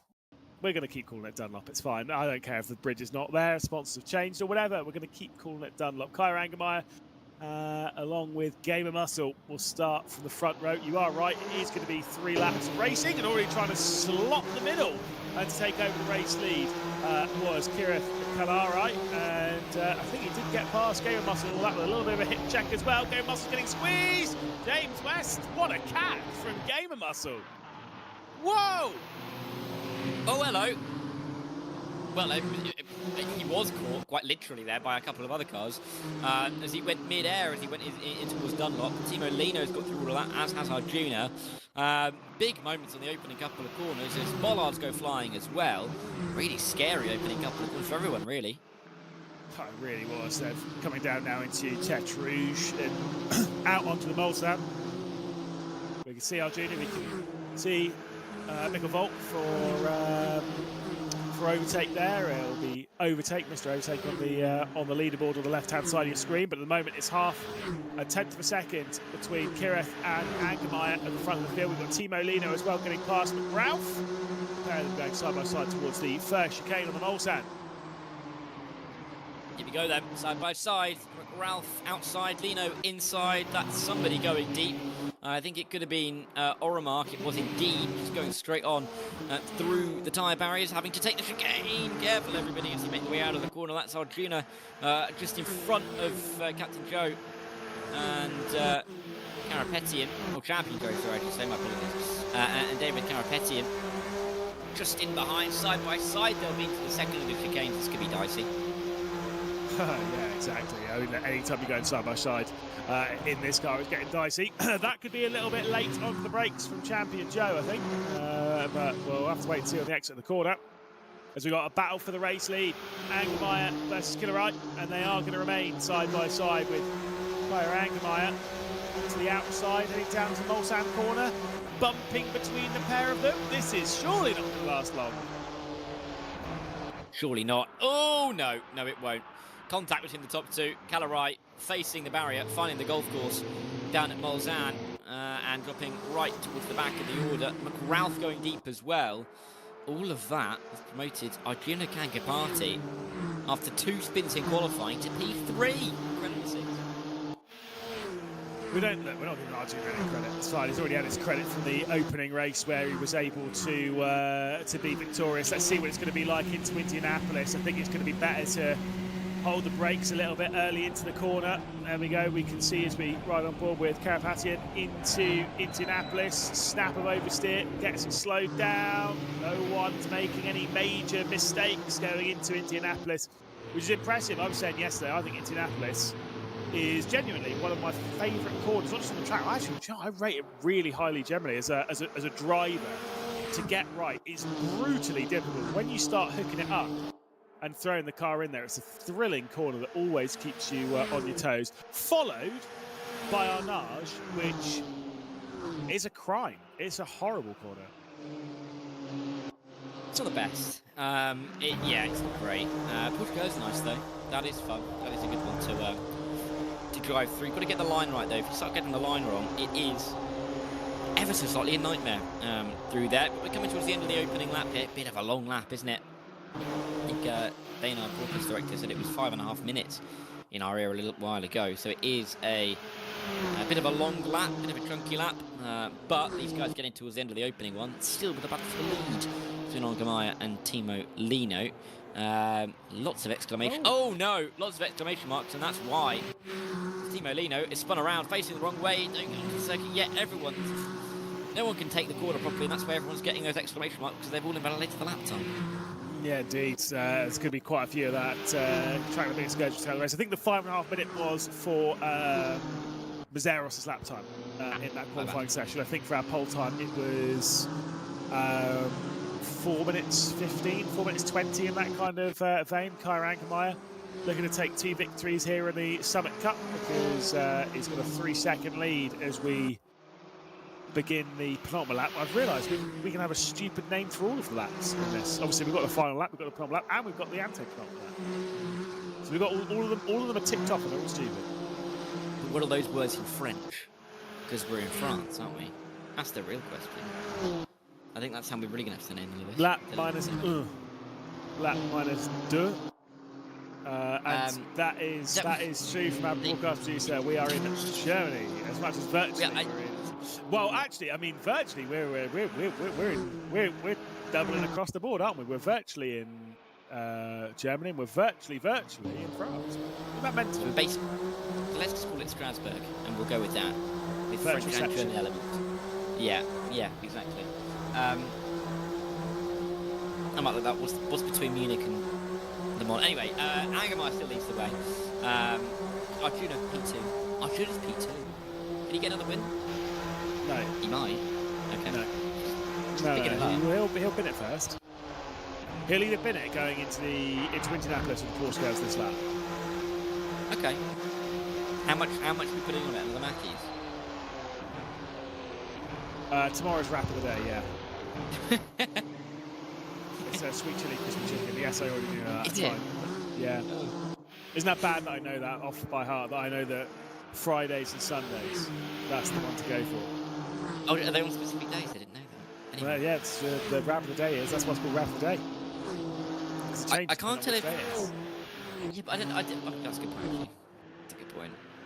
I didn't know if it was like on a 3-day cycle or something. I don't know. Anyway, David Carapetian, he was flashing the lights there. I don't know whether he thought he was in a rave or whether he thought he was just letting someone know he was there. But that was quite strobing, wasn't it? Again, it reminds me of one of the stories that I got told about in the Spa 24 Hour, where one of the drivers didn't realise that at night time the flash. You know when you see them flash their lights and it's like bam bam bam bam bam bam bam bam, right? It's like 5 smack. Yeah. Right, to make sure that it sends off the lights. You don't just flash them once; it automatically does them. And it's a story where this guy was getting really annoyed with the car ahead, and so he spammed the button. He literally press, because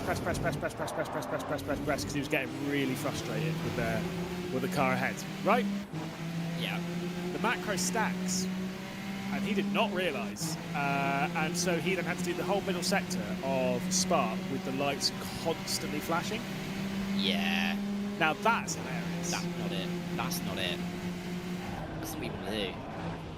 Good vibes. It's great to watch. Oh, Arjuna. Maybe he's not spun this lap. Oh, but he has hit the wall. He has hit the wall. There we go.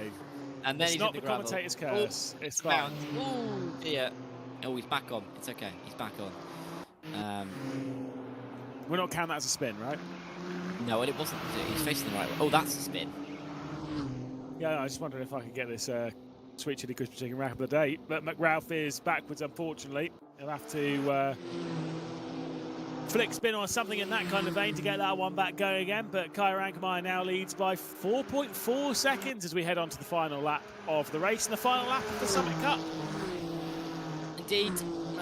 And just one more tour of this historic, famous circuit to go. Timo Lino's going to have to defend, though. It's not going to be a nice journey around this circuit de la Sarthe. Carapetian and Cadarai as well. Both there, ready to do battle. A bit of a battle between Gamer Muscle and Oramark as well, as Arjuna has spun again, I think. But it's on lap 3. So, Lewis, that wrap is coming to me rather than you, I think, because he didn't spin it on lap 2. Well, I mean, no, he spun it on lap 2. He just didn't spin it in the 2 locations that I said it. Well, that's true. That is true. It's fine. It's fine. I'll allow it. £2.50 well spent, but you know, it's all good. Heading through the final part of the opening sector. Lights continuing to flash. Rave is on for Carapatian. Clearly, Rave Master sat there in 6th position.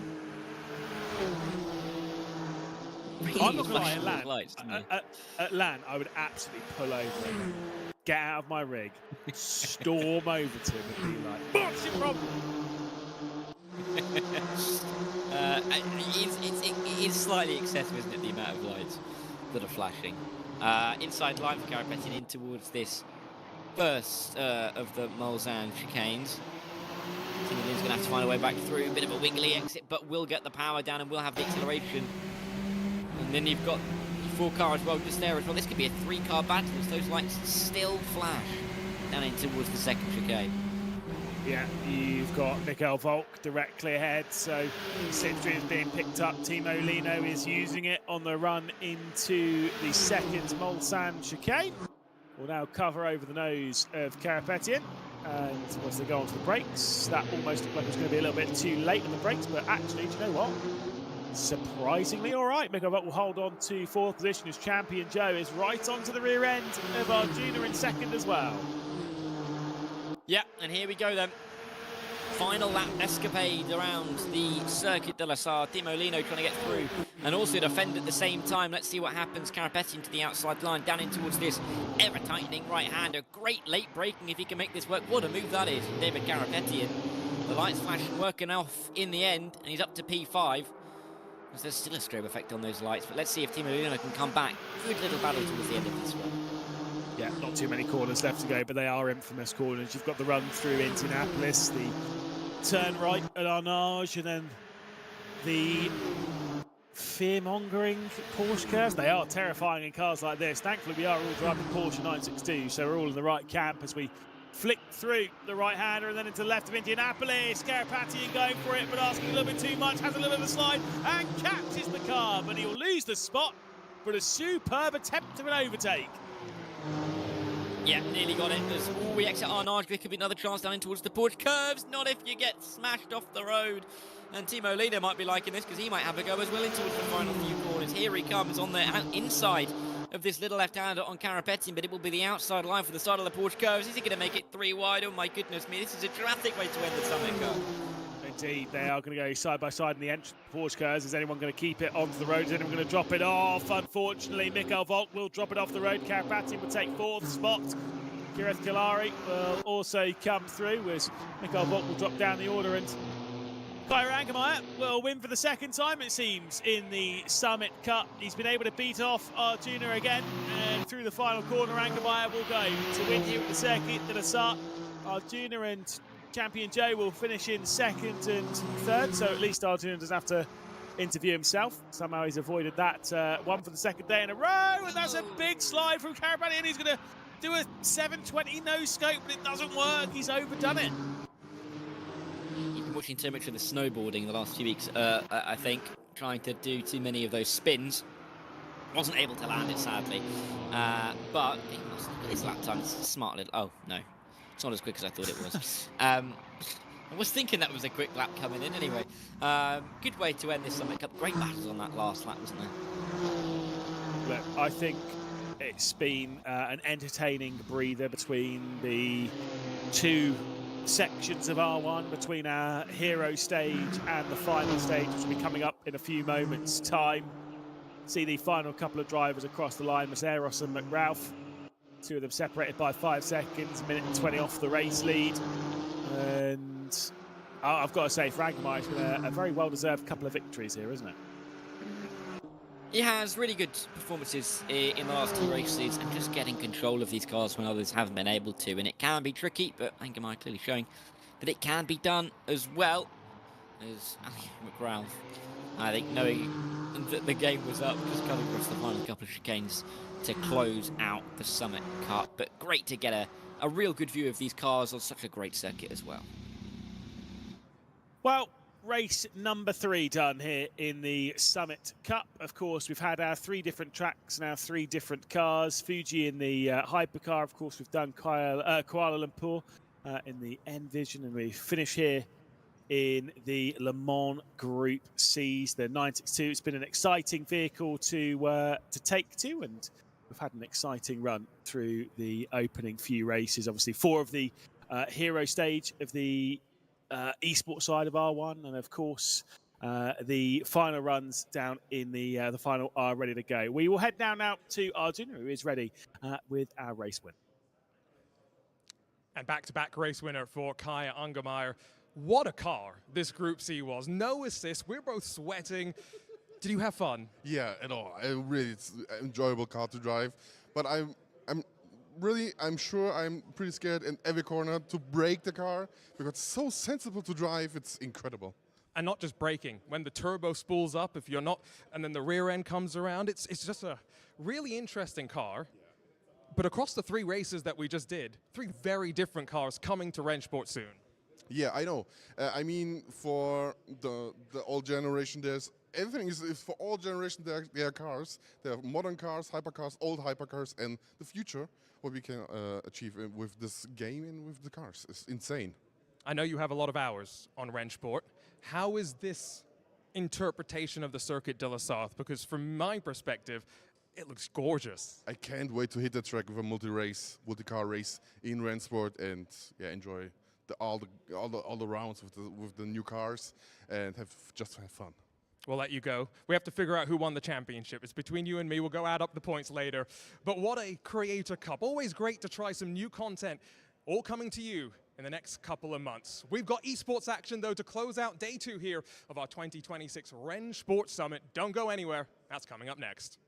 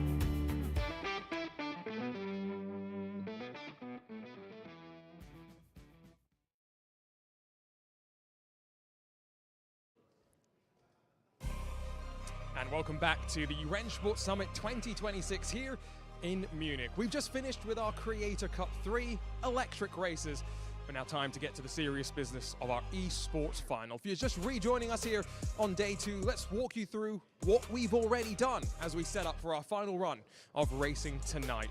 We all started in the hero stage of our esports competition as our 6 teams fought it out to seed themselves for the finals coming up in a few moments' time. Those esports drivers got a bit of a break as we had 3 really interesting races. Broke out the hypercars at the Fuji Speedway, Hyundai Envision at the Kuala Lumpur Street Circuit, a custom track built by the Legions of Racers, a really interesting project. And then last but not least, Group C's at Le Mans as we wound our way through the Creator Cup. Now, it's the talk of finalist mode. And to talk about that, let's welcome back in our commentators, Lewis McLeod, but now joined by Ewan O'Leary. Guys, what an interesting first 4 races that we had with hero mode, double points and all of that. But Lewis, lots of action, lots of chaos in a lot of ways as well. What do you think we're in for as we get ready to go for the finals? Look, I'm sure we're going to get some drama. I mean, the thing to note from those first 4 races is that realistically Porsche Coanda are the team to beat. They've shown that. Had back-to-back 1-2s in races 3 and 4, and obviously there's no reverse grids to speak of in this. It's qualifying straight into the race. I suspect that they are going to be coming into this with a whole host of confidence. And Ewan, great to have you. You were busy commentating on some other stuff earlier today, but now that you look at the way the seedings have played out, what do you think some of the other teams are going to be looking to do to challenge Porsche Coanda? Well, it's the thing with this format, isn't it, that you do have that target on your back very quickly when you get up ahead in this format, which is what makes it interesting. It sort of naturally brings the field close together. But if you can get out front like Porsche Coanda have done in those first few races, then you can continue to extend that advantage and get it over with very quickly, as we saw, was it a couple of years ago at the World Cup, where it was over very, very quickly if a team gets out in front very, very quickly. So there's one of 2 things going to happen there. Either somebody scampers away very early on and wins it very quickly, or everybody else is going to be effectively against Porsche Coanda trying to catch them up, which is going to be interesting to see which way it goes. And Lewis, looking at the tracks that we'll be competing in here in our race to finalist mode and to crown our champion, slightly different tracks from our hero stage, and in some ways I'm expecting the chaos not to lessen, but when we head to Daytona, the World Center of Racing, on the high banks, you only know high tension there. Yeah, and obviously Monza's the only repeat circuit that we had earlier on in the day. We'll be racing at the circuit of Spa-Francorchamps as well.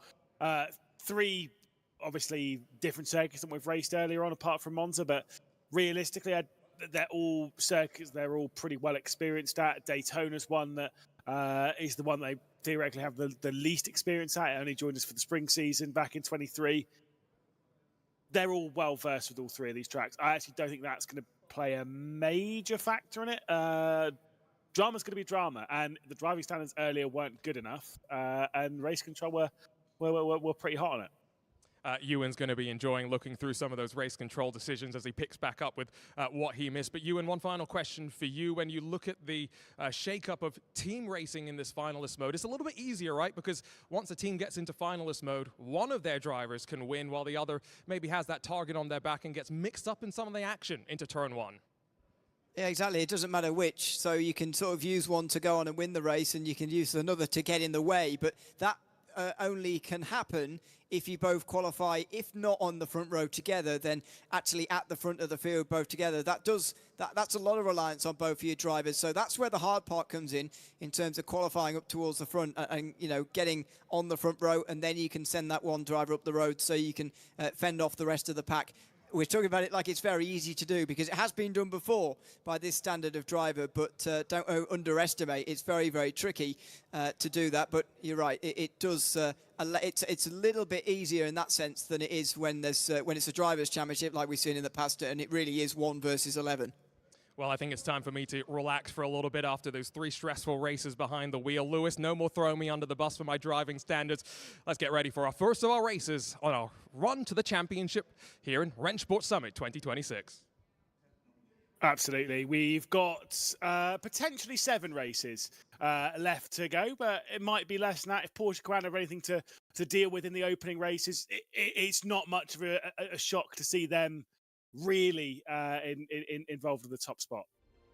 No, not at all. I mean, the gap that they're going to have as well, based on the points that I've seen heading into this stage of the competition as well, is quite large. So as I said to Arjuna there, either one or two things are going to happen here. In a sort of red line way, they're going to continue finishing 1 and 2, 1 and 3, 1 and 4, and continue to really accumulate those points, get towards finalist mode very, very, very quickly. Or they're going to, be targeted by the other 5 teams, because it is effectively them against the others. Now, you can get round that by qualifying on the front row or both qualifying towards the front, as we've seen in the past. However, you've still got to qualify on the front, and as I say, that is not easy to do. So let's just see here what's going on in terms of how they're being targeted, if indeed that's going to be the case, or how they are going to, how quickly, I should say, get to finalist mode in the next few races. Yeah, absolutely. So we can see here at the second Spa-Francorchamps, the first of our finals races. We'll be starting with Porsche Commander on 100 points. Everyone else a percentage gap based on what they'd scored earlier on. The closest team to them will be the ERA by EMM team. So those two will be running in first and second. I think the points gap is something around, I think the ERA by EMM is something around 75 to 80 points. They'll be starting with, of course, Porsche Commander 100. Basically, we're playing with the same finalist mode that we have done in previous events. They'll be racing to a certain points target, which in this case is 75 points, or 175 points rather, so 75 over the threshold. So the first team to get to 175 points enters finalist mode. If they win the next race, the whole competition's over. That does mean that if Porsche Commander get to 175 points within the first 3 races, they could win it in the 4th. However, that does mean that they could be denied. They could have the greatest run. They could finish 2nd and 3rd in every single race this afternoon, and it wouldn't be good enough, even though they have an amazing amount of points. If someone can just keep denying them in races, which is very possible with some of the drivers on the grid, then you just never really know. We're dealing with a point structure there on the right-hand side, and we are in the finalist mode, which is on the bottom there. Yep, so finalist mode reached at 175 combined points. As you mentioned, Coanda will start on 100. So the maximum they can score is 36 each time. That means they will need 3 at least to get into finalist mode. But you'd expect for a team of their quality, to be honest, if they're not in finalist mode by race 4, I would be a bit surprised. They only need 25 points per race, and I think they can manage that. And there's the split. It's a very, very big gap that Porsche Coanda Esports Racing Team, to give them their full name, the only time I'll do that, this broadcast, they are on 100. There's 35 in front of ERA Esports by EMM. Then BS Competition haven't even got half of what Porsche Coanda have. It's a massive gap. Miles are only a point further behind them. Then TC Esports, who are only just in front of the Rennsport community team, who start on 30. The problem for these guys as well is that, in my mind anyway, is that the point structure means that they can't really gain very quickly on Porsche Coanda. And don't forget, if this runs out to 7 races, then it will be the team with, as far as I'm aware, the team with the most points just wins. So they've got to think about actually getting closer to Porsche Coanda as well, because this is a shorter format than what we've normally had the limit at, sort of 8 or 9 races. Means that it's more possible that we could run out the 7 races without an actual winner in finalist mode, and that means you've got to think about points as well. And some of these teams are starting a mile back from Porsche Coanda. Yeah, they have a lot of work to do across this evening's running. They return to the sim rigs potentially for a sweaty 2 to 3, maybe even 4-hour affair behind the wheel into Pouhon. We see Joshua Rogers dropping down the hill towards Piff Paff, Fania, whatever you want to call it. Interesting though, it doesn't have the fastest first sector. I distinctly remember the Porsche used to go quite well in the first sector, but of course, Darren McCormack, Dane Moran, the 2 cars directly behind him, they're both also in Porsche. It is bizarre seeing Darren McCormack in a Porsche, isn't it? It is. Yeah, to be honest, I'm struggling to get it out of my head that he's not in a Mercedes anymore. Yeah. That was a couple of years ago. I know he's not been driving that for at least a year now, has he? But anyway, I'm struggling to get that out of my mind. Obviously, Aston Martin in the 2025 Rennsport R1 season, leading up to the Esports World Cup, where they were 2nd place. They ran redline probably closer than they have been run in the team's championships in recent years. Not quite able to do it in the end, as Josh Rogers brings himself up towards the start-finish line now. It's purple middle sector, but of course not many people have gone yet, so we can't quite match him up against the others just yet. It's going to be a 2:14.4. That's right around the stuff we normally see. Indeed, Darren McCormack's not joining the correct livery, but regardless, we can see him across the line, losing half a second in the middle sector. He'll be dropping behind Joshua Rogers. Dane Warren, the next one to come through. He was the one that went fast in the first sector. That middle sector, though, does seem lacking, about a quarter of a second off of Joshua Rogers. Can he improve any further in that final sector? Only a 5.96. Max Benecke running up towards the line, not been on his greatest form here so far this afternoon, but let's see about this lap time. Third place. I mean, these times are pretty close, to be honest, as you'd expect to see, and maybe with the exception of Darren McCormack, which is not something you say very often. Moritz Lerner up towards the line. He is going to do a 14.7 and slot himself into fourth. Yeah, Darren McCormack did go through a phase, not last year, the year before in 24, where he'd obviously be absolutely rapid, but then would set get a slowdown penalty on his lap in qualifying, and yeah, obviously, understandably, he's really dealt with that. But that lap time, kind of not where we'd expect Darren McCormack to be. Still probably getting used to the car. Kevin Ellis Jr. goes a couple of hundreds faster. Nico Nuninghoff in 7. Maximilian Den, Nuninghoff's teammate, come to the line here. That's definitely a slowdown for Nuninghoff, by the way. 16.1 from Maximilian Den, who goes 7th, but you'd imagine the Rennsport community team might well be starting at last and second last. TC Esports are coming up next, and then it's going to be the BS competition drivers. David Sobrero comes over the line there for 7th place. Now Robbie Stapleford up towards the line. Oh, sorry, Jack Keithley first. Before the two BS Plus cars, it's Keithley into 8th. Absolutely. Robbie Stapleford now coming through the final quarter. The last cars being BS competition. Stapleford leading over his teammate Kai Kilavera, who opened the afternoon with pole position. The opening race, of course, that was back at the Hockenheimring earlier on in the day. See what he can do across the line. 4th position for him, slots himself between the two BMWs of Maus. Here is the qualifying order then for the first race of the finals. It's Joshua Rogers who'll be starting from pole position ahead of his teammate Dane Warren. They are looking very strong at the Porsche Commander team. Max Benecke will be in 3rd position, just ahead of Kai Kilavera and Moritz Lerner, a trio of BMWs 3rd, 4th and 5th. Before we get the Porsche duo, ERA Esports by EMM. Kevin Ellis Jr. leading from Darren McCormack, and Robbie Stapleford in 8th. 2 TC Esports cars in David Sobrero and Jack Keithley, with Maximilian Den and Nico Nuninghoff rounding up the 12-car field.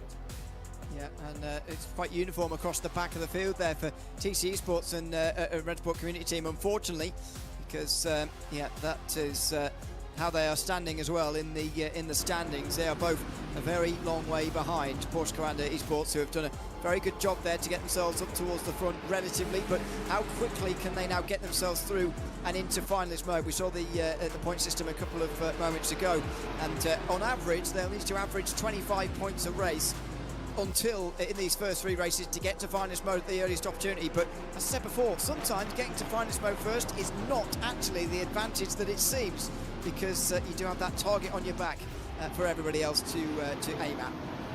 Yeah, as obviously it's going to be a very chaotic practice session here. We're just in warm-up at the moment, getting ready to head into the race. They've all come out of the pit lane at the same time. They're all battling their way around here, taking chunks out of each other. I mean, the race might end up looking like this. I'm looking at it being like, is this the race? What's the deal here? No, it's not the race at the moment, but it is just the practice session, just the warm before the qualifying. In the meantime, I believe Arjun got somebody for an interview that we can see from now. Let's quickly chat with Felix van Delft, one of our engineers at BS Plus competition. Obviously, Porsche Coanda with a healthy advantage going into finals. What's the strategy? I think for all of us teams, it's going to be trying to challenge them and try to take the win away from them to make sure that they don't get finalist mode. And if they do get finalist mode, to make sure they just don't win. What did he talk about in the couple of hours of break that we had? I think just gathering our thoughts. Of course, for us, the first stage of this event was a bit of a struggle with some issues, but yeah, head down again and now focus full on trying to get the pace once again. Good luck. Thank you. Cheers, Arjuna. And we'll get ourselves ready for another race here. The drivers are out of the practice session. The race is ahead of us. Any thoughts as to how this one is going to unfold? Well, I think, again, teams are going to try and help one another in any way that they can, i.e. the 5 teams who are not Porsche Coanda trying to get themselves in front of Porsche Coanda, help one another to do so. And those 2 teammates, Dane Warren and Josh Rogers, going to be putting in the work here to try and retain this 1 and 2 they hold at the beginning. It's been a fantastic and flying start for Porsche Commander. They've had 1-2 the previous 2 races here in R1, and they lead from 1 and 2 down into the opening corner. It's Joshua Rogers heading Dane Warren. Max Benneker getting aggressive in the background, trying to fend off Kaiki Oliveira. The 2 of them have gone out wide a little bit though. We've got Kevin Lewis Jr. finding his way down the inside of Robbie Stableford. What has happened to Moritz Lerner and Kaiki Oliveira? The pair of them find themselves down on 11th and 12th position before even the second corner is found. I'm not really sure what they didn't see them go off the road, but surely they must have had some sort of spin or something, because they've dropped to the back. Here comes the big slipstream though. Rogers and Warren are going to exchange the lead amongst themselves. Max Benneker is going to go with them, but for 4th it's a big battle. Kevin Ellis Jr. in front of Darren McCormack, and Stapleford on the inside of David Sobrero. He's made a good start there. In fact, both TC Esports Mercedes have done. They're into 6th and 8th positions respectively now. Exactly. Down the hill they go into Ravage, the right-hander that we do see the odd overtake into, but for Porsche Commander there's obviously no switch between the pair of them. They do have to worry about Max Benneker though, who was absolutely rapid. Remember, the first ever time we went racing in R1 was here in Katowice. We were racing at the Circuit Spa-Francorchamps, and it was that driver there, Max Benneker, who ended up being victorious. He's not had a particularly great day, and that kind of started all the way from race number 1 at the Hockenheim ring going into turn 2. There's been a contact, he spun round. He's had a few moments of frustration behind the wheel of his Mouse BMW, and this race is at least starting out in a far more fortuitous way for him. Certainly starting off better, that is for sure, but this front 3 are getting away here very, very early in the first race of the final. Max Benneker is effectively holding the hopes of the rest of the field in his own hands at the moment, because Josh Rogers and Dane Warren, obviously both on Porsche Commander, dominated so far here this afternoon, and they're starting off this evening with a bit of a 1-2 as well in that qualifying session, and now up towards the early moments of this first race as well. Out of the final turn, and Benneker has got to try and slow them down if, for me, try and invite some others into the fight. He's not going to be able to do this on his own, so he's got to slow them down somehow. But this is an even shorter race than what we normally see in R1, for example. So they've got to try and do this on a much shorter timescale than what we normally see. Exactly, it is very, very small races comparatively to normal. About 10 minutes of the runs through the races earlier on were about 12. Up the hill they go, and the 2-kilometre run continues. Kemmel curve, Darren McCormack in slipstream with his teammate, trying to keep David Sobrero at bay. A Mercedes, he's well versed as to how to get around the circuit in R1. Of course, he did race that car when he was a part of the Williams outfit. Kevin Ellis Jr., the driver who's driven the most different GT3s in R1 competition, is the one that currently leads in this fight. He also knows how to get the Mercedes around the circuit and get it to a race-winning position, along with a Mercedes, an Aston Martin, and the Porsche he currently drives. There's the live points, by the way, 136 for Porsche Commander after this first race of the day. Maus, even with the 3rd place, are not really moving up very close to ERA, to be honest, because they're having a solid race in 4th and 5th. It's Moritz Lerner they've got to try and get further up the field here, if at all possible, in this first race of the day. But when you're all in a line like this, it is very, very difficult, and they're all so evenly matched. You know, it's not part of the proper R1 competition, as it were, as part of a long season, for example, part of the end of a long season where everybody's super, super close, but it's not exactly like there's big gaps around the field, and so it's difficult to move up as we've seen so far tonight. But that's showing there, Porsche Commander really taking charge here, and they'll be only 39 points away from finalist mode at the end of just one race if this holds on to the end. Yeah. I mean, look, it's very impressive. Of course, at the moment, I don't know quite how they're, because obviously it would be 36 points for 1st and 2nd, wouldn't it? Yes, it's 39 points off, so it can only be done after race 3. You can only get to finals mode after race 3. Even if you won to this race and won to the next race, I think by default, that is a big dive from Robbie Stableford, my goodness.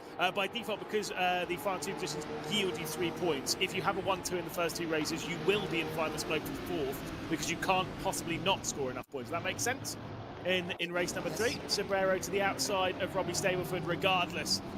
And getting squeezed as well, Jack Keithley will come through. Yep, he's going to go through, and so is Moritz Lerner here on the inside. Nico Nuninghoff is in the Aston Martin coming through as well now. So Keithley moves up into 6th place, side by side for Moritz Lerner and Robbie Stapleford here, up over the top of the hill.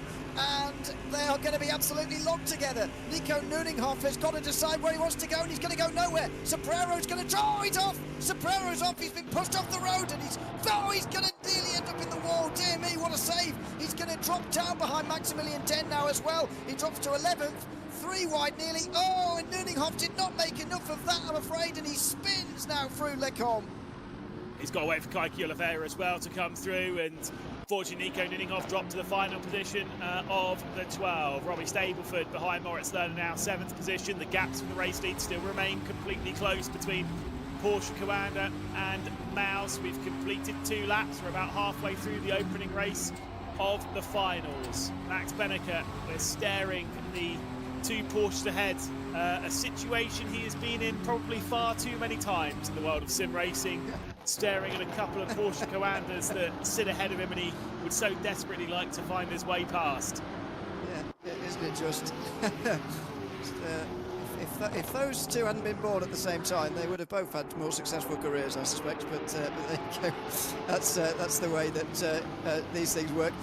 He's going to have to try and get himself in the middle of these 2 somehow, Max Benneker, but it's just difficult at the moment. Really, really tricky when there's 2 in front of you like that. I mean, even if Benneker were to pull alongside at some stage, you know that Warren will obviously be giving Rogers the slipstream all the way down, whether it be towards Lecombe or indeed here towards the bus stop chicane right at the very end of the lap.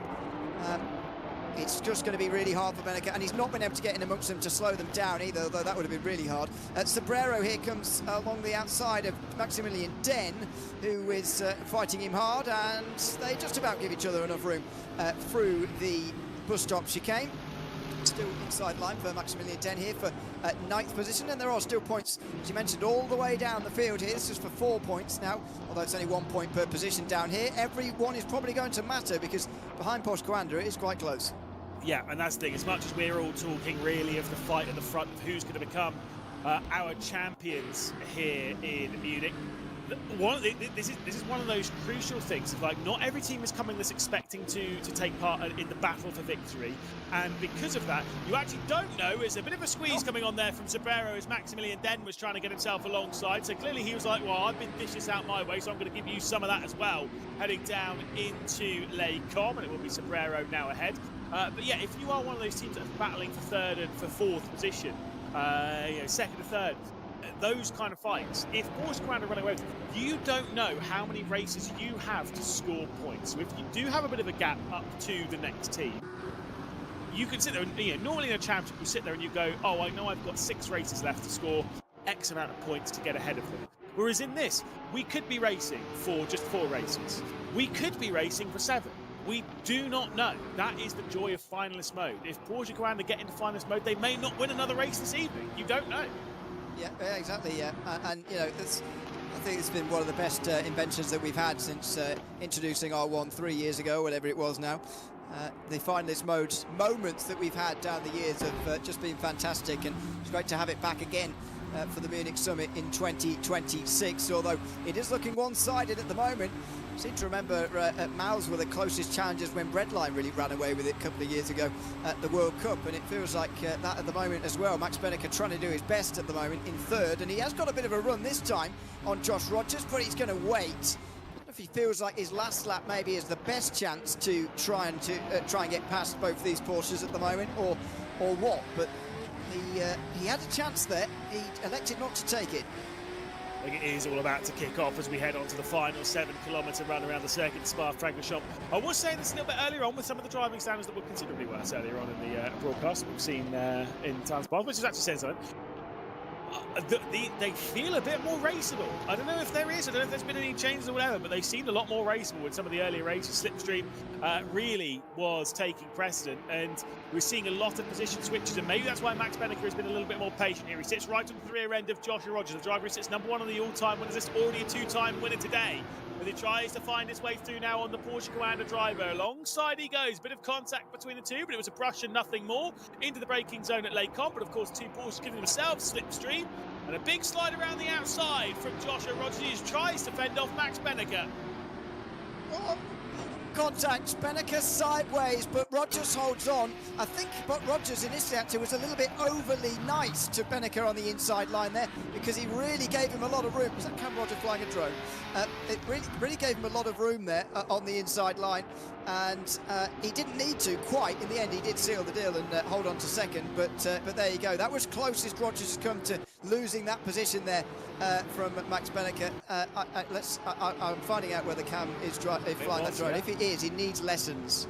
Yes, he certainly does. He's apparently not so good with his fingers and thumbs, that's for sure. He was giving it a good go to try and control that drone, but it left us all a bit sick in the stomach, I will say. A couple more corners left to go in the final run down into the chicane. Dane Warren looks pretty set for a victory, but who's going to finish behind? Yeah, it's going to be Rogers or Benneker, but you'd expect Josh Rogers, to be honest. Though it's not a great run out of the curve pull frame. Maybe there's a chance for Benneker coming into this final chicane. Dane Warren's going to win this race. I think that's pretty certain, and that has been maybe for a little while here in the first race of the final. But what about Benneker into this final chicane? Yeah, let's see. Here we go. Can Max Benneker find his way through? A driver in the top 5 of the all-time winners. This is trying to take on number 1 here as they try and fight over second spot. Out through the final chicane they go. And it is going to be Dane Warren for the 16th time in R1 across the line first to make it a 1-2 for Porsche Commander. A perfect 36 points for the Porsche Commander outfit. And another exhilarating drive for them. Fantastic drive from Porsche Commander. Dane Warren has, I think, won more races than you expect down the years, actually, of R1, and there's another one. No reaction, really, from the two. They know that the job is not done. It is far from done, but they are a whole heap of points closer, at 36 points closer, indeed, to finalist mode here at the end of that opening race. So there it is. Dane Warren wins in front of Josh Rogers. Max Benneker gets the fastest lap in the end, actually, but he doesn't get second place, which is what he would have liked. ERA solid results there, 4th and 5th. Darren McCormack and Kevin Harris Jr., Moritz Lerner rounding out the top 6 positions. TC Esports were 7th and 9th, with Jack Keithley ahead of Travis Sobrero. Robbie Stapleford got in front of Sobrero, of course, as we saw. Kike Oliveira ended up 10th for PS, with the two Rennsport community drivers, rather, Max Minnington and Nico Nuninghoff, rounding off the field at the back. But Porsche Commander a good deal closer to finalist mode. Yeah, they really are. They've done a lot of their heavy work there in that first race, which does mean now that in the second race that they can kind of, yes, get a good result, but if they get another one too, they're basically set in stone as to what's going to be happening and whether they're going to be entering finalist mode. Let's head down to Arjuna, though, who's in the arena catching up, I believe, with Dane Warren. It's been almost perfect for Porsche Commander so far. Dane Warren, his 16th win in R1 competition. But I think that was all done in qualifying, wasn't it? Only 16 in 3 years. Oh, that's no good. But yeah, I mean, my qualifying wasn't that great. I think Josh had a really good lap, but yeah, I think us just working together made that so much more easier than it needed to be. So yeah, a brilliant start. We'll see how it goes in Daytona, because it's going to be a real draft fest. So. Well, the fortunate thing is no inverse, so you're not starting at the back this time. You get to qualify and try again. Yeah, I think the inverse worked in our favor last time, so yeah, I mean, we'll just rinse and repeat this one and see where we end up. Thanks, Dane. I'm going to wander over, Lewis and you, into the other side of our circle of race. This is such a cool thing that we've had in R1 competition since day one. This circle, all our competitors around one another, and I'm quickly catch up with Max Benneker, who had a really good race in the first of our final mode, or final stage here, I should say. Max, so close. Do you think the BMW and you could have done anything to challenge the Porsche Commander duo? No, not really, unless they make a mistake. So it was pretty obvious that they are just going to give each other slipstream, which is fair. We would have done the same. So in that case, I knew that the chances were pretty slim. So no hard feelings about that. But I take P3. Just a bit unlucky with Moritz at the start there. Otherwise, would have been a good result. But looking forward to Daytona now. Hopefully, it's going to be a bit different, and we have some luck in turn 1. Lewis has said repeatedly that driving standards in the hero stage weren't great. Is that an assessment you agree with? Yes, unfortunately, I don't think that the reverse grid helps this system or this format here. So yeah, but it's kind of either you go for it and you're aggressive, or you're just going to lose to everyone else who's aggressive. So, and it kind of piles up. So unfortunately, it is what it is, and it's just something that we might be able to fix with less slipstream or different approaches. But I think we can talk about that afterwards and see how it evolves. Thanks, Max. Thank you. Again, great to hear from Max Benneker there, one of the most experienced drivers on the grid, one of the drivers with most victories. I mean, look, I will say, Dane Moran there said he was surprised it was only 16 victories. But I mean, let's be fair to him, that's 16 victories from 114 races. That's not bad, considering the strength of field consistently, that you're always on a grid of drivers who we expect basically all of them to keep winning. Yeah. Yeah, that isn't bad. What's that, about 16, 15%, something like that? 14%. Something like that. Something like that. Mental maths. It's not. I don't know my 16 times table very well, as it turns out. But yeah, it's a great amount of wins. He's done very well done. As I mentioned, sort of for me, sort of in terms of like actually winning events, where we had the format where we would have one event winner in the first season, for example. So I didn't seem to get too many, but definitely won a lot of quarterfinals and semi-finals when we first started out. And he was really going for them as well. I seem to remember in the very first season when we didn't actually have any points for positions in the top 6, he was still trying to win, and everybody else sort of looking at him like, "What are you doing?" In the end, he did pay for it on one occasion. But anyway, it's been great to watch down the years, and I'm not surprised he's got so many wins, and clearly he's not either. Yeah, a few shy of Joshua Rogers' 46 victories in this competition. We've got a replay, we believe, to show you as well, and potentially we can see what that was about. I think it's from one of the stuff that was earlier on in this race. Obviously, we did have some pretty dramatic stuff, especially down into turn 1, wasn't there? Kaiki Oliveira dropping down the order. Let's see how that all unfolded. So we didn't actually see how some of the guys dropped down so early on, but yeah, a jam in the inside of the corner effectively into La Source, and Kaiki Oliveira sent right round into a spin. I think that was with Moritz Lerner, who was sort of in the midfield there. Actually had a decent qualifying, did Lerner, but was immediately sent down towards the back end of the top 10 there. And yeah, we didn't catch it live, but you just saw it was just running out of space effectively in towards turn 1, La Source. And how many times have we seen that down the years in R1? I don't know how many races we've done at Spa now, but we must have seen that on a good deal of occasions there. Yeah, I mean, look, we've had our fair share of contact at the opening turn. We don't tend to have too much drama at Eau Rouge and Radion. I think the most dramatic thing that we've had at Eau Rouge and Radion was when Yuri Toman at Jönköping had a wheel disconnection and went straight off into the barrier. It was a whopping crash. By the way, speaking of Yuri Toman, and also I believe I saw on social media that the Vitality team have all been signed up, being Yuri Toman, Marcel Tinchik for another year. So hopefully we'll see them in some further competition or something like that. We do like ourselves a bit of Marcel Tinchik, Yuri Toman. I was going to say though, with Yuri Toman, he's done 149 races in R1, right? Which is obviously great. That is the most amount of races that any single driver has completed in R1 competition. Joshua Rogers will overtake that today. This is, in fact, Joshua Rogers' 149th race in R1. So the next race, he'll be taken to the big 150. Are these going to the statistics as well? Although last night's didn't. These are going to the statistics. Yeah, but last night's wasn't R1. Last night's was a Pro-Am separate thing. True. Yeah, they were relying on other people a little bit last night, to be fair. So that's fair enough. Yeah, I mean he's done so many now, Josh Rogers, and who would be surprised to see him go on and take some more victories over the course of this evening? Certainly not me.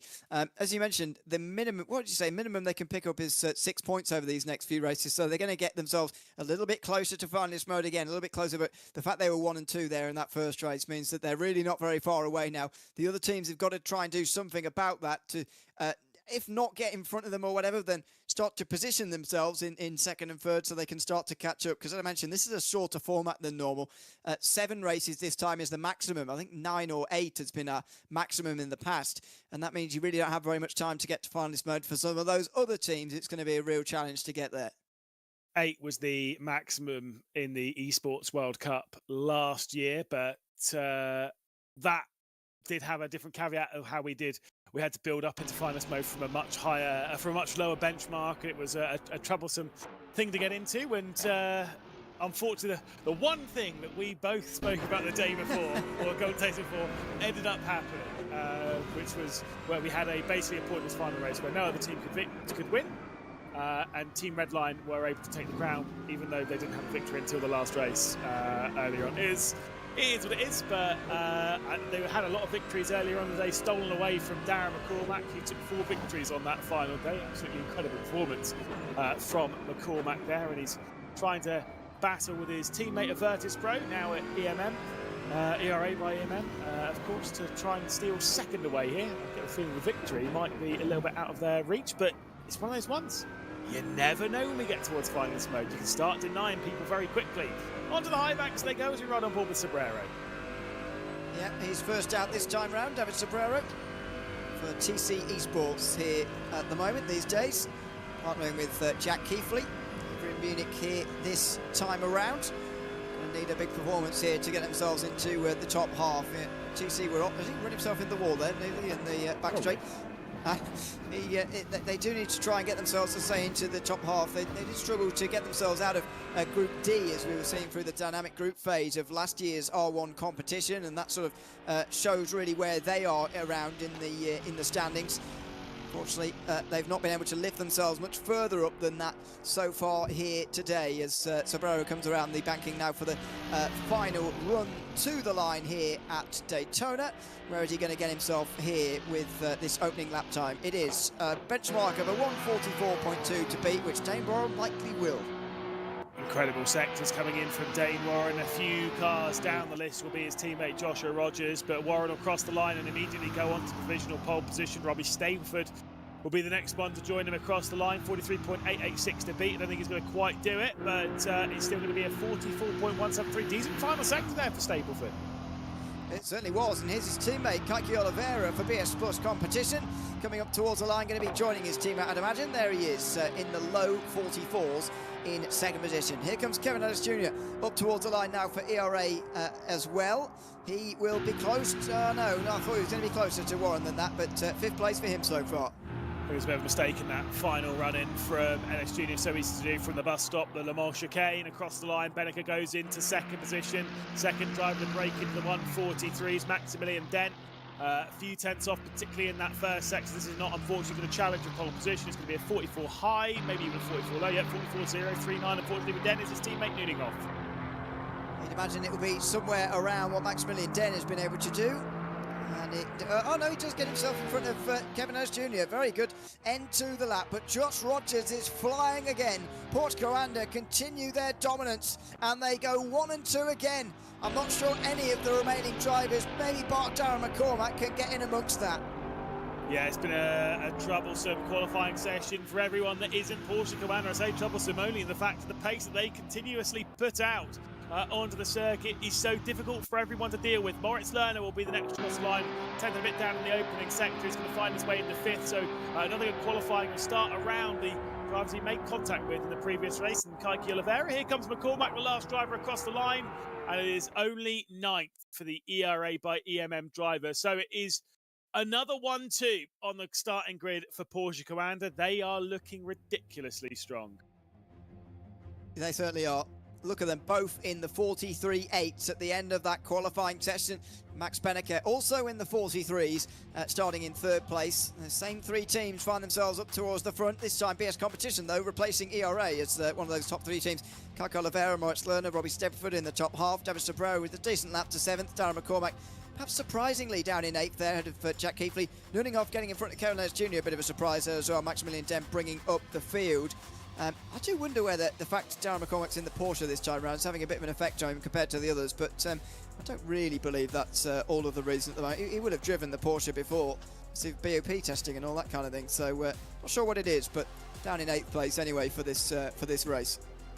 It's one of those ones where I'm not saying that Darren McCormack is in that camp, but when you speak of BOP, this whole chat that they had over the season as to whose car was best and where was this, that, and the other. And a lot of the time they would say, oh, well, yeah, the BMW's like 3/10 a lap faster here, and the Porsche's 4/10 a lap faster here. And sometimes you go, is it drivers? Is it car? What is it? Well, I mean, at least in this scenario, there's nowhere to hide, is there?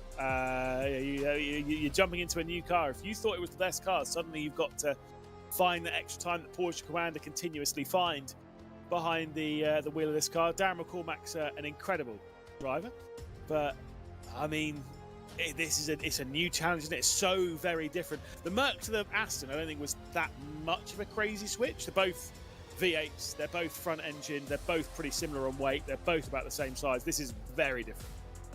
Did you not feel, though, that he did take a couple of races, a couple of weeks to get up to speed with that online? Because, you know, again, it is just a little bit different, even though, as you say, it does have similar characteristics in those senses, but also it is something different to get used to, because, you know, these guys do so much practice for these events, and McCormack got to a stage in that Mercedes where he was, if he qualified on pole, he was very difficult to beat. Saw him in it was in Munich again, actually, for the first spring major in 2023, and first part of that afternoon he was just immense in that final 12. In the end, didn't go home with the title as he would have hoped for, but he was absolutely immense in the early stages with that Mercedes, and wasn't so quite in the first 2 weeks or so in the Aston Martin, but did pick up, and I think they were closer to the title Virtus Pro than they actually looked, to be honest, at the World Cup last year. Just one bit of bad luck, I think, for McCormack through at Daytona actually did affect them quite badly, and meant that they couldn't really get anywhere near red line, but neither could anybody else, I suppose, at the end of the day. Well, we're looking to get underway again here at Daytona then. It's a standing start, a little bit further back from the start-finish line, of course, because they don't want to set up on the tri-oval, but Josh Rogers and Dane Warren get us underway from the front, and a very good launch from them both as well, with Max Benneker looking to get in between them. Can he do it a bit earlier this time and prevent what happened to him at Spa? Not really.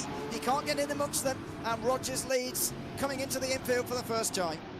Still side by side between Kai Kilifera and Moritz Lerner. I'm sure it'll be sat in both of their minds about the contact in the previous race. They remain side by side to make this a Maus 3 and 4 potentially in a BS competition at 5 and 6. It's Porsche's first and second, and then a quartet of BMWs before we've got side by side between Darren McCormack and David Sobrero. They head their way through the fast kick with the dog leg, and then onto the brakes into the West Horseshoe. Yep, it's single file through the top 6, but McCormack and Sobrero fighting hard still. They were side by side off the start here after their qualifying positions, and Sobrero on the inside is going to have to hold there. McCormack hung up outside, might well get freight train now, because Jack Keithley, is there, but he's not quite close enough, and McCormack can get back in line. Wonder what that weaving is trying to say, whether that's to say get in line, let's try and catch the leading group, or what else he's trying to communicate at the moment. Let's see, up towards the bus stop. That was definitely to say, let's please get on with this. Yeah, 100%. The fact that he didn't go for a move going down to the Le Mans chicane, Darren McCormack is an aggressive racer for sure. But also, you know, wise head, young shoulders and all that lot will play the long game when it needs to be played. And right now, with Coanda where they are, it needs to be played. Perfect strategy between the pair of them. Dane Warren will relinquish the race lead back to Joshua Rogers. 1 lap's complete here in the World Centre of Racing. It's absolute domination from Porsche Coanda again. If they were, and here we go, look at this, the cooperation hasn't quite materialised that Darren McCormack was hoping for here, and I don't think he'll be very pleased about it. Jack Keithley's down his inside, in towards turn 1, and he's shoving McCormack out wide, though he has his own slide. McCormack's still alongside, bit of contact, very nearly got away from him there, and McCormack goes down the inside again anyway. It looks like these guys have consigned themselves to 7th, and he's going to fight for it anyway. He pushes Keithley off, there's contact between the two. They both go wide indeed, and here comes Nico Nuninghoff taking 9th place after all that contact.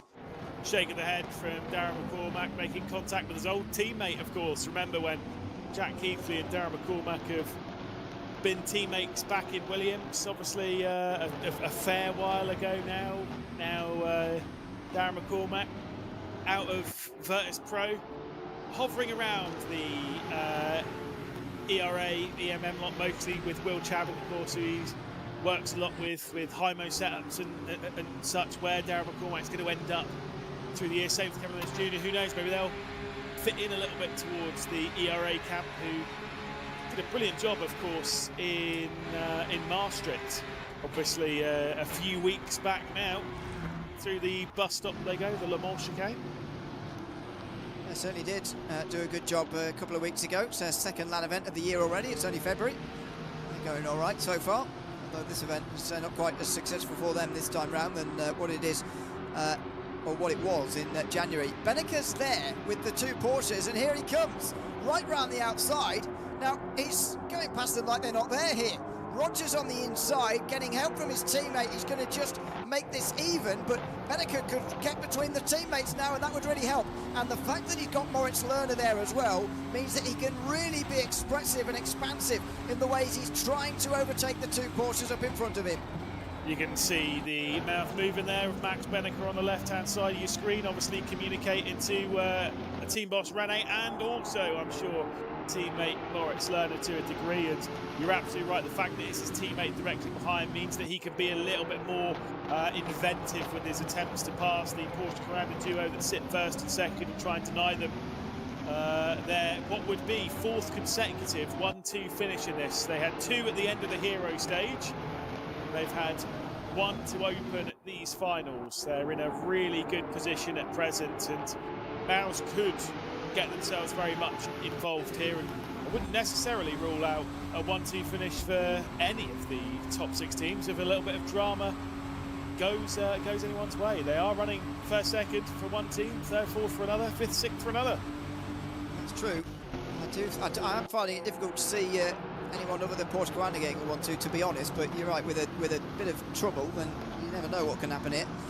Even BS Competition, who are in 5th and 6th position at the moment, could well get involved. You look at Beneke now, going wide there through turn 3, well, NASCAR turn 3, I should say, in 3rd place, just making sure he doesn't catch the others too quickly. Now, is he just going to, was that last lap his sighter, and is he going to just hang back from now, at least for a lap or so, or not? Oh, he's going to get to the inside. Rogers leaves the door open. The two Porsches are side by side. They're trying to block Beneke from going either side now, although he could have made it 3 wide if he really wanted to. Rogers right round the outside will get in front. Warren on the outside takes the position. Whoa! And Moritz Lerner goes into a spin across the front of Kaiki Oliveira. His bad luck continues in these finals. Second time in 2 races that Kaiki Oliveira and Moritz Lerner have come together. Frustration for Max Beneke, who now knows that he's got 2 cars ahead of him and 2 cars behind to do battle with, teammates all over, and a frustrating time. This is not a driver competition, this is a team competition. You need your teammate there, so I'm very unfortunate for Moritz Lerner and for Mouse, but a very fortunate position for Porsche Carrera to be in, because I get the feeling that with Moritz Lerner being dropped off this group, their job's actually just got easier. Yeah, indeed.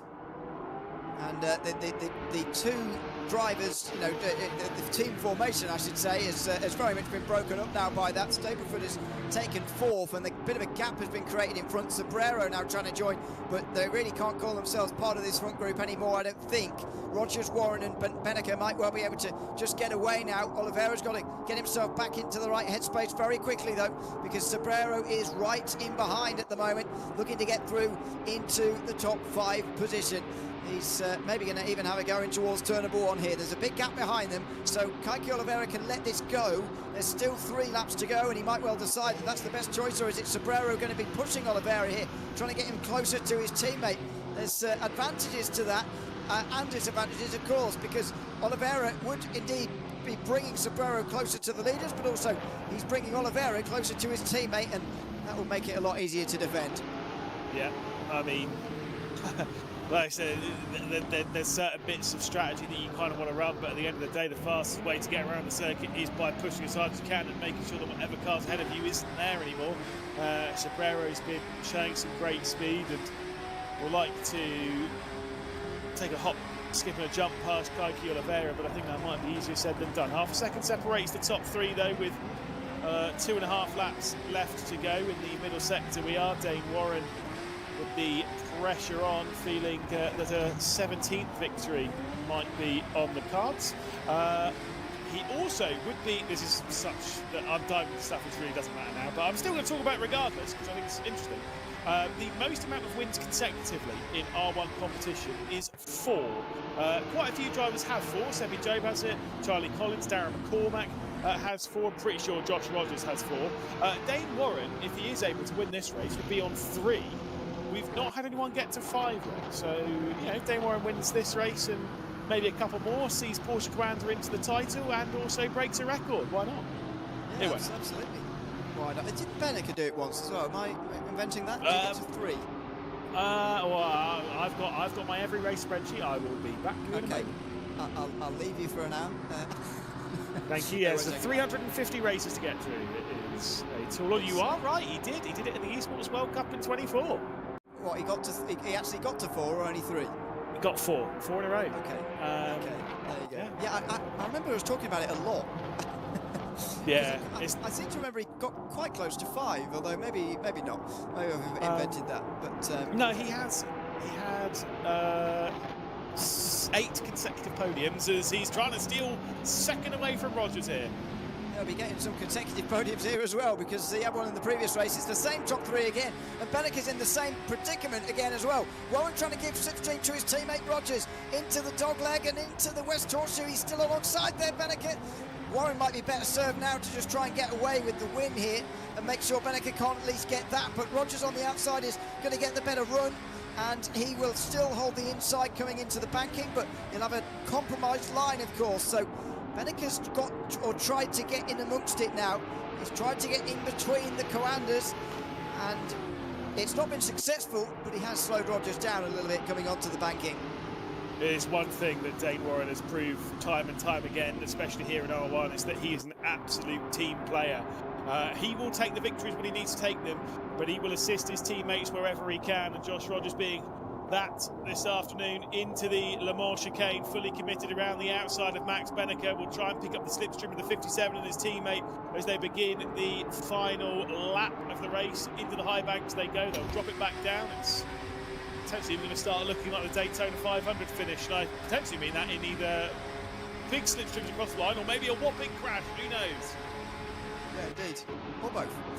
Let's see, coming on to the final lap. Benneke is going to be Rogers' friend for a moment as he pushes him closer to Dane Warren in towards turn 1. He's going to try and overtake him into turn 1, though no. So how is he going to get past both on the run to the line is the question now, because it's interesting. First time round, they tried to help one another, the Porsche Coanders. Benneke was able to get to the outside and get really quite far alongside both of them really quite quickly. Can he really go and do that again? I'm not sure. Is it better for the Porsche Coanders to go sort of too wide and have a photo finish between them, or is Benneke just going to come past them both in that scenario? I don't think this is anywhere near done yet. No, I don't think so either. There's a lot more to tell in this story. There is still the opportunity for Max Benneke to maybe come through, but we'll have to wait and see. I think the victory might be a little bit too much of a tall order. I don't know how much power this BMW M4 is putting down to the Daytona International Speedway, but I guess you never know. There are still the opportunities on the run down into the Le Mans chicane for Max Benneke to sneak through on Joshua Rogers, but even then I think those gaps are starting to separate. This is going to be a big drag race to the line here, Ewan, and I'm not sure who's going to come out on top. Dane Warren looking for 3 consecutive victories. Oh, look at Rogers, though, defending into the bus stop. Means that Benneke's not going to be anywhere near as close as he maybe needs to be. Watch his expression there. Inquisitive, I think would be the word. He's not quite sure where he's going to finish it. He's up high on the banking. Is he going to settle for at least second place here, Benneke, as he tries to get past Rogers and Warren? It's going to be a photo finish at the line again here at Daytona. How many times have we seen that in R1 since we joined here a few years ago? He's alongside Benneke, but he can't actually get anywhere. It's perfectly executed by Porsche Coander. Dane Warren wins again. Josh Rogers' defence sees Benneke off from actually getting that second or indeed first position away. It's a second 1-2 in the first 2 races here in the finals. They are tantalisingly close now to finalist mode. They are going to be there in race 4 tonight. Yeah, it is mathematically impossible by our numbers for them to not be into finalist mode by race 4, but I mean, look, it's been a 4th consecutive 1-2 for the team and a 3rd consecutive victory for Dane Warren. Absolutely. This time, the gap just less than a 1/10 of a second. Josh Rogers in behind. Then Max Benneke, same top 3 as last time. Kike Oliveira gets 4th. Only just holding on from David Sabero at the end there. That was quite close. Robert Stapleford was in and around there as well, who I believe we're about to speak to in a couple of moments. Darren McCormack, Kevin Harris Jr. were 7th and 8th. Nico Nunninghoff finished in 9th place. Bit of a gap back to Keithley. Lerner and Maximilian Dent, who were all caught up with one another through the International Horseshoe in those early laps of that race. I believe we can go down to Arjuna now, who will be able to chat to a couple of people down in Munich again. Absolutely, although I bugged Dane Warren enough today, we don't need to continue bugging him on his consecutive win streak. So instead I've stolen the Porsche Coanda engineer, Luke Pennington. Luke, you've got a pair of Aussie aces who are on top form. How easy is your job this weekend? It does make it a lot easier, I have to say, especially that race. There wasn't really a lot I was doing, if I'm honest. Josh and Dane do a really good job of the teamwork. We've rehearsed it, we've done it at EWC similarly as well, so it was all pretty textbook from their side. I'm glad we got to bring home the 1-2. And for those wondering what your role actually is, can you kind of explain what you're doing here? What are the things you're helping the drivers with? So on site here, my role is pretty much just overseeing the race, helping them, giving them reminders, anything they need, and then just protest sheets, protesting anything that needs doing. Yeah, generally just doing anything to keep them happy. Thanks, Luke. We'll leave you be. Always nervous team managers and engineers when you throw them on camera. Tell you what we're going to do. We're going to wander around. There's someone I want to talk to who finished third in that last race, Keke Oliveira, who has had some flashes of brilliance in R1 competition, as both you and Lewis will attest to. And so as the Brazilian gets ready to go, I'm going to quickly steal him, just dialing in the final settings. Keke, what a race there. I know the guys at the front slowly pulled away, but seemed like you had some decent speed in the BMW. Yeah, mostly in all tracks. I'm lucky to be a little bit weak, but I'm so sorry to Moritz. We got glued. We're trying to swap to get in front to try to fight for the win and maybe help each other. Like everyone tried to bring a fight to Coanda, which they are in a great shape now. But very unfortunate. I mean, it turned out to be a decent result, but at the same time, I didn't want to go that way. So sorry again to him. So yeah.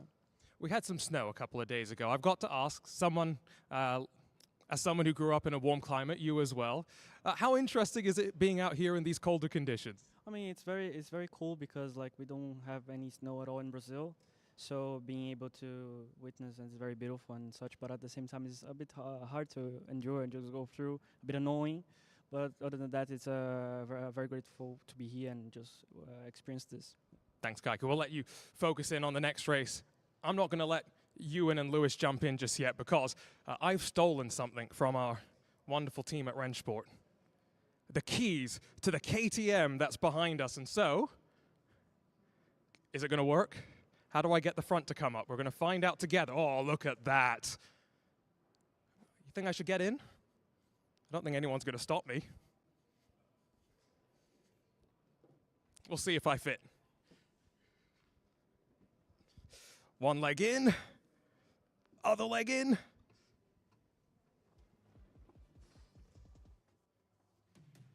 The answer is I don't quite fit, actually. I don't know, Benny, if you can get a little bit closer here, but my knee is stuck. I think I need to... Ah, there we go. Jeremy Clarkson never made getting in one of these cars look graceful, I should say. This is gorgeous. I mean, Lewis, Ewan, I might need to go back to you because I'm going to lock myself in this car and maybe drive away. I actually don't think he's going to be able to get out, to be honest. I think he's stuck. he's going to be right in there. God, honestly, no, it wasn't. Look, I'm going to say you made that, Arjuna, you made that look a little bit easier than Crimsix did trying to get into that Porsche a couple of years ago in Munich. That was a stressful time for all involved, I'm sure. But look, he fit in all right. It's all right. Yeah, he did. Yeah, I'm not sure how he's going to turn the wheel with his legs up there, but anyway, that's besides the point. Also, I would have liked to see in the front there, see if his feet were poking out the front of the car, because that's just what I imagine. That's just what it would have looked like. But there you go. He went, oh, is that live? Oh, he's trying to get out. Trying to get out. He's trying to get out. He doesn't know. I don't know if he can. If he knows that we're keeping an eye on him, I'm sure he probably can see. Come on. This video footage, go bang your head, watch yourself. No, this whole video footage of me trying to climb out of that McLaren, was it 3 years ago, 4 years ago now? Thankfully, that clip will not resurface on this broadcast, but it was pretty embarrassing. Well done, Arjuna, you got out of it. We do have points to talk about, though. Of course, we've completed 2 races here in the finals, and approaching finalist mode is Porsche Coanda. Incredible performance they've had. They're aiming to get to 175 points. They'll enter finalist mode. They are currently on 172, 3 away. And when you score 1 point for 12th and 2 points for 11th, they are guaranteed to be in finalist mode for race number 4. If they are able to win race number 4, this event is over. Can anyone deny them though? Can anyone keep the competition going? ERA Esports by EMM second on the points. They're 14 clear of Mouse, who themselves are 9 clear of BS competition. 20 points ahead of that. TC Esports with the Rennsport community team down in 6th. Very tight fight there, 2nd, 3rd and 4th, Ewan. And like I said earlier, none of those teams know when this competition is going to be over. It could be after 4 races, 5, 6 or 7. I don't know how long they have to score those important points. Yeah, and when you think about the difference that you can make in just one race, I mentioned that it's a limited difference, and to be fair, compared to the R1 format that we've had in the past, it is, because you used to be able to score 45 points and a minimum of 1. Now you can only score 36 points with a minimum of 3, and that's a 33-point gain, so it's a little bit less than what it used to be. But you can still make the difference, as you say, even from 2nd to 6th, to be honest. The increment gaps are very small all the way down, so there can be positional change all the way down. But the problem is in these first few races, ERA started as the closest team to finalist mode apart from Porsche Coanda. They know already that Porsche Coanda are going to be there by 4. In my mind, to sort of get this to sort of carry on, because once they're denied once, it starts to get weird and anything can happen. You've sort of got to be finalist mode by 5, for me, race 5, and they don't look like they're going to get there at the moment, to be honest. In the next, well, they can't, I don't think, anymore, can they? With 2 races until that point, even if they score the maximum 36, they can't actually get there. So none of those teams are really... now they've got to sort of prevent it from happening twice, and that's when it gets really difficult. That's what happened to Redline a couple of years ago at the World Cup, that they were so far in front, they arrived at finalist mode so far before anybody else, that even if they had been denied once, the teams would just have to have done it again and again and again, and that's not sustainable, really, when you're against such a team. Yeah, absolutely. I mean, there's a lot to talk about from these various teams, but also the lanky one is standing by. Let's throw it back down to the arena. Absolutely. Driver's still waiting to go for practice, and so I thought, Lewis, you had a good opportunity to talk about these rigs that these drivers are competing in, the same rigs that were used in the Esports World Cup, of course, and the adjustments that you have. You have to be able to cater to someone as small as Ewan O'Leary and someone as tall as me or Yuri Kastorp, right? So the pedals go backwards and forwards depending on how short your legs or how long your legs are. Chair, of course, goes backwards and forwards. You got this Moser Racing wheelbase that these drivers are all using as standard. And then, of course, Moser Racing pedals. Playseat providing all the hardware for us for this event. And just look at the construction on it as well. It's very different to a traditional 80-20 sort of a rig, Lewis, and it's quite interesting when you get in. A lot easier to get in than the KTM Crossbow, for being completely honest, but you really feel comfortable. And it's really nice that all these drivers, for the most part, were able to get these, at least the hardware, not necessarily the rigs, but get them at home, Lewis, so they can get comfortable. We always talk about LAN events trying to minimize the variance from your home setup, and so having the same pedals and wheelbase at home is really important for practice. Absolutely. I mean, I might not have the wheelbase, I might not have the screen, the computer, or the seat, but I do have the wheel, so at least there's that. I haven't nicked that one, don't worry. It's made. They are good. They are good. A lot of almost too many buttons though. I'm not smart enough to know what to do with any of the buttons. So I just have one for. I mean, to be fair, for pit limiter, and that's it. I don't know what the rest of them do.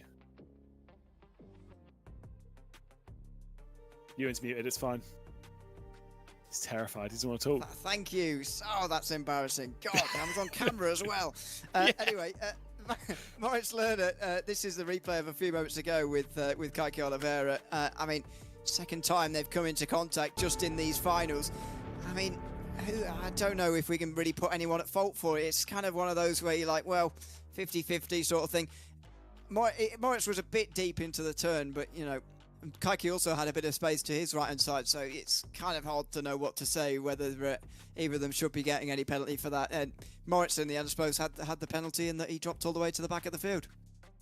Yeah, I mean, it's one of those really, really tough ones when a couple of cars come together, especially at this, when they are racing hard, they kind of get stuck together a little bit. And when they do, it's so easy for the race to fall apart. pretty much instantly. You can see the drivers out there on the circuit for our third of 3 tracks in this final. Of course, we were racing earlier on in the day around the Temple of Speed, and we returned to it. We were racing it in the Hero stage, but the other circuits from Hero stage we do not return to. It's just here at Monza. Yep, indeed. And traditionally as well, I don't know if you remember this, or maybe it's a few years ago and this is a bit of outdated information, but the Porsche seemed to be pretty strong around here as well back in the day. But there you go. Don't know if that is still true. I think, to be honest, the drivers of the Porsche Commander team, Josh Rogers and Dane Warren, are really superseding any sort of preferences over the manufacturers at the moment in the way that they're both driving so extraordinarily well, rather, as practice just ends there and we're about to step into the qualifying session. And I think this is quite an important event for them, to be honest, in terms of actually seeing off a LAN event so well, because you remember at the Esports World Cup the way they built into that online, the way they were so strong throughout the season, and in the end they just didn't turn up when we got to Riyadh. They were not on it at all compared to what we were expecting from them, which of course was challenging Redline right the way. We thought it was going to be a very, very tight battle between the two. In the end it really wasn't, so it feels like this is an important competition to prove themselves that once again they can absolutely stick with the best here in a LAN environment on Rennsport, and they're showing that so far. Yeah, absolutely. Well, we've got 30 seconds before the driver that we're looking at, Joshua Rogers, will take to the race circuit. I think a couple of others are racing their way around the Temple of Speed down into the Rettifilo, and Moritz Lerner will be the first of the 12 around the circuit. He'll be joined immediately by his teammate Max Benneker as they will try to fend off the Porsche group. Now, earlier on in the day when we did race around here, of course that was in the second race. It was the last time that we didn't have a 1-2 Porsche Commander in this competition. Of course, it was race number 2 of the day. It was still a victory for Porsche Commander. It was still a victory for Dane Warren, but still, it's not 1-2. It's something in there. Yeah, well, absolutely. I think some teams other than Porsche Commander are going to need some 1-2s here in the next few races. Otherwise, this finals event is going to be very, very short indeed. It was indeed here at Monza where the World Cup ended not that long ago. We're not going to see, and indeed the Spring Major in Munich, but I don't know if it's going to end here as well. It's certainly not going to end in this race, but we are back here for race 6 again. I wonder whether we're going to see Monza as the final location again here for this Munich summit, but we'll wait and see, of course, as Moritz Lerner makes his way out on his qualifying lap just in front of his teammate Max Benneker. Miles are going to have a very good idea about where they're going to be very, very quickly. Yeah, you're trying to make me think of now where all of the final races have happened. I mean, yeah, obviously here in we'll think about that, but we'll think about where we need to fill some time. But right now, we'll see Moritz Lerner up towards the line to set the first time of the qualifying session. It is purple in the final because he's the first one to have done it, but the rest of those sectors were not purple. Max Benneker will be the next driver across the lines. Had a couple of podiums here, but finishing runner-up to those 2 Porsches. He'll go up ahead of his teammate, but here comes the first of the Porsche Commanders. Purple through the middle from Dane Warren. It's actually the first sector I seem to remember him going quite strong before, but look at that. I mean, nearly 3 tenths in front of Max Benneker. Porsche Commander have come with a different breakfast to everybody else today because they are absolutely phenomenal. Maximilian Den goes into 4th position there meantime. Can anybody get near Dane Warren? I did just get note, by the way, that from Felix van Delft that Josh Rogers has had a slow down penalty, so it won't be a Porsche Commander 1-2 on this grid, that's for sure. Robbie Stableford across the line to go into 2nd position, a couple of tenths off the mammoth time from Dane Warren. You can see there, middle sector, 3 seconds off Joshua Rogers. We're lining up on the final rows of the grid. That is a big surprise. Jack Keithley got a slow down too, so he wasn't even faster than him. That's a surprise. Can Kaki Oliveira get near Warren? No, is the answer to that. Although he's very near Robbie Stableford. That is a good start from Kaki Oliveira and Robbie Stableford in BS competition to get ahead of the Mouse cars. David Sobrero goes into 6th place for TC Esports. That's less than ideal for them. ERA did a pretty big performance here as well as those teams start to clump up for 2nd here in the standings. Kevin Harris Jr. goes into only 7th position. Only 2 more cars left to go. Darren McCormack, who's been absolutely flying around this circuit in years prior, will go into 5th position. Nico Nuninhoff driving with a slowdown penalty in that middle sector once again. He might drop in behind Joshua Rogers here and remain in 12th position, so Joshua Rogers should hang on to the lead. No, not even that. It will be 12th for Joshua Rogers, and it is not a Porsche Commander sandwich, Ewan. It is an R1 grid sandwich with Porsche Commander bread. Never forget it. It's a very, very thick filling, that, isn't it? The bread to filling ratio is not good. It's not a good one, but it is good for Dane Warren. If I received that at your cafe, I'd be sending that straight back. Not really. I'm too nervous to do that. Dave Warren, though, does take the pole for Porsche Commander. So far, by R1 standards, that's a massive gap, by the way. Over a tenth of a second, Kike Oliveira and Robbie Stableford. Good laps in their own right, though, for BS competition. Maximilian Benneker, 4th, ahead of Darren McCormack, Moritz Lerner. David Sobrero, 7th. Kevin Jr. in 8th, followed by the 2 Rennsport community drivers, followed by Jack Keithley and Josh Rogers, the 2 with slowdowns throughout that race. Very excited to see how Rogers does in this race, because it doesn't really matter for Coanda, but we haven't seen him come through the field in these finals yet. Yeah, absolutely. I mean, I think that was a great and interesting qualifying session. It sees Dane Warren at the front, really trying to eye up that 4th consecutive victory. Stats. Again, for Porsche Commander, it's maybe not necessarily the most important bit for them to win this race, technically speak, because even if they finish in 11th and 12th, they will still enter finalist mode for the next race when we return to the Circuit de Spa-Francorchamps, where they had a 1-2 earlier on in the night. So they are in very good stead here. They're in very high spirits, very high confidence. And I mean, look, it wouldn't hurt them trying to break a record here by having Dane Warren take 5 consecutive race victories. Come on. No, it wouldn't hurt them at all. And, you know, in terms of the points actually mattering here, they are still at a stage where they've not got, you know, more points than everybody else, so they know if this just runs out after 7 races, they've won. If they have, you know, 4, and I'm not saying this is likely at all, in fact, it's the opposite, but if they have 5 bad races and the other teams continue to accumulate points at the sort of rate they would do if they remove Porsche Commander, then you've got, you know, you can lose it from here. So let's not, you know, be too, they can't be too blasé about this. So it doesn't matter that Rogers is down the back. You know, if Warren has a spin on the opening lap, they'll be last and second last. Then suddenly a team has got an opportunity to gain more than 30 points in one go. And suddenly that will make you sit upright a little bit. So that they do have to be wary that this is not, they're not out front in terms of points yet, in terms of winning this, that they've still got to focus on a little bit on those points, even if they know they're in finalist mode by the end of this race. Don't worry, as a supporter of Arsenal Football Club, I am well aware that the job is definitely not done yet, and that at any point in the competition, a bottle is possible. And to be fair, English rugby as well, based on the results today. We'll talk about that another time, because that I've just seen the scoreline. It's a joke.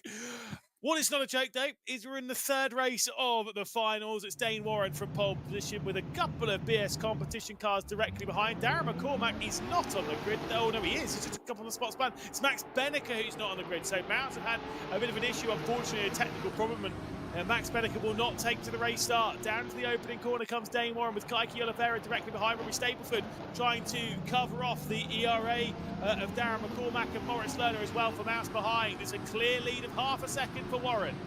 Yeah, and based on the speed he had in qualifying, if he replicates that again, he's going to be very, very difficult to beat. But of course, the slipstream at Monza means that you can get in quite close if the others are concentrated and staying behind here close. But let's see. Darren McCormack is next, and then it's Moritz Lerner who's going for miles alone here, which is going to be very, very tricky indeed for him now. They're in real danger of losing touch with ERA, and with BS competition in 2nd and 3rd, they're in danger of being passed by them too. Side by side through the first Racespot for Nico Nuninhoff and Jack Keithley. Nuninhoff off the road. Jack Keithley will pick up 9th position for TC Esports through the right-hander of the 2nd Racespot down the Seraglio Straight, as George Morgan keeps mentioning that he knows the mystery corner and straight of Monza that no one ever says anything about, because it's a kink, isn't it? Who cares? It's not even a corner, as far as I'm concerned. I mean, it's. I hope it's not numbered, but anyway, there you go. That's. It's named though. I know, there needs to be a name for everything though, doesn't there? I was doing a broadcast at Winton not that long ago. Even the tiny straights there are all named. Very weird. Anyway, that's completely off topic. Dane Warren is leading this race by a very long way, and it looks like he is almost away from slipstream range as well here. Keke Oliveira is going to be close enough, but Warren's making sure that he doesn't get much of that slipstream, and he's going to try and break that in the next couple of laps. Yeah, trying to move the snake around at the start-finish straight and down into the braking zone of the opening corner. Dane Warren will keep that 6/10 lead. We say he needs to try and break it going through the Rogier and then through the two Lesmos. That's really where you kind of don't have too much slipstream games to play, but around Curva Grande there certainly is the assistance of the slipstream. David Sobrero right behind Joshua Rogers, who's right behind Kevin Lewis Jr., Moritz Lerner, Darren McCormack, Robbie Stableford, Keke Oliveira and Dane Warren. We'll see Josh Rogers potentially go for a move here on Kevin Lewis Jr., but Kev's able to keep him behind. Certainly is. And that might well remain the same for a while here. I think before Rogers makes this move, he needs Kevin Lewis Jr. to be a little bit closer to Moritz Lerner, because if they have a proper fight here, then they're going to get out the slipstream, and it's going to be hard to catch that top 5 again if they lose it. So they need to be very wary of this. There needs to be a bit of a balance struck, and to be fair, with Warren leading this race, Rogers doesn't need to worry too much about gaining all these positions, because, you know, he's gaining a lot of points through Dane Warren at the moment. So, you know, he can relax just a little bit on those who are on those points that he is picking up at the moment. It's really that next race when they'll be in finalist mode where he'll have to be at the front, because Dane Warren, or indeed Rogers, will not be able to do it on their own when they're the only ones in finalist mode. Yeah, it's one of those ones. When you're in finalist mode, effectively the amount of points that you score kind of ceases to matter. Yeah, there is some relevance to it. If multiple teams are in finalist mode, then whoever's where kind of depends on where they finish with the second and third and whatnot. Fair enough. That's semantics. When it comes to actually winning the overall thing, once you're in finalist mode, points don't matter. The only thing that matters is taking that victory, and every other team knows it, and so that if you're the one in finalist mode, they will go full send. I distinctly remember thinking back to the Circuit de Spa-Francorchamps when we were here in Munich 3 years ago, in May of 2023. I don't think James Baldwin would have fought Marcel Chinchik as hard as he did if Marcel Chinchik wasn't in finalist mode. And it was a brilliant fight. It really was good. Like, even thinking back to it now, I get goosebumps. It's such a good battle between Chinchik and Baldwin. But I think that it would have been different. Maybe Chinchik would have fought, you know, maybe more. I don't know. That's what finalist mode does. It changes the dynamic. Yeah, it makes it very, very fascinating. I always enjoy finalist mode for that. And yeah, it's hopefully going to see a repeat here today. It feels like it's difficult for anybody to get in front of Porsche Coanda and really start, because as I said earlier, really what you need is something like what we saw in that first Drivers' Championship in Munich, where you can get, you know, yes, one of them might be in finalist mode, but you can prevent them from getting there on the first occasion, and then you're close enough yourself to get into finalist mode to then go on and win it yourself. In the end, Marcel Chinchik, I believe, got into finalist mode first. Indeed, went on to win it eventually anyway. But it was prevented for, you know, like it's like his 4th race in finalist mode or something like that, and it still, you know, it still wasn't quite getting over the line with a victory. So that's what you need. You need to be close enough to just get over the line. But based on those points we just saw there, it's going to take these guys at least another couple of races to get into finalist mode, if not another 3 at the rate they're scoring points. So really, they're going to have to, first of all, get a bit of a slice of luck, to be honest, with Porsche Coanda not winning races, but also they're going to need to score some points themselves very, very quickly. Otherwise, their luck is going to run out with Porsche Coanda not winning races. What was that you said? It could take them 2 or 3 races to get into finalist mode. Well, if they are able to do that, if they are able to score some victories, score some points, and it takes them 2 or 3 races, at the time they'll be in finalist mode, and in the other teams, it could come down to those final couple of races, which would be fascinating. You know how that could end up. Very scary indeed. Kevin Lewis Jr. trying to find his way back through on Joshua Rogers. It's not going to be a 1-2 for Porsche Coanda in this race, but still, Joshua Rogers is trying to be in the top half of the field once again, getting yet another top 6, as he has now become the most experienced driver in R1 history. This is his 150th race, if I remember my stats correctly. Has he overtaken somebody today then, or has that always been the case? He's been the most experienced. No, he's overtaken someone. Yuri Toman has 149. Joshua Rogers now has 150. This is 150th race. So, fun fact, it's the 357th race of R1. Yes, I have numbers. Toman was very good at finishing about 4th, wasn't he? Yes, he has a great top 6%. So I'll tell you that. Yes, but not but for someone with such a good top 6 percentage, not such a good win percentage from what I remember. I think he's gone through seasons without winning before, while also making every final, which is a bit unusual. Yeah, I don't think he won much in 2024. He won. He hasn't been through a season without a victory. Apart from he did win in the first season as well. Because he won the semi-final and the opening round. So he's had wins every year, but he's only had 13 victories in totality, which is 8.7% of the time he's winning. Numbers. Yeah, we can just do this broadcast based on the spreadsheet if you want. Absolutely, it's big enough. There's plenty on it. And then a spreadsheet. Yeah, I've never seen a spreadsheet so big. But you just see the Formula E one, mate. Well, I haven't seen that, to be fair, but I don't have to know those stats, so that's so I haven't seen it. But meantime, Kevin S Jr. And David Sobrero fighting away while we're nattering. On the inside, bit of contact. Rogers is going to get away as a result of this, but I don't think Kev wants to let him past. And well, it's costing them both at the moment. They've let the Australian get away into that top 6 again.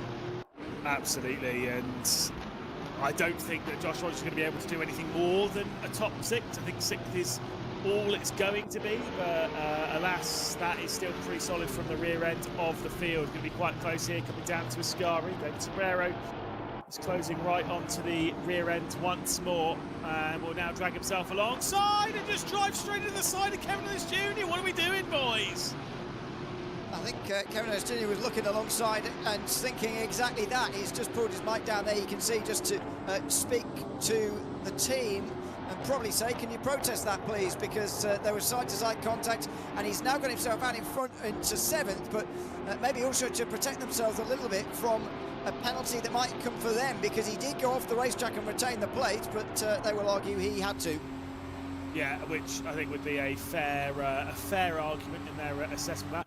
He's quite Scottish, Kevin S Jr. Wonder what the words would have been out of his mouth after that, and probably it won't be, oh, excuse me, sir, that was very rude, wasn't it? Definitely wouldn't have been that. Dane Warren's chances of another victory in a row seem to be challenged a little bit here by BS Competition. Kike Oliveira and Robbie Stableford are knocking at the door. This is surprising, to be honest, the way that Warren started out in this race, but Kike Oliveira has worked very hard here with the help of Stableford to close in on Warren, and again, this is the danger of being on your own. This is why you've got to have both of your teammates up here when you're in finalist mode, because otherwise it gets very tricky when there's teams going up on you. And don't forget, in the next race, there'll effectively be 5 teams against 1, which makes it, again, even harder. That's why you need 2 of your fighting drivers at the front at once. There are the points again. ERA Esports only just in front of BS Competition here, and so they want to stay in front. BS Competition will want to stay in front of them now in this race so that they can try and close that gap for second. It's an exciting fight for second at the moment behind Porsche Commander. Just 20 points separating ERA, BS and Miles. Yeah, exactly that, and you can kind of get that vibe that this event might be slipping a little bit through some of the fingers of some of these teams, but the chance of BS Competition to, at a bare minimum, finish in second in this competition is there. They can, if they get a 1-2 in this race, suddenly they're really outscoring ERA by EMM. Suddenly they're maybe even moving into their chances of potentially getting themselves into finalist mode if they can keep stealing it away. Kike Oliveira's got the speed. They've shown that throughout this event and throughout the years prior here in R1. He's got the chance to take a victory here. Dane Warren weaving all over the place trying to defend. He'll have to look down the inside with Kike Oliveira, but doesn't do it. Where else is he going to do it? Because turn 1's the best chance. He's hitting now through turn 2. So the traffic jam getting aggressive and very close to one another there. Dane Warren's exit, as is so often the case with that Porsche, might be enough now to see him off through the second chicane. Now, where else is Kike Oliveira going to do it? Because for me, based on what we've seen so far, he's not been getting close enough at any other point in this racetrack to realistically make that move for the win. No, exactly. I think down at the Parabolica there might be the opportunity, maybe if Kaiki Oliveira gets the run off of Foscari well enough, but these are the high pressure situations that Dane Warren just soaks up, looking for a 4th consecutive victory, staring down the barrel of a potential record-breaking 5. He's able to do it, throw himself onto an elite list that have got to this point where it comes to 4 consecutive victories, and maybe the team's title is there for taking as well. Mike Oliveira has a look. He can't do it into Ascari. He's got to focus on this run, and I'm not sure he's going to get it. Up over the curb there for Dane Warren. Is his exit good enough? Oliveira's exit's not bad, and Warren knows it. He's weaving around towards the final turn, but I think the Brazilian's just too far back. Yeah, it does seem as though he's not going to get a chance. He's not going to get that opportunity, and so Dane Warren likely then to join the list of elite drivers when it comes to 4 consecutive victories. Sebastian Jobe, Max Benneker, Darren McCormack, Charlie Collins have all done it. Dane Warren would depart the final corner and be another driver who's got to 4 consecutive victories here. A great performance from him as Porsche enter finalist mode. And once again, the thing that will be pleasing to them, perhaps more than all, is the fact that they are there so much quicker than what anybody else has been able to do. They, again, know that the job's not done. They know even in points they can still lose this from here. They're going to make absolutely sure that they don't know. They're absolutely focused after race number 3. Rogers will be disappointed with where he qualified and indeed, therefore, where he finished. But it is going to be in their hands, that's for sure. Dane Warren wins by 2 tenths in front of Kaiki Oliveira and Robbie Stapleford, who closed the gaps there for BS competition with a 2nd and 3rd place finish. Darren McCormack, Moritz Lerner round out the top 5. Rogers recovered to 6th, which is not bad for him, to be fair. David Sobrero and Jack Keithley were 7th and 9th for TC Esports, and Kevin Ellis Jr. was sandwiched between them. And then the Rennsport community cars of Nico Nunninghoff and Maximilian Den were in 10th and 11th. Well, Maximilian Benneker did not start that race, unfortunately for him. Let's go back to Arjuna after race 3. We've talked to Porsche Coanda plenty, so let's talk to a couple of the drivers we haven't caught up with today, starting with Jack Keithley. I saw you across the line, pumping the fists, looking over at your teammate. Excited about how that race ended? Yeah, I mean, David made a little mistake, but he done amazing to get the place back, and kudos to Kevin as well for racing very fair. And yeah, that was just maximised as much as we can of the car, and I felt like that position was probably as good as it was going to get, honestly.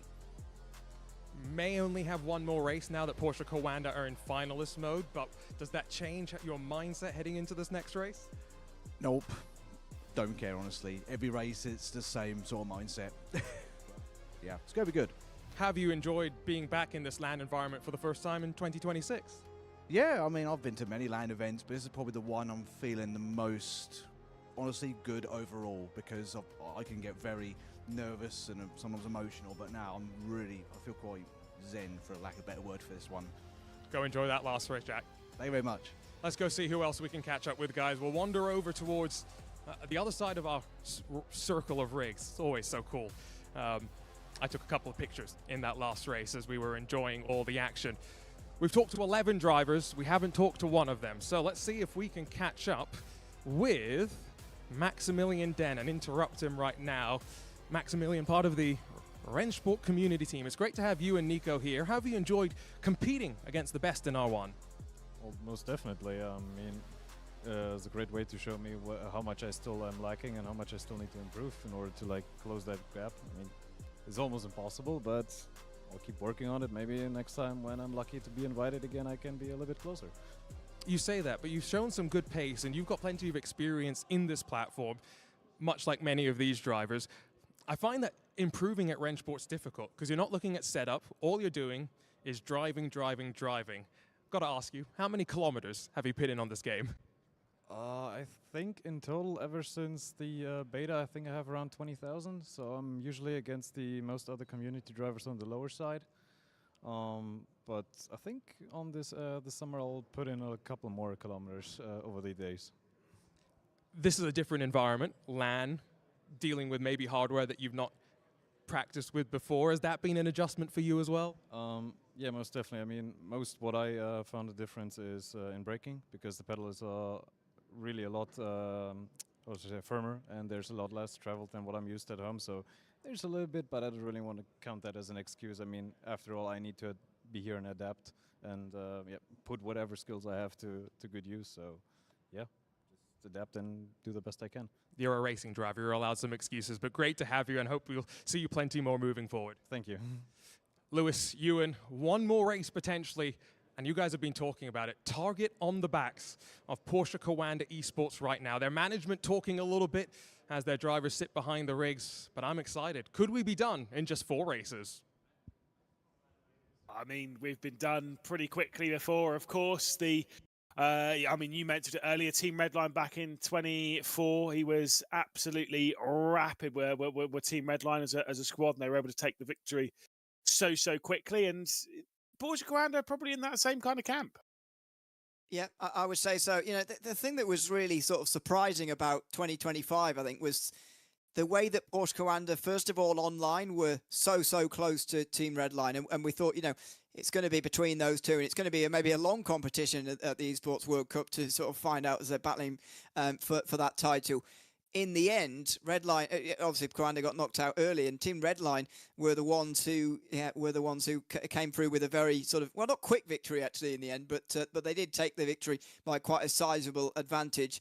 It looks like Porsche Coanda, though, are sort of repeating that here. And it's worth saying that, you know, there are less teams here than what we've seen in the past in some 1-on-1 events. But the standard of the field is still very high, the teams that are around. You know, the amount of race wins between all the other teams is, you know, not maybe as much as Porsche Coanda quite, but they're not bad drivers by any means following in behind Porsche Coanda here at the moment. But it's been Josh Rogers and Dane Warren's day so far. We've already seen the graphic on Dane Warren. I think we've probably got the graphic for Joshua Rogers as well to see exactly how he's been in R1 competition. I mean, look at that list of firsts. Look at the results. These are over the seasons and majors that we've had in R1, as I've been alluding to a little bit earlier on this broadcast. Spring season, the online championship, the opening championship of 2023, finished in 3rd. The Munich major got to 4th. Said the same thing when we saw Darren McCormack as well. That doesn't really tell the full story there. Those that were 1st, 2nd, 3rd, 4th and 5th were all in finalist mode. We're all battling out. It took 8 races to get to the title of Marcel Cintiq. So Joshua Rogers was well in contention for it. Finished 2nd in Gamers 8 at Riyadh after contact between himself and Jeff Rietveld, allowing Max Benneker to go and take the title. Then the full season, 1 online, 1 in Jönköping, won the spring season online, and went into the Esports World Cup in 2024 in great stead. Unfortunately, didn't quite play out for him, and of course, Team Redline were the dominant force to be reckoned with in that competition. Kevin Siggy and the Team Redline are the teams. Let's head back though to Arjuna in the arena.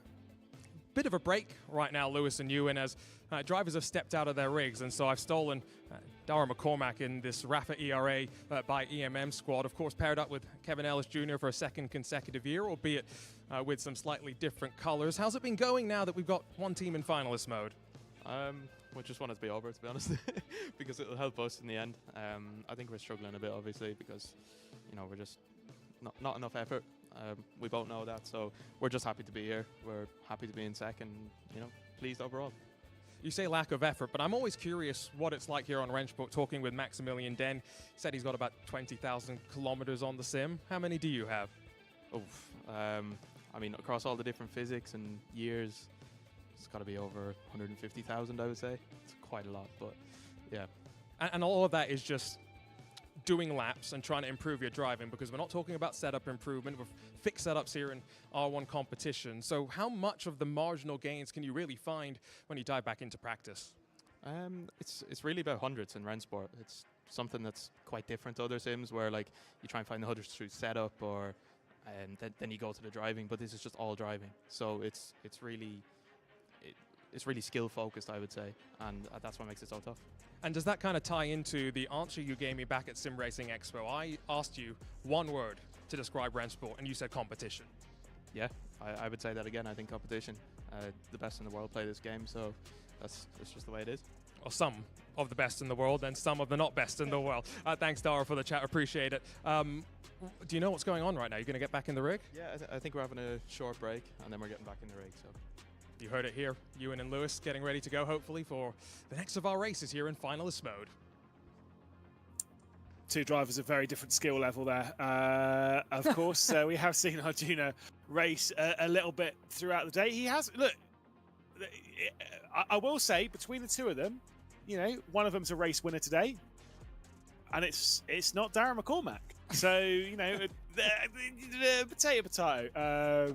I try and take the mickey. I give and take. It's the joy of it. But still, obviously, McCormack is one of the fastest drivers. Interesting to hear, again, one of those drivers sitting there being like, we kind of want this to be over as soon as possible, because other teams are catching, other teams are getting into form, other teams are closing down those points. So the faster it ends, the potential of them having a better result. The BS competition are probably in the other camp. They want this to keep going for a couple of races to guarantee them up into second.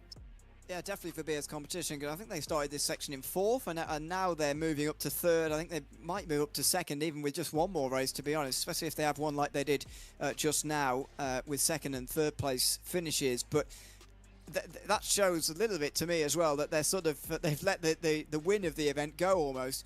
I wonder what would happen if Darren McCormack was fighting, let's say, with Rogers at the front, and neither of their teammates were around to see. Would McCormack let Rogers through to go in and take it so that they could secure 2nd place, or would McCormack try and force it on a bit further? You'd hope that McCormack would stay in front, to be honest, and try and force it on to go on a little bit further so that he can get to finals mode himself and try and steal this one away. But they're such a long way away from that. You can see why they're thinking like that. I think he would. I think he absolutely would still challenge regardless. If it's a win's a win, and you want to keep those plunges, keep those win records going. Let's go back down to our juniors catching up with Florian Harsper, I think. I'm going to grab whoever I can as we get ready for the next race, knowing it might be the final race. And Florian Harsper, team principal at BS Plus competition, in the fight for 2nd here. Now, of course, Porsche Coander have already entered finalist mode, but your boys are fighting really hard for that 2nd place. No, I'm really proud of the last race, 2nd and 3rd, qualifying there as well. So the pace is there of both of the guys, Kaike and Robbie. So this is a really good sign. I mean, we had some unlucky races that probably everyone had, but I think we could have had more points on the board. But now we're still fighting for P2, which is amazing. I don't know, you know, to finish first, we have to finish first. We will see what happens. But yeah, Porsche Quanda has been amazingly fast over the whole event. But I'm happy with our showing, and yeah, P2's on the cards, and we will push hard to get it. Obviously a busy day for BS Plus competition as well. You're not just racing here, you're racing in the Digital Nürburgring Landstraßen Series, racing the iRacing Bathurst 12 Hours as well. How much of your focus have you been splitting across the 3 events? I mean, it's a split brain mode, you know, and DNLS we won both classes we are racing in, so Bathurst looks quite promising as well, podium course, and yeah, and here we will see if it's a P2 in the end. It's we are super happy, but even with P3, P4, it has been a great event. Great to be back with Rennsport, with R1. Live events are always amazing, as you know, and so we really enjoyed it. And now, hopefully, we will have some more races and not just one. Yeah? Well, I think Porsche Coanda are hoping for just one. Before I let you go, you were talking about live events being great. You also work as part of VCO Esports, and you've just hosted your first live event. So you have a bit more of an appreciation for what it takes to put on something like this, but also how special it is to have the community come together. Yeah, I mean, our event, the final of the ERL, has just been amazing, and I feel for all the guys here. I mean, it's so hard to set this up. It's not just putting a few PCs and a few monitors, but all the hardware, all the organization that goes into such an event. So big props to Rennsport for setting this up. I know how it feels. Live events are, I would say, the essence of sim racing. We have been waiting for them quite a few years. Then there was COVID, nothing happened.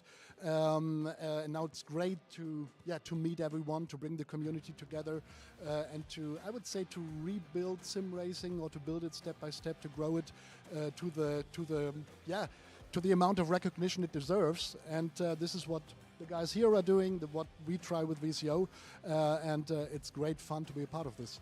Thanks, Florian. Before I throw it back to Ewan and Lewis, hopefully, in my opinion, for the final race of the day, I want to quickly show you off again, if you're just joining us, some of the cars that we've got here at our Rennsport Summit in Munich. A wonderful KTM road-going car, a race version of that coming to the game soon. A 911 GT1, the classic shape that ran down the Mulsanne at the Circuit de la Sarthe. This car going to be available as part of the Endurance Classic Part 1 DLC. That announced at Sim Racing Expo alongside Touring Classics Part 1. some DTM machines coming, but maybe the more exciting thing about the release of this car on Rennsport is the addition of the Circuit de la Sarthe. But last but not least, we should mention maybe the most new of the three cars, the brand new 992.2 generation Porsche Cup car. And the really cool thing is, Benny, if you'll come over here, we sometimes talk about this on the sim, but look at the wheel nuts here. You'll notice blue in color, denoting right sides. Why is that important? We'll run over to the other side of the car and we'll show you what's over here. You think, oh, it's a wheel nut. It can go on either side. No. To make sure that the engineers don't make a mistake, red on the left side of the car. Why? Because when you torque the wheel gun, it turns it in a specific direction. And so making sure you've got the right nut for the right side of the car is important. Just one of those small things that all sims do a great job of replicating as well. Cheers, Arjuna. Dragging around poor Benny, making sure he's got his steps in just to talk about nuts. Fantastic news. You're allergic to them, so there's that at least. But we heard from Florian there, of course, BS competition doing DNLS, doing this, and doing Bathurst. So they're not the only person doing all that. You yourself, you got a long day in, isn't it? Well, I know, yeah, but I signed up for it, so there you go. That's my fault. I didn't know where that sentence was going to go, to be honest with you. Thank you. I quite enjoyed that. I'm glad Arjuna has explained that finally as well, because I've always sort of wondered on that 990. I knew that fact about the different coloured wheels and the different side, but I didn't really understand why. I guess it's one of those things that now that that's been explained, I didn't actually know they'd be turned different ways. I just thought it was a wheel. As I just said, I was one of those people who just thought it was a wheel. You just put it on, it'll work as long as it's on the front or the rear. They're symmetrical. But no, it does matter, and it's probably one of those things that as an engineer or a mechanic or whatever, you'd be very, very pleased to have. It'd save you a lot of annoying time as you realise you've gone to the wrong side of the car again. Yeah, I mean, I'm not going to lie. I've not looked that closely at the nuts of a Porsche, but I mean, it's cool to have. It's something different. It's something. It's nice to see, and obviously we've seen some teams and stuff try and change various colours of bits of car. I want it to be. I want you to be able to change. And obviously in the sim, whether it's blue or red doesn't really matter that much, but. I just want to see, I want you to be able to customize various bits in the car. Like wheel nuts is always one that I would want to change the color of. Really? Yeah, because it's a small, well, because I would change it to lime green just because it stands out, innit? I remember once actually, this was Le Mans Virtual. It was, I think it might have been Jota. They had the same livery on two cars, and Martin Haven was talking about how in real Le Mans they have the same livery on two cars, and they sent them they made a book which is something called the how to for dummies. No, the how to for dummies. So like how to Microsoft Excel for dummies, like the yellow and black books. They made one of them with all of the small details between the two cars, and one of the things was different coloured wheel nuts. And he went, how can I tell that when they're flying down the Mulsanne? I mean, yeah, or even in a pit stop. Yeah. I mean, that is very, very annoying when teams do that, to be honest. But they don't seem to be listening, do they? I mean, BS Competition are the only team that listen as far as making a different livery is concerned, and they still make it look, they still make it look good. So I'd like to see that from more teams. Redline used to do it back quite a long time ago on other sims, before Rennsport even existed. That's how long ago. They've not done it very recently at all, unfortunately. But I guess they want all their cars to look red. It is red line, I suppose. But anyway, it was useful for us back in the day. But there you go. Sadly, our complaints are going unheard still. And yet we'll still make them. I don't care how long it takes. More teams should be doing different liveries on different cars. That's what I want. And I know a lot of teams will sit there and go, yeah, but Moritz Lerner's got red wing mirrors and Max Benneker's got black wing mirrors, or things the other way around. I'm never remembering that. I'm not that smart, unfortunately. And according to our broadcast producer Dave Bell, I got it right. See? Do you know what? Do you know what? I actually have it written down somewhere as to who's got which wing mirrors. I was going to say, so everyone at Miles who's listening to this at the moment was saying, exactly, you can tell the difference. So we're going to keep it that way. But I mean, just keep the black where it is and invert the red and white for this event. Right. Obviously, they're four cars normally, but for this, you just invert the red and white. I'm sure it would still look good. And I absolutely could not agree more. And this is rare that me and you agree. One thing we don't agree on north-south divide, whether pies are any good, is a beer drinkable? I'm right about all of them, by the way. Yeah, absolutely not. Cricket is not a sport. Golf is. You know, it's all these things. I'm glad we're remote. This could have been a fight. You reckon? Short one. That's all right. You know roughly where. Yeah, to be honest, I'll just sit on you. I'm pretty heavy. Obviously, we're in practice here on the build-up to qualifying for what could be the final race. The one main reason, right, whether we want to see the competition continue, whatever, one reason why I kind of want Porsche Carrera to win, I would like to see Dane Warren win, just so I can stop saying who's going to have 5 victories in a row, because it would be Dane Warren. And then that's it. He's the record holder of that, because we've got quite a lot of drivers on 4, and it seems to be impossible for them to get to 5. Do you not think, though, therefore, that Dane Warren needs to qualify, if not ahead of Josh Rogers, then on pole for this race? Because I don't think those two are going to care about this, and they're not going to switch as a result of that. They're just going to get one of them to go on and win. So this is quite an important session for you, as far as that 5 in a row is concerned. Yeah, for me it is. In my conversations with Charlie Collins, who obviously got 4 in a row on the opening part of the the spring season, by taking 3 victories at Spa and then 1 victory in the opening race at Monza. And we were talking about this, and he went, "Yeah, I don't care." And I was like, "Oh, cool. Fair. Do you know what? Fair play." Well, do you know what? I'm looking through the old record book, and I did send you my Formula E one, which nearly crashed your computer, so it's a bit more intense than this R11 apparently. Josh Rogers doesn't have 4 in a row. So he's one of the drivers that not in Formula E, and not in this either. Okay. That's why I enjoyed that we've kept these stats all the way from 3 years ago now, because it's always these, especially when you get a few after one season, it sort of gets sort of it's kind of pointless, really. What we're doing, but actually, 3 years later, you're kind of glad that we did all of it, or you did all of it, really, with very little help from anybody else. And you get these statistics that you think, really, that can't possibly be true, but you can confirm that it is. That feels like one of those moments. Yeah, absolutely. Well, yeah, there was a few that was read out early, because on the spreadsheet I've got it separated to the various tracks, and some of them really are broken.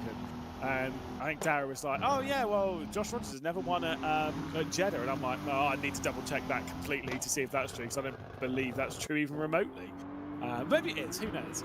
Max Benneke's completed the first sector, and now comes through the second sector with a 59.2.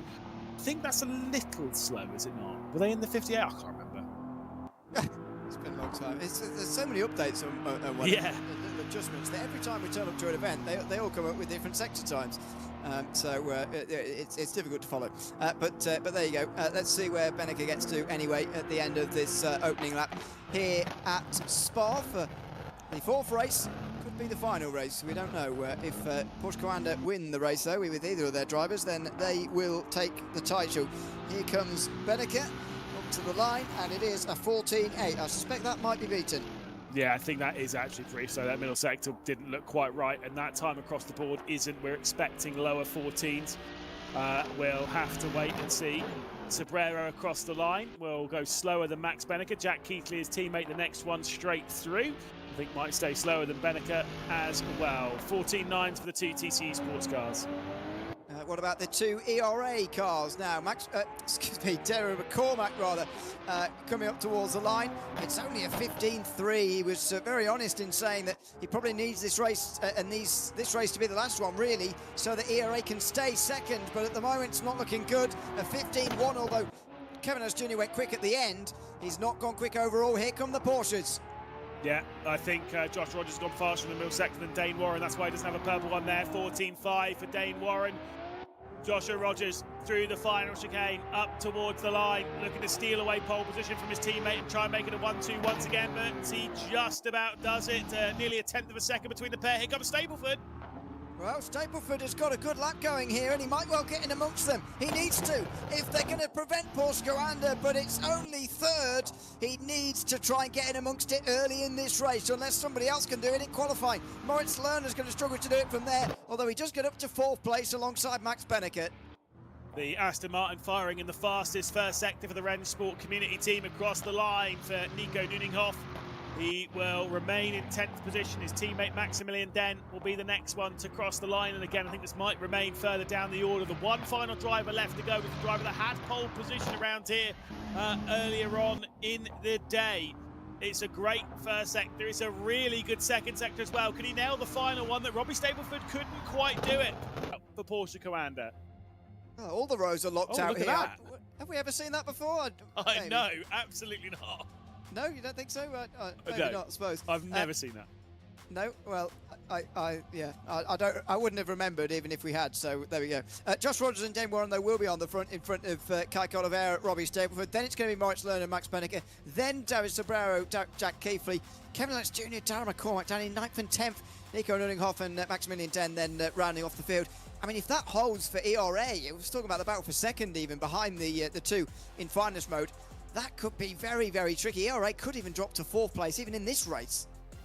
I mean, yeah, they could. They could. BS Competition are looking fast, they're looking firm, they're looking aggressive, and I'm sure that they will get on the attack going into the opening corner.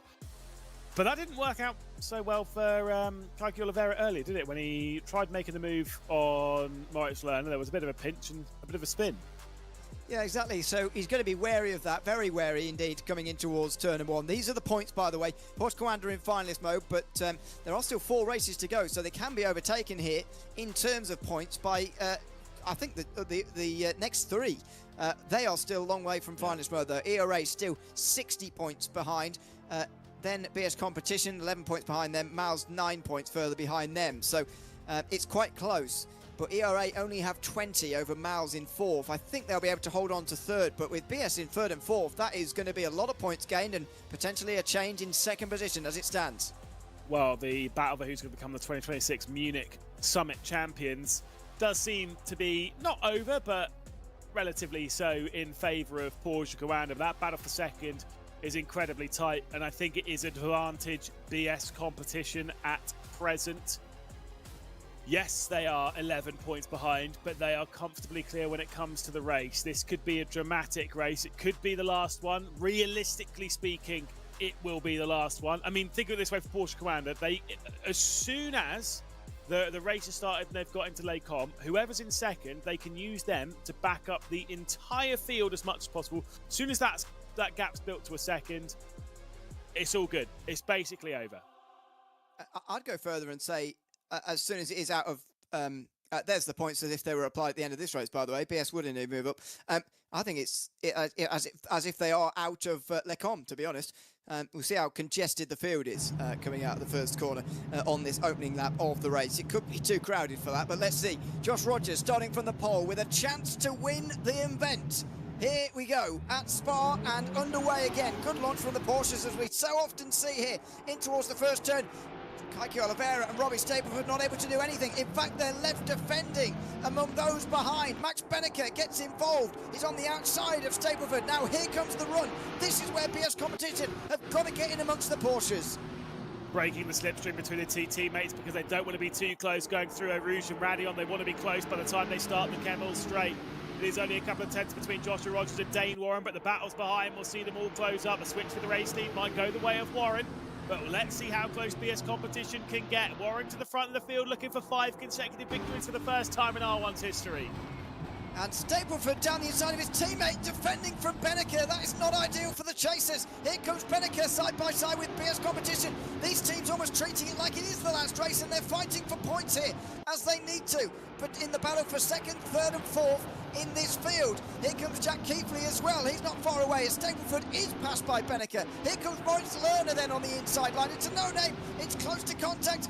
On the outside goes Robbie Stapleford. He stays in front in 5th position, and then comes Jack Keighley. It's all on here at the moment for 4th position as they let the leaders get away.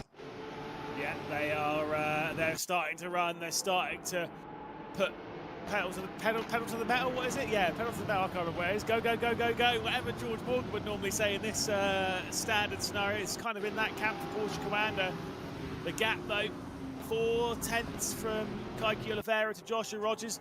The thing is, right, this is BS competition. Obviously will want to get ahead of the Porsche Commanders because they'll want a victory and all this, that and the other. But the thing is, if they win the race and delay the event ending, right, they could then have a really bad race the next one. ERA or Mouse could have a really good race, then could overtake them on the points. If they sit behind Porsche Commander now, they could potentially guarantee themselves second on the point. So it's not all good if BS competition pass. They could be putting themselves at risk. Well, yeah, I think, but if they're thinking like that, though, then that's quite a negative way. And you know, considering Florian and what I know of him, I don't think he'll be thinking like that, to be honest. So I can't imagine that's going to be the thinking process for these drivers either. Oliveira got close to the bus in the bus stop there, but you saw what Josh Rogers did there in terms of defending, just moving it over to the left-hand side as if to say, well, I'm going to defend this really hard and I'm going to let Dane Warren go on and win this. You are right, it was indeed out of Lecombe. They decided at that moment that it was going to be whoever was in front, and at the moment that's Dane Warren. Rogers is going to defend in this position with his life. Here comes Oliveira, though. He believes that Rogers can close this gap, but what incentive does Rogers have to close this gap at the moment? There's no point in helping him, I don't think. Oliveira's got to try and get past Rogers as cleanly as possible and catch Warren, as unlikely as that seems. Stableford, though, is battling with the 2 Mouse drivers, and this is the thing, is if there's contact here and Robbie Stableford's dropped down the order, Kaiki Oliveira must get through on Josh Rogers and Dane Warren to extend it by a race, because I think Mouse might even overtake them on the points. I mean, who knows? That's all points that needs to be run outside of this. At the moment, things are all right for Robbie Stableford, are all right for Kaiki Oliveira, but that can end in a moment. All teams are still lined up. Porsches, BS Competition, Mouse, ERA, TC, and the Rennsport community team. And yes, I know you're chatting about it as well in a little text chat. The fact that it's 1.1 seconds for Dane Warren, I am happy that Dane Warren at the moment is in position to break the record and make it 5 consecutive victories. Oh, he will not care.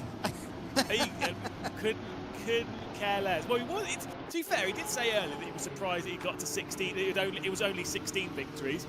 I can't remember how many it would be right now. I'd have to go and do some numbers. I think it would be maybe 19 if he's able to take this one.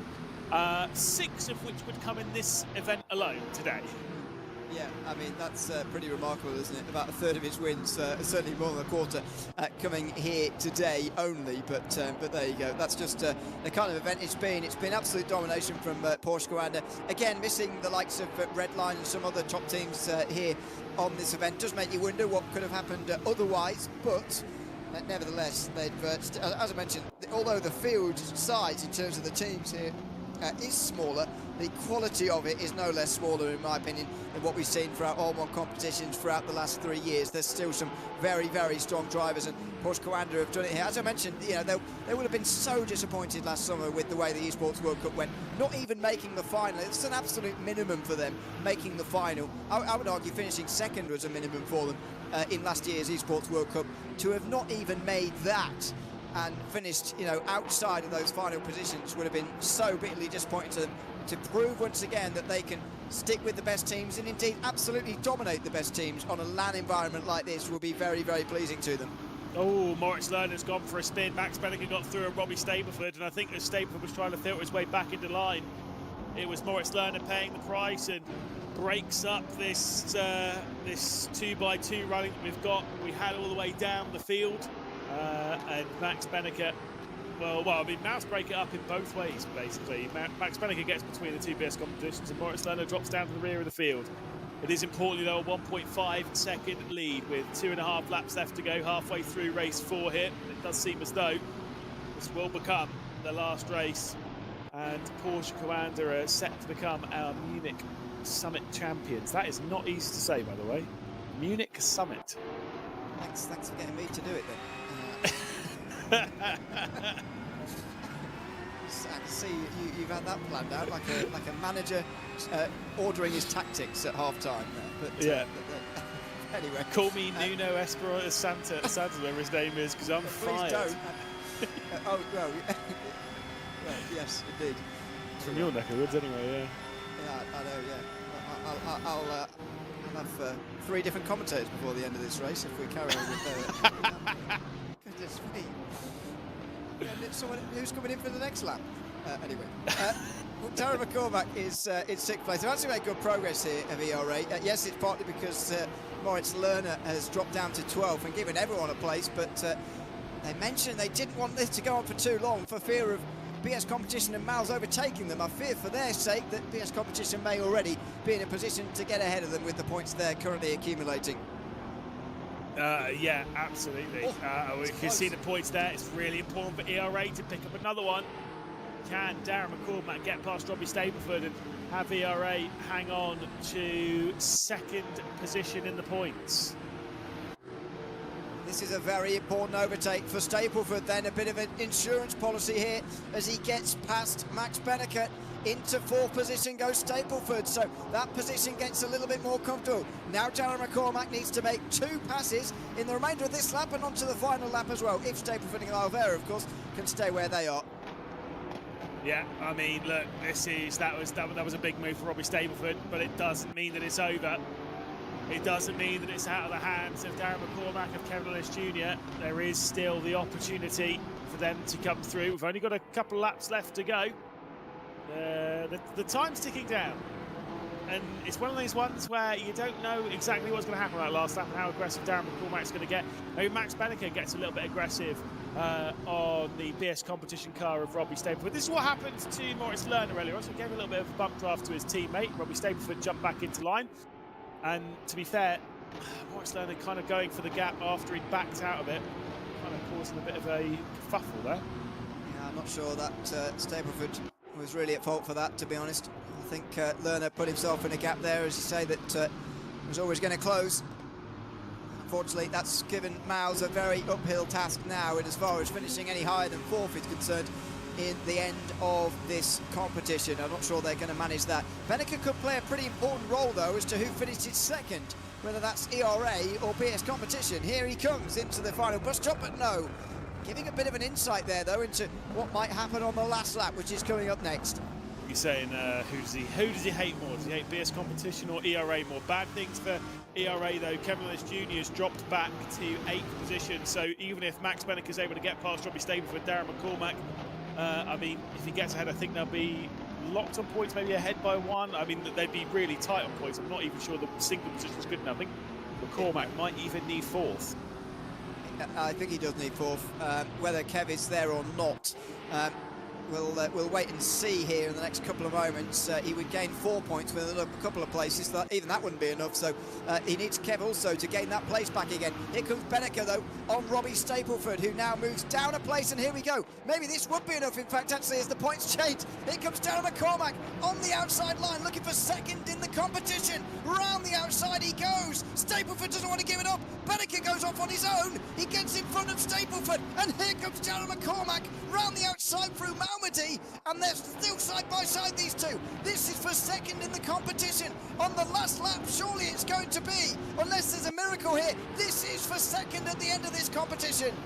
Yeah, dramatic battles here between Robbie Stableford and Darren McCormack, and Kevin Ellis Jr. is off the road. Can he lose a position here to Jack Keithley, or is he going to be able to hang on down into P1? Darren McCormack will leave himself down the inside of Robbie Stableford, leaning between the pair of them. Will the Irishman get his way back through by the time they get to 5th bath? Important moves when it comes to the race for the runner-up position. Extraordinary battle, and don't forget, none of this really would have mattered if Kevin Ellis Jr. was up a couple of further places here, but he's lost out to both TC Esports cars now, dropping behind them. Robbie Stableford has to do this now, coming into the final bus stop chicane of this whole event, because out front, Dane Warren is going to complete a record-breaking run here at the Munich Summit. It's been a remarkable final day from him, especially in the finals. We've only had 4 races. He's going to win all 4 of them, and it's 5 in a row overall to break that record. He's the only driver ever in R1's history to win 5 in a row. But more importantly, for Porsche Coanda, he crowned Williams himself, and indeed Josh Rogers, Munich Summit champions for 2026. Porsche Coanda bounce back, they win the competition, and Darren McCormack wins his photo finish with Robbie Stapleford, and ERA, pending anything post-race, takes second by just a single point. I get the feeling there's going to be a lot of investigation there because Kevin Ellis Jr. was sneaking his way back through on Jack Keithley behind. They were both well off the road. Some tight margins there up towards the line and a single point for ERA. I mean, I don't know how that's going to unfold. I don't know what's going to happen, but there's definitely going to be some post-race for sure. Not about our top two, though. Another 1-2, third out of 4 here in the finals for Porsche Coanda. Incredible. Yeah. And a record-breaking run from Dame Warren, 5 in a row at the front there. There they are, Warren and Rogers. They were celebrating a bit more while they were in the rigs, and now they can congratulate one another properly. A fantastic run from them all the way round. I mean, they've taken it out of doubt from a very, very long time ago. Ever since they got that 1-2 in qualifying, they knew they were going to go on to win. Look, it's the best I've ever seen Dame Warren. I've seen a lot of Dame Warren over the last few years of sim racing. To break that record and become the first driver to take 5 in a row. Obviously, his teammate Charlie Collins had 4 in a row before. Josh Rogers never has reached those lofty heights. He has to settle for just the most wins of all time at 46 onto the list. We are getting a note that race controller Robbie Stableford has a 5-second postal time limit for exceeding the incident points limit, so he'll drop down the order. So if BS competition, they're definitely going to need a penalty for Kevin Ellis Jr. And suddenly the question marks as to who's actually going to finish second in this event still kind of remain. I think that leans it a little bit more towards ERA. Well, yes, but we didn't see. Kevin Ellis Jr. only just got past. Was it Sobrero, I think, at the end there? It was Jack Keithley. Oh, was it Keithley? Yeah, only by a very, very small margin, though. And we didn't really see. Well, I wasn't looking anyway. It was on the top of the screen, but I wasn't looking. Is probably what I should say. What actually happened there through the final chicane, because there were lots of bumping and barging going on in that final section there, which may be looked at. And of course, it's for second and third in this competition. BS competition and ERA will have been fighting for that absolutely throughout that final race there. And so, yeah, you just got to we've just got to hold on for second place. But we know who's won the title overall, and Arjuna, I believe, can chat to them now. I'm going to interrupt this conversation as Porsche Coanda debrief after an incredible event. I'll start with you, Dane. I mean, what a run from the team. I know it was a bit up and down initially with the reverse grids, but how do you reflect on the performance today? Not much to say, I think, besides, yeah, it was a crazy event. Yeah, I think I owe a lot of it to starting P2 behind Josh a lot of the time. But yeah, I think both of us just did everything that we needed to when we needed to, and yeah, the result was that we got a flawless weekend of racing, so yeah, couldn't be happier. Flawless. What do you now do after this? What's the plan on Monday to celebrate this sort of a weekend? Plan on Monday, brother. We're going out tonight. Yeah. Yeah, I don't know. Bunch of debriefs, boring stuff, but yeah, we'll celebrate in some way. We figured tonight was the exciting night. Josh, let's steal you as well. I mean, very big change in format relative to what we've had in previous R1 competitions. But you guys seem to conquer that. How do you feel? Honestly, it's fantastic to get the monkey off the back again. It's been a while since we've won an event like this. Dane did an exceptional job, but I still think that's the best event that he's put together. So yeah, you should be really proud of that. And I think as a team, we prepared well, we executed well, we did everything that we needed to at the right moment, and also under pressure, like that last quali session. Build the gaps, protect him in the last race, secure the win. So yeah, no, all in all, super happy. And some selfless performances, because on occasion both of you had to play rear gunner action. Talk to me about the battles with Max Benneker in some of the races on the run to this championship, because there were some fun ones. Yeah, no, for sure. Honestly, battling Max was great. I think it's probably some of the cleanest racing we've seen from today, to be fair. And yeah, always like both at the front of the field and when the pressure's on. So no, full credit to him. It was great. And yeah, it's part of team racing. You know, sometimes you have to take that step back and do what's best for the team. And you know, we did a good job taking turns and doing that today. So that's why we ended up with the result we did. Thanks, Josh. Lewis, Ewan, we're getting ready for the prize ceremony. We'll get back to it in just a couple moments' time. Absolutely, and obviously one of those things to hammer home on that is that every single race, apart from the Community Cup thing, whatever was happening in the middle that Arjuna won a single race of, we're not going to talk about it too much, it's fine. The Summit Cup, every single race, including yesterday's Pro-Am race, was won by Porsche Commander. Isn't that mental? We had 4 races this morning, 4 races this afternoon, and a race yesterday, all 9 of them won by Porsche Commander. Mental. Yeah, a pretty strong show, of just how good they've been over the course of this weekend. But, you know, they were due a sort of event like this. You get the feeling. I mean, they've never properly dominated an R1 event, I don't think, from memory, on a LAN event. Yes, that they've won stuff, you know, but they haven't dominated in the way that Redline have in the past, and now they have here as well. Again, to reiterate, you know, less teams here than what we'd seen in some of the previous events, but still competitive, very competitive. And the gaps that we're getting in qualifying as well were things we've really very, very rarely seen in R1, and they were able to do it again and again. Yeah, obviously we do hope that we see far more of this competition in future. We do hope we see the battling continue. Porsche Commander push to the limit. We hope to see Team Redline again in competition like this again, and maybe even Darren McCall, Matt Kevin Jr. finding their feet in that Porsche. That I think there is the potential for them, but obviously they were in the fight for second today against BS Competition 5, which was relatively exciting. It seemed as though pretty much from race number 1 today that Porsche Commander were nailed on as favourites, but for everyone else, they were all fighting over seconds. It was a great fight between those 2 teams I mentioned and Mouse. Yeah, absolutely. And as you say, again, hopefully we can see something like this again in the future, or, you know, something of a different format. I'm sure it will be a different format because we do chop and change quite often, but keeps it fresh each time. I don't know about you, but early on, I quite enjoyed the idea of the hero mode, or if you like, or whatever you were calling it at the time. I quite enjoyed that, sort of putting all your faith in one driver beforehand and sort of doubling their points. In the end, would any format change have really stopped Porsche Commander of winning? No. I think is the pretty definitive answer, and that just shows what, you know, what a dominant performance and what a dominant team they've been this weekend. But I enjoyed that little twist to it as well, and maybe that kind of thing, even if that itself may not return in the future, that kind of thing can return. I thought it was an interesting twist. Yeah, we've always been experimenting a little bit with the format here in R1. It's never been consistent.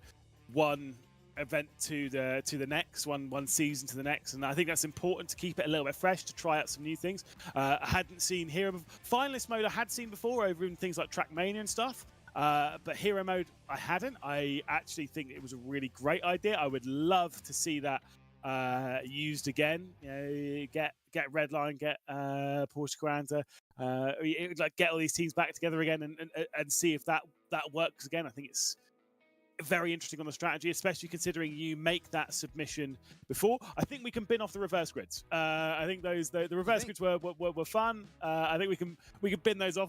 Max Benniker was not particularly positive about them. Let's go with that.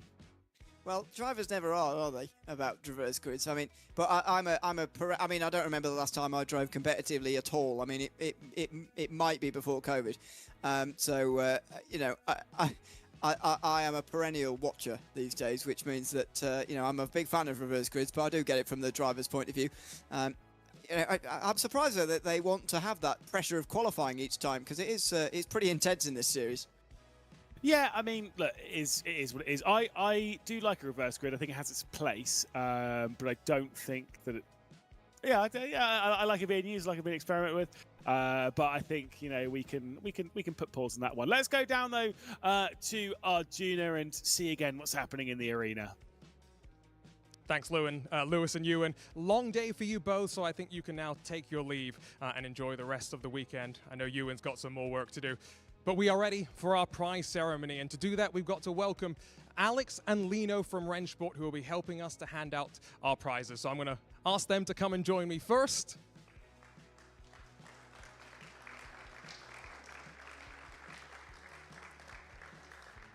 And after a record-breaking run here at the Rennsport Summit in Munich in 2026, our champions, Porsche Commander Esports, Josh Rogers, Dane Warren, and Luke Pennington, the team manager.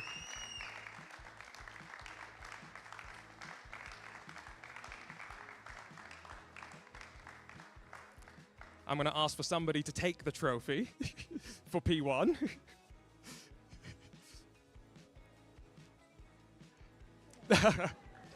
And let's get that high in the air, smiles on the face, our champions in the summit.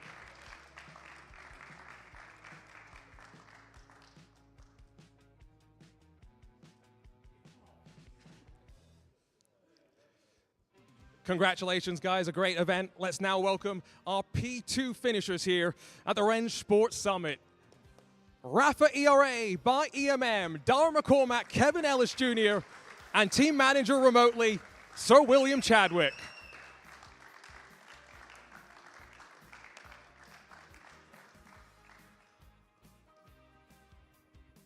Big smiles. Come on, you can smile bigger than that.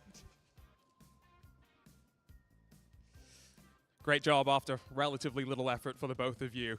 And last but not least, let's welcome third place here at the Rennsport Summit BS Plus competition. Kaiki Oliveira, Robbie Stapleford, and engineer Felix van Delft.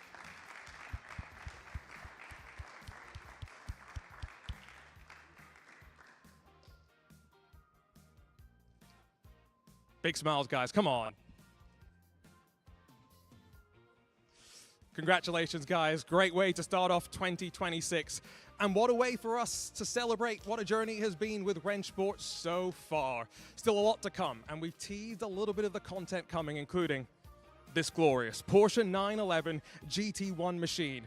But stay tuned on our Rennsport channels to plenty more to come this year, R1 competition to look forward to, and so much more. But for our great team here at Rennsport, our partners at Racespot as well, thanks for joining us, and we'll see you next time as we continue a great year of racing in 2026.